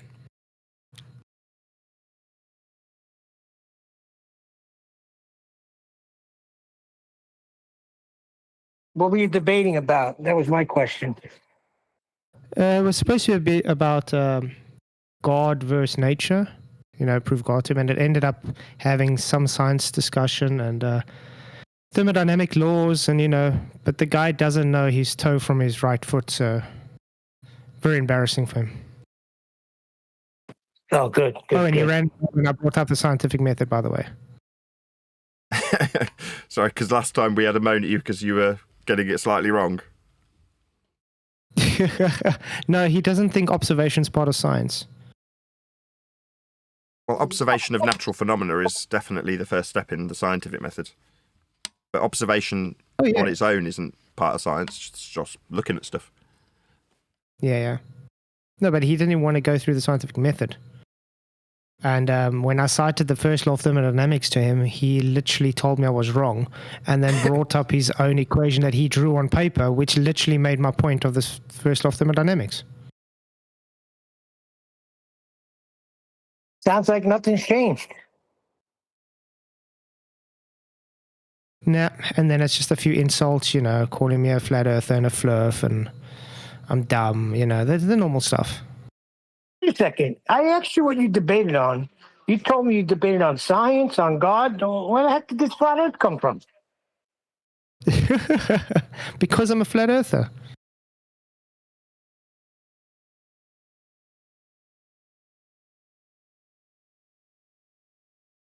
No, because according to him, he even threw away time, by the way. Because he thinks nature always just existed. So time doesn't exist apparently, but yet it exists according to his time dimension. That's reasonable. From their perspective. There was somebody in chat today. Yesterday that was saying the same thing. Existence always existed. Okay. Wait, what's entropy?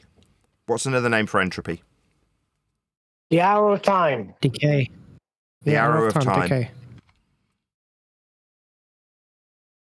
The arrow of time. So they must fundamentally deny entropy. So it's no coincidence that you're debating the second law of thermodynamics with somebody who wants to deny the very existence of time itself. Entropy is the arrow of time. Mm-hmm. Yep. Yeah, but he was throwing away his gravity even. He was throwing away everything because he saw the contradictions every time he spoke. So it was quite funny. But I did put the link in the live chat for you. So it's only an hour long. But yeah, you guys are going to have a royal laugh. Good stuff. Gotta go. But if entropy is decay, ultimately, then it decays back to its original state. Does that mean it's traveled back in time? It's an oversimplification to call it decay. So if you describe a gas spreading out to fill a space, is that decay? Transformation. What was the gas, I suppose, before it became the gas? I don't know. Well, it's following a process, but entropic dispersion is still the second law of thermodynamics. It's just not necessarily decay. Yeah, but obviously the matter that exists would decay and turn into a gas. Wasn't that what we decided? But that's not decay. That's to disperse. Something slightly different. It's just I am being a little bit pedantic, but by the same token, hyperspecificity is required in some instances. We're still going for curry tomorrow. Oh yes, definitely. Excellent. Not if you don't answer the question right.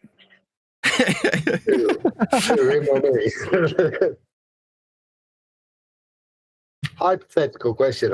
Nathan's gonna hate this question. If you could land on the moon, how do you think they would measure the height so they could land properly? Can't. When they've got sextants out in space, which they did in some of the depictions of the space travel to the moon, then what are they measuring with a sextant? The horizontal plane of reference that they can no longer be afforded if they're out in space with a sphere below them, as they're alleged to be. So in other words, their navigation tool becomes completely useless in that hypothetical scenario where they are actually travelling into a violation of the second law of thermodynamics sky vacuum from a sphere that won't allow them to use the very tool that they're suggesting they navigate with. So when you get to the moon, the same principle would apply. Hope that answers your question. Yeah, they have no plane of reference. Exactly. To be more concise, they've got no plane of reference. So it's a good job that they didn't crash, really, isn't it? They were just passengers, man. Okay, see you later.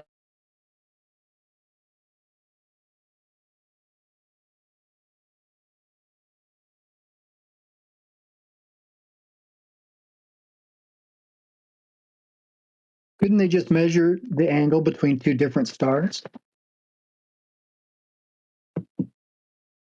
But that requires elevation angle, which means horizontal. Well, we're going to navigate space. Yeah, I'm just trying to toy with the idea.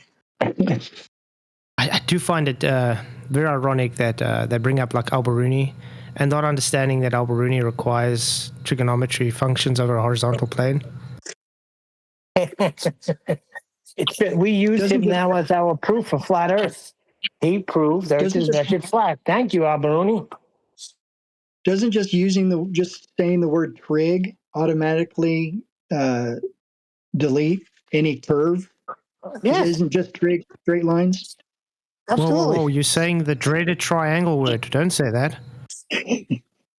Don't say 90.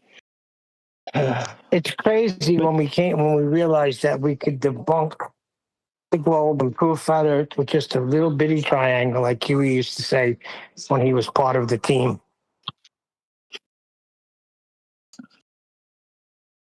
Again, yeah, I love perpendicular. To me, perpendicular is the key.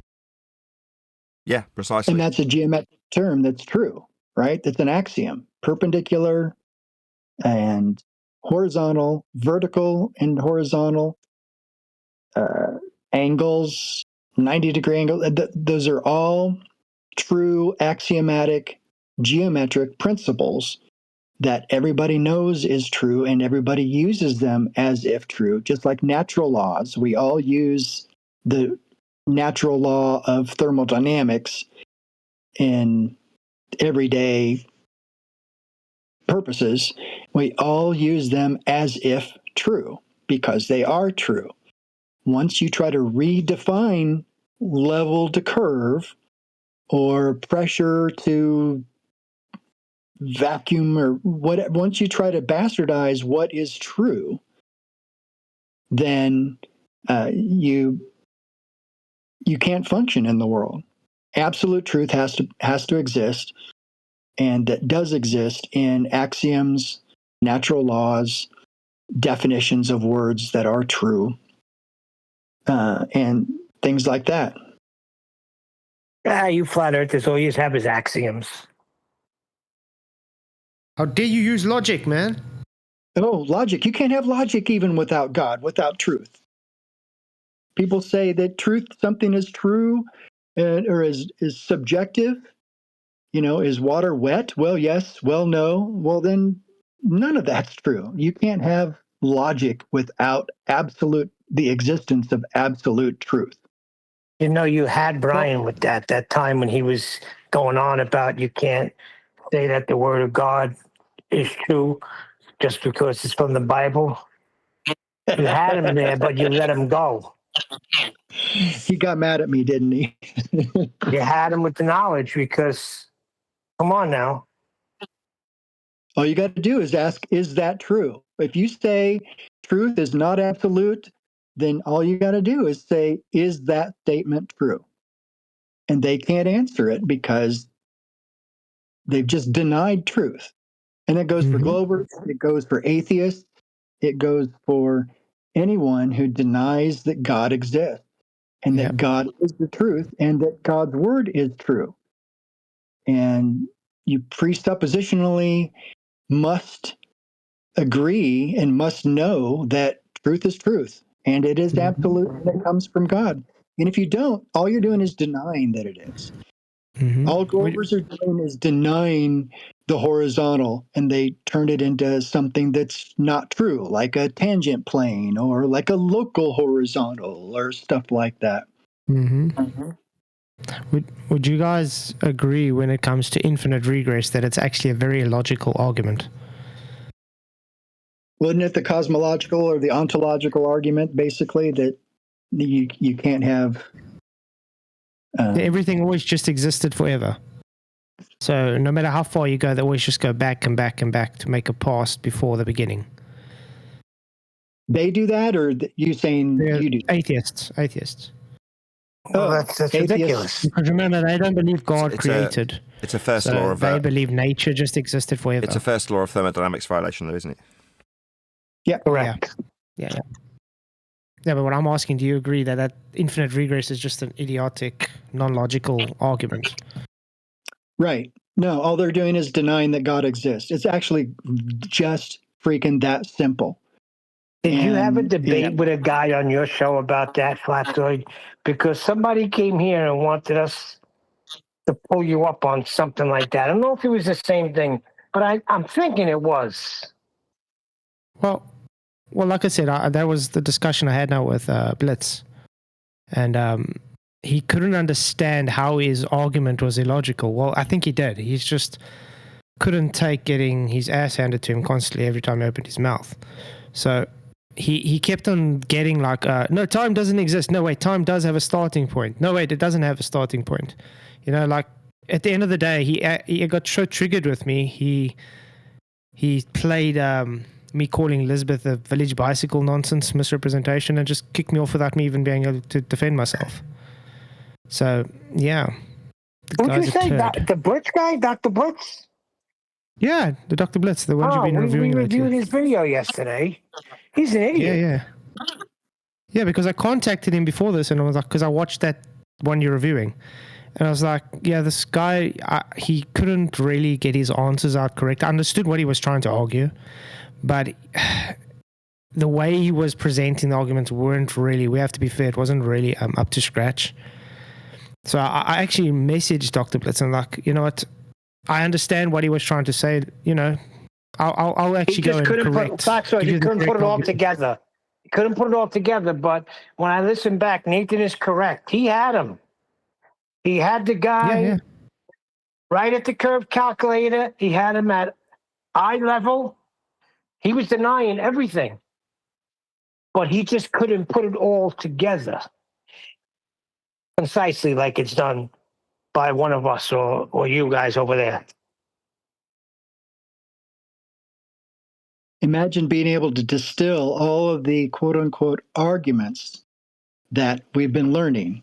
And God bless Nathan for teaching me to be a ninja.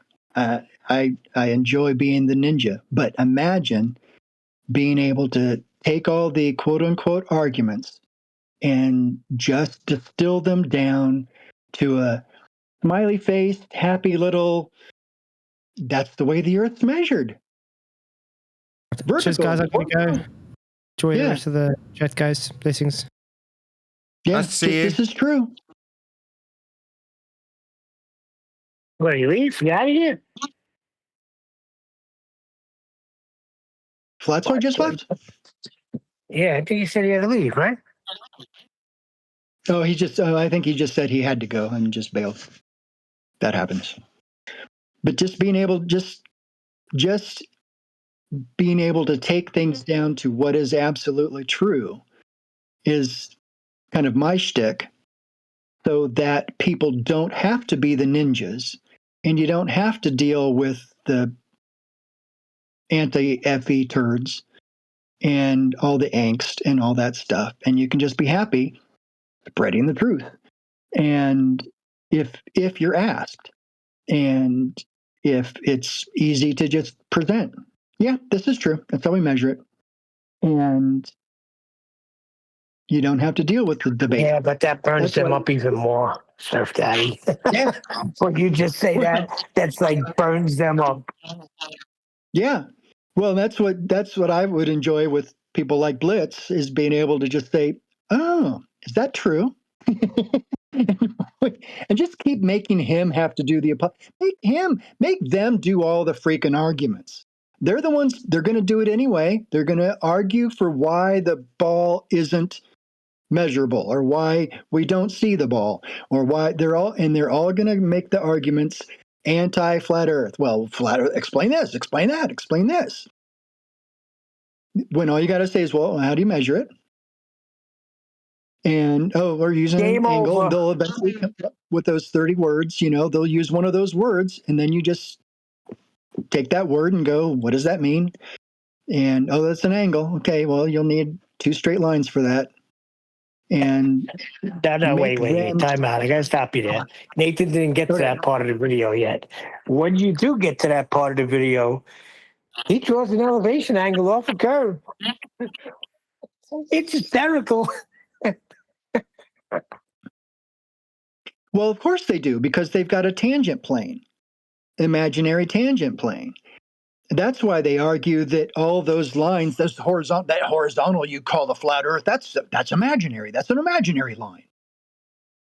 All lines are Imaginary or not. imaginary. Hold on. All the lines are imaginary, but not the plane of reference the observer is standing on. That's lining up with the sight of eye. Yeah, but what if you're on a mountain? What if you're in a valley? Blah, blah, blah. So they, like I said, they're the ones that have to keep coming up with the arguments. What about this? What about that? What about this? If you can just state what is true, then even if they say, well, that line is imaginary, like you're on the side of a mountain or whatever, trying to use a theodolite on the side of a mountain, which is dumb anyway. But then knowing that you have to have that horizontal line, you don't get bent out of shape because it technically is invisible. It's not imaginary. You still have to establish that horizontal. That horizontal, is axiomatically, in truth, parallel with sea level.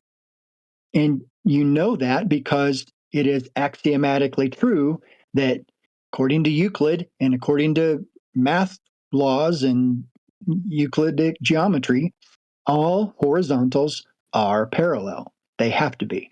All verticals are perpendicular to horizontal. And when no referencing matter Earth, how high or all horizontals are parallel with the plane of the horizon.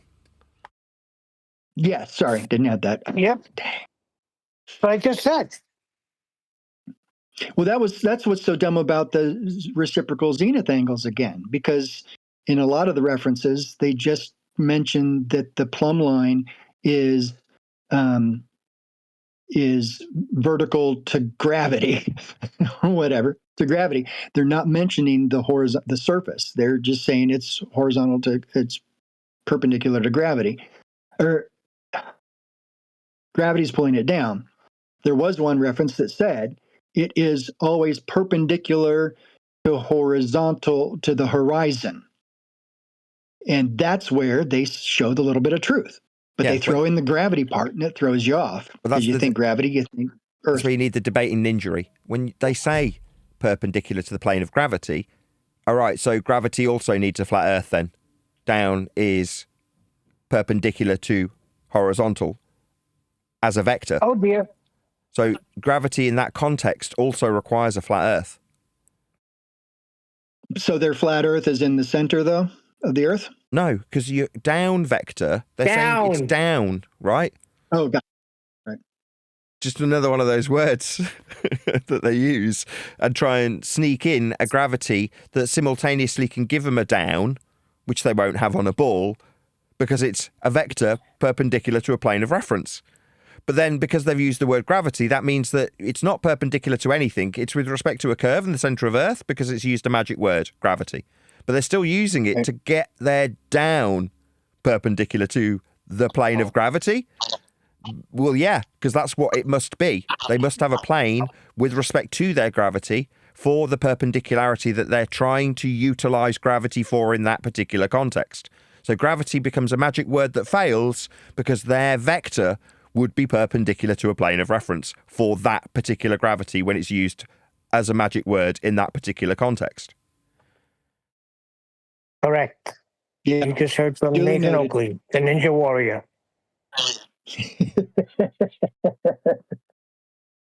Well, that's one deck. One deck gave me that. Yeah, we Well, know you get them from everybody else, but nobody utilizes them as quick as you. Now, we've all came to that conclusion. There's nobody as quick at grabbing them and putting them out there in a debate than you. Like you're the top dog. Oh, well, thank you, Neil. And kudos to you. And it is great fun. And I've spent the past 8 years or 9 years learning and being able to help make arguments better. I've enjoyed debating a lot of things. I've debated atheists and doing apologetics and stuff like that. And there's so many similarities between Christian apologetics with atheists and geometric apologetics with anti-flat earthers and heliocentrists, theistic heliocentrists, that there's a lot of dovetailing going on. And my goal going forward is to simply help people understand what is true and what is not true about God's creation, and how that they can know what is true without having to go through mediators or media or anti-flat earthers or the whole one world religion deal. And they can know that God created the earth and it's true and there are consequences. We should probably get right with God while we enjoy his creation, which I did recently, even in Indiana with the aurora. Man, that was special. Yeah, I completely agree. The aurora is a use. I don't know if it was you that was saying this the other day. You're like, that's a little bit of God painting the sky. I don't know if you use that terminology, but that's kind of what you were hinting at. Oh, Psalms 19:1, dude. The power of God is shown in the firmament, and his hand, or just butchered it. The Glory of heavens God. declare the glory of the Lord, and the firmament shows his handiwork. Day unto day are the speech, and night unto night shows knowledge. Amen. Yeah, that's all I need. Psalms 19:1, dude. And that is true. We're just looking up at the firmament, and in Romans 1:18, basically God says, you look up at the sky, you look around you, you know I exist, and you know my laws because I put them in your heart. And that way, no one has any excuse. The best you can do is deny that that is true. And that's what atheists do. That's what Globers do. That's what people who don't love the truth do. And yeah, but to me, it's idiotic because when they come in and say existence has always existed, are you joking me? No, you just ask them, is that true? Everything has a creator. Everything. Right. It's a first law of thermodynamics violation. We said that to Flat Sword earlier. Yes. That's what I don't understand. So they don't understand laws of thermodynamics if they say that. Right. Well, again, this is another tie-in with atheists. Whenever you're doing apologetics with, especially presuppositional apologetics with atheists, it always boggles them up when you point out that they don't live like atheists. They glom on to God's laws and principles, the things that in Romans 1, Paul says that we all have in us, because God doesn't want us to have an excuse to say, we didn't know. We all know. We just deny that truth that we know. That's the same thing with ballers, or with someone who's deceived by the untruths of heliocentric and of the world. It is of the world. So You know what else is a good scripture? The Proverbs chapter 8. If you get down towards the ends of that, that's a powerful one. yeah, well, and also Job 38, 37 and 38. That's my Basically, favorite. God just takes Job and slaps him down and says, pull up your pants, big boy. Let's see what you know. And Job basically got smacked down because he didn't know anything. Where were you when I laid a line across the face of the earth? Where were you when I put the foundations down? Where were you when I made the firmament? Where were you?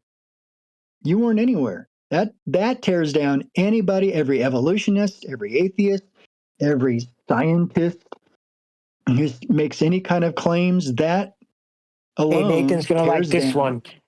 And Nathan, you'll like this one, and because you use it in Proverbs chapter 8, verse 27 specifically. He says, "When he prepared the heavens, I was there. When he set a compass upon the face of the depth, when he established the clouds above, when he strengthened the fountains of the deep, when he gave to the sea a decree that the waters should not pass his commandment, when he appointed the foundations of the earth. Then I was by him as one brought up with him, and I was daily his delight, rejoicing always before him, rejoicing in the habitable part of his earth, and my delight were with the sons of men." He also goes in about the measurements here. Let me find it. Go ahead, Sir Daddy. But is that the spirit of wisdom? Is that wisdom was with him when? Yes. Yeah. So spirit of wisdom was with God, and spirit of wisdom saw all that stuff that was going on. Now, my thing, and what I do with people is especially Christians who are theistic heliocentrists, I say, when we're talking about the Bible and, Bible doesn't talk about flat earth, blah, blah, blah. I just would read something like that and say, as a Christian, is that true? I don't put interpretation on it. Those words, you heard those words. Is it true what those words say? They can't go against it because that would be saying that God's lying. They can only equivocate by denying that those words are true. Same thing with Joshua with the sun being stopped, like Danny Faulkner. He is denying the truth of the sun stopping for 24 hours, sun and moon stopping for 24 hours, and equivocating by saying, oh, no, the earth stopped, whatever. So he's saying the Bible's not true because reasons. That's where all you got to do is stand on truth, and you know the people that are denying the truth because they will be the ones that equivocate and make excuses and blame you and project and say, well, how do you explain that? How do you explain that? I don't know, but is that true? Is that scripture true? Is the firmament like a tent? Did God stretch something across the earth? And is it like a tent? Is that true? And if it is true, how is space vacuum like a tent? It's not. And you can't use a compass on a globe. Nope. Did you ever find that verse yet? No, I think I'm thinking of the one in Job, the one you just said. That's the one I like. Yeah.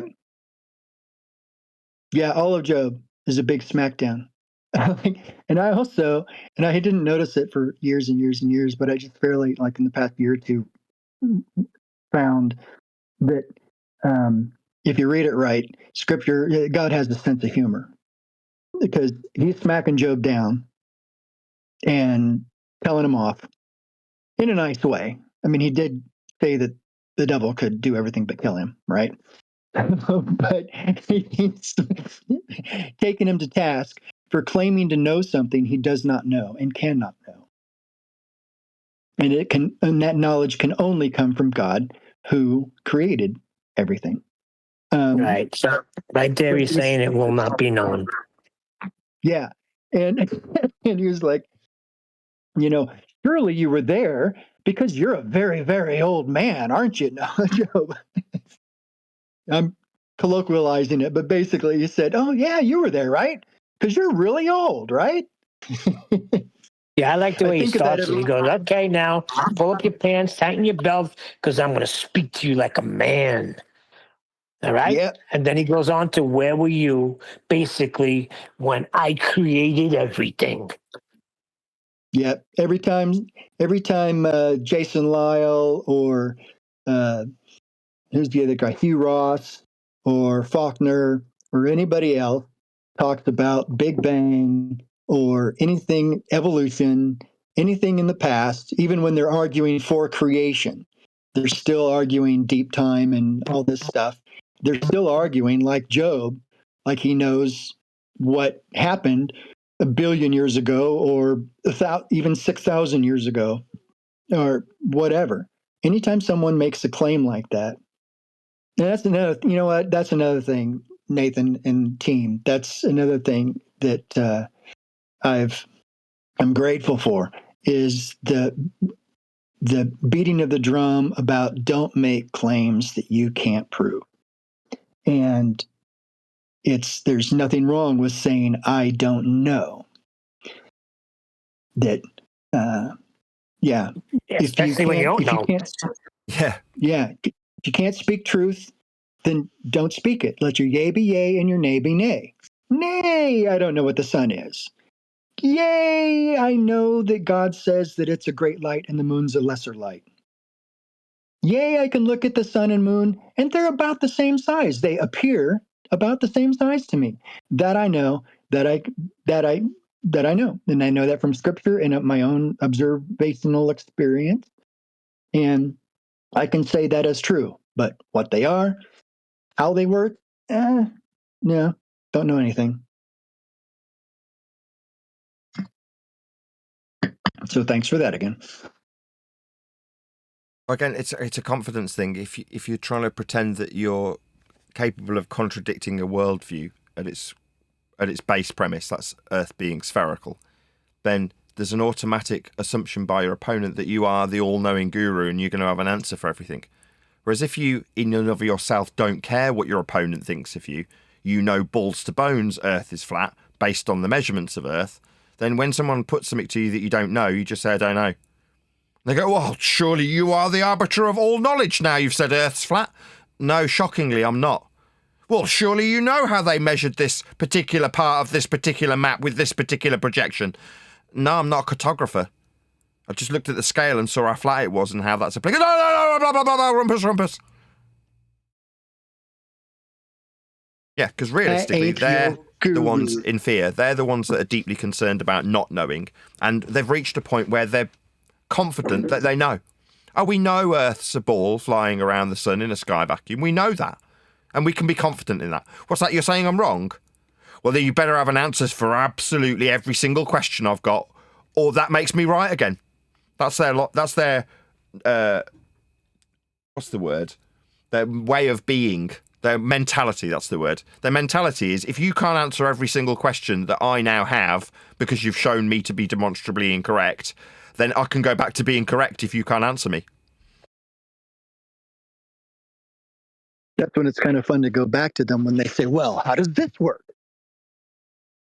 And you just ask them, how does it work? How do you know? Does it work this way?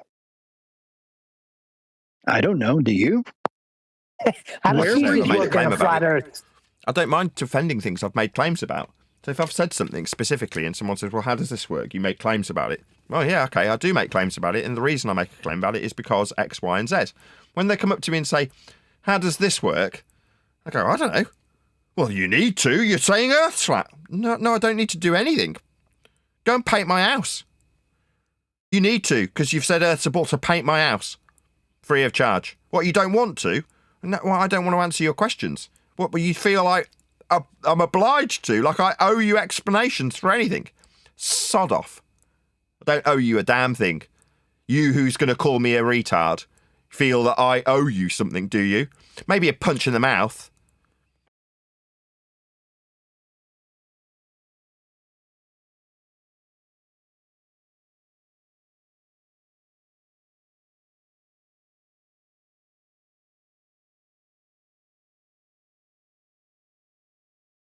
Yeah, I've got a no guru policy. I don't need a guru, and no one makes a guru out of me. If someone wants to make a guru out of me, I go out of my way to disappoint them.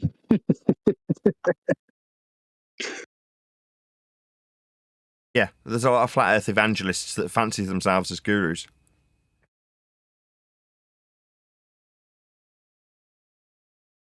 I absolutely want to avoid that. And that's why I don't have a YouTube channel, and I'm not going out evangelizing. And I do what I do to entertain myself and to educate myself and to keep busy with my mind. And this is my fun. I don't want to make a TV show out of it, and I don't need to be made a guru out of it. Because the minute that happens, I know that I'm going to disappoint somebody, because I don't care to keep them under my wing. They don't need to be under my wing.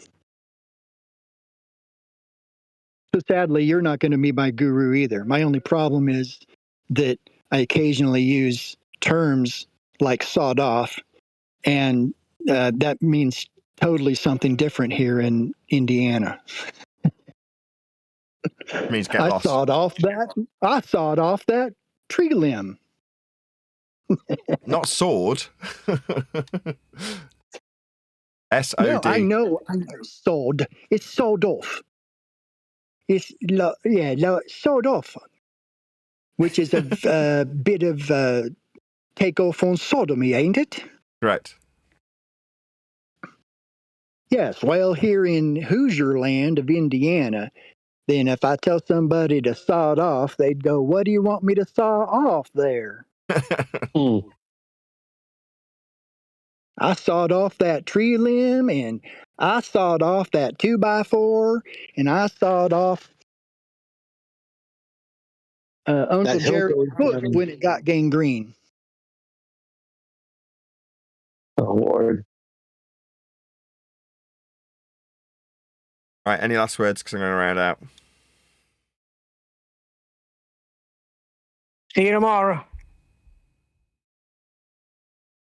Anybody got anything to add from Discord? It's your last chance. No. No? Okay. With that, I'm going to say, first and foremost, a huge, massive, enormous thank you to both Discord and G+ panels. Oh, why am I not on camera? Let's just try that again. Massive thank you to both Discord and G+ panels for making today's after show possible. And of course, a massive thank you to all of you for liking, commenting, sharing, subscribing, joining as a Nathan Oakley 1980 channel member, and all that good stuff. Also, if you've been watching the after show, do let the map reading company know at Nathan Oakley 1980 sent me with a polite comment that doesn't immediately get removed from the YouTube algorithmic bots, or indeed by the videographer himself, as I would genuinely and sincerely like him to share the love if he was to do a response, or if indeed he ends up getting bullied by anti-flat earthers telling him he needs to apologise for how globe-shaped he hasn't measured Earth. I've been Nathan Oakley. Massive thanks for all of you. Hit me up on Patreon and PayPal and all that good stuff, and I'll see you all in the next video.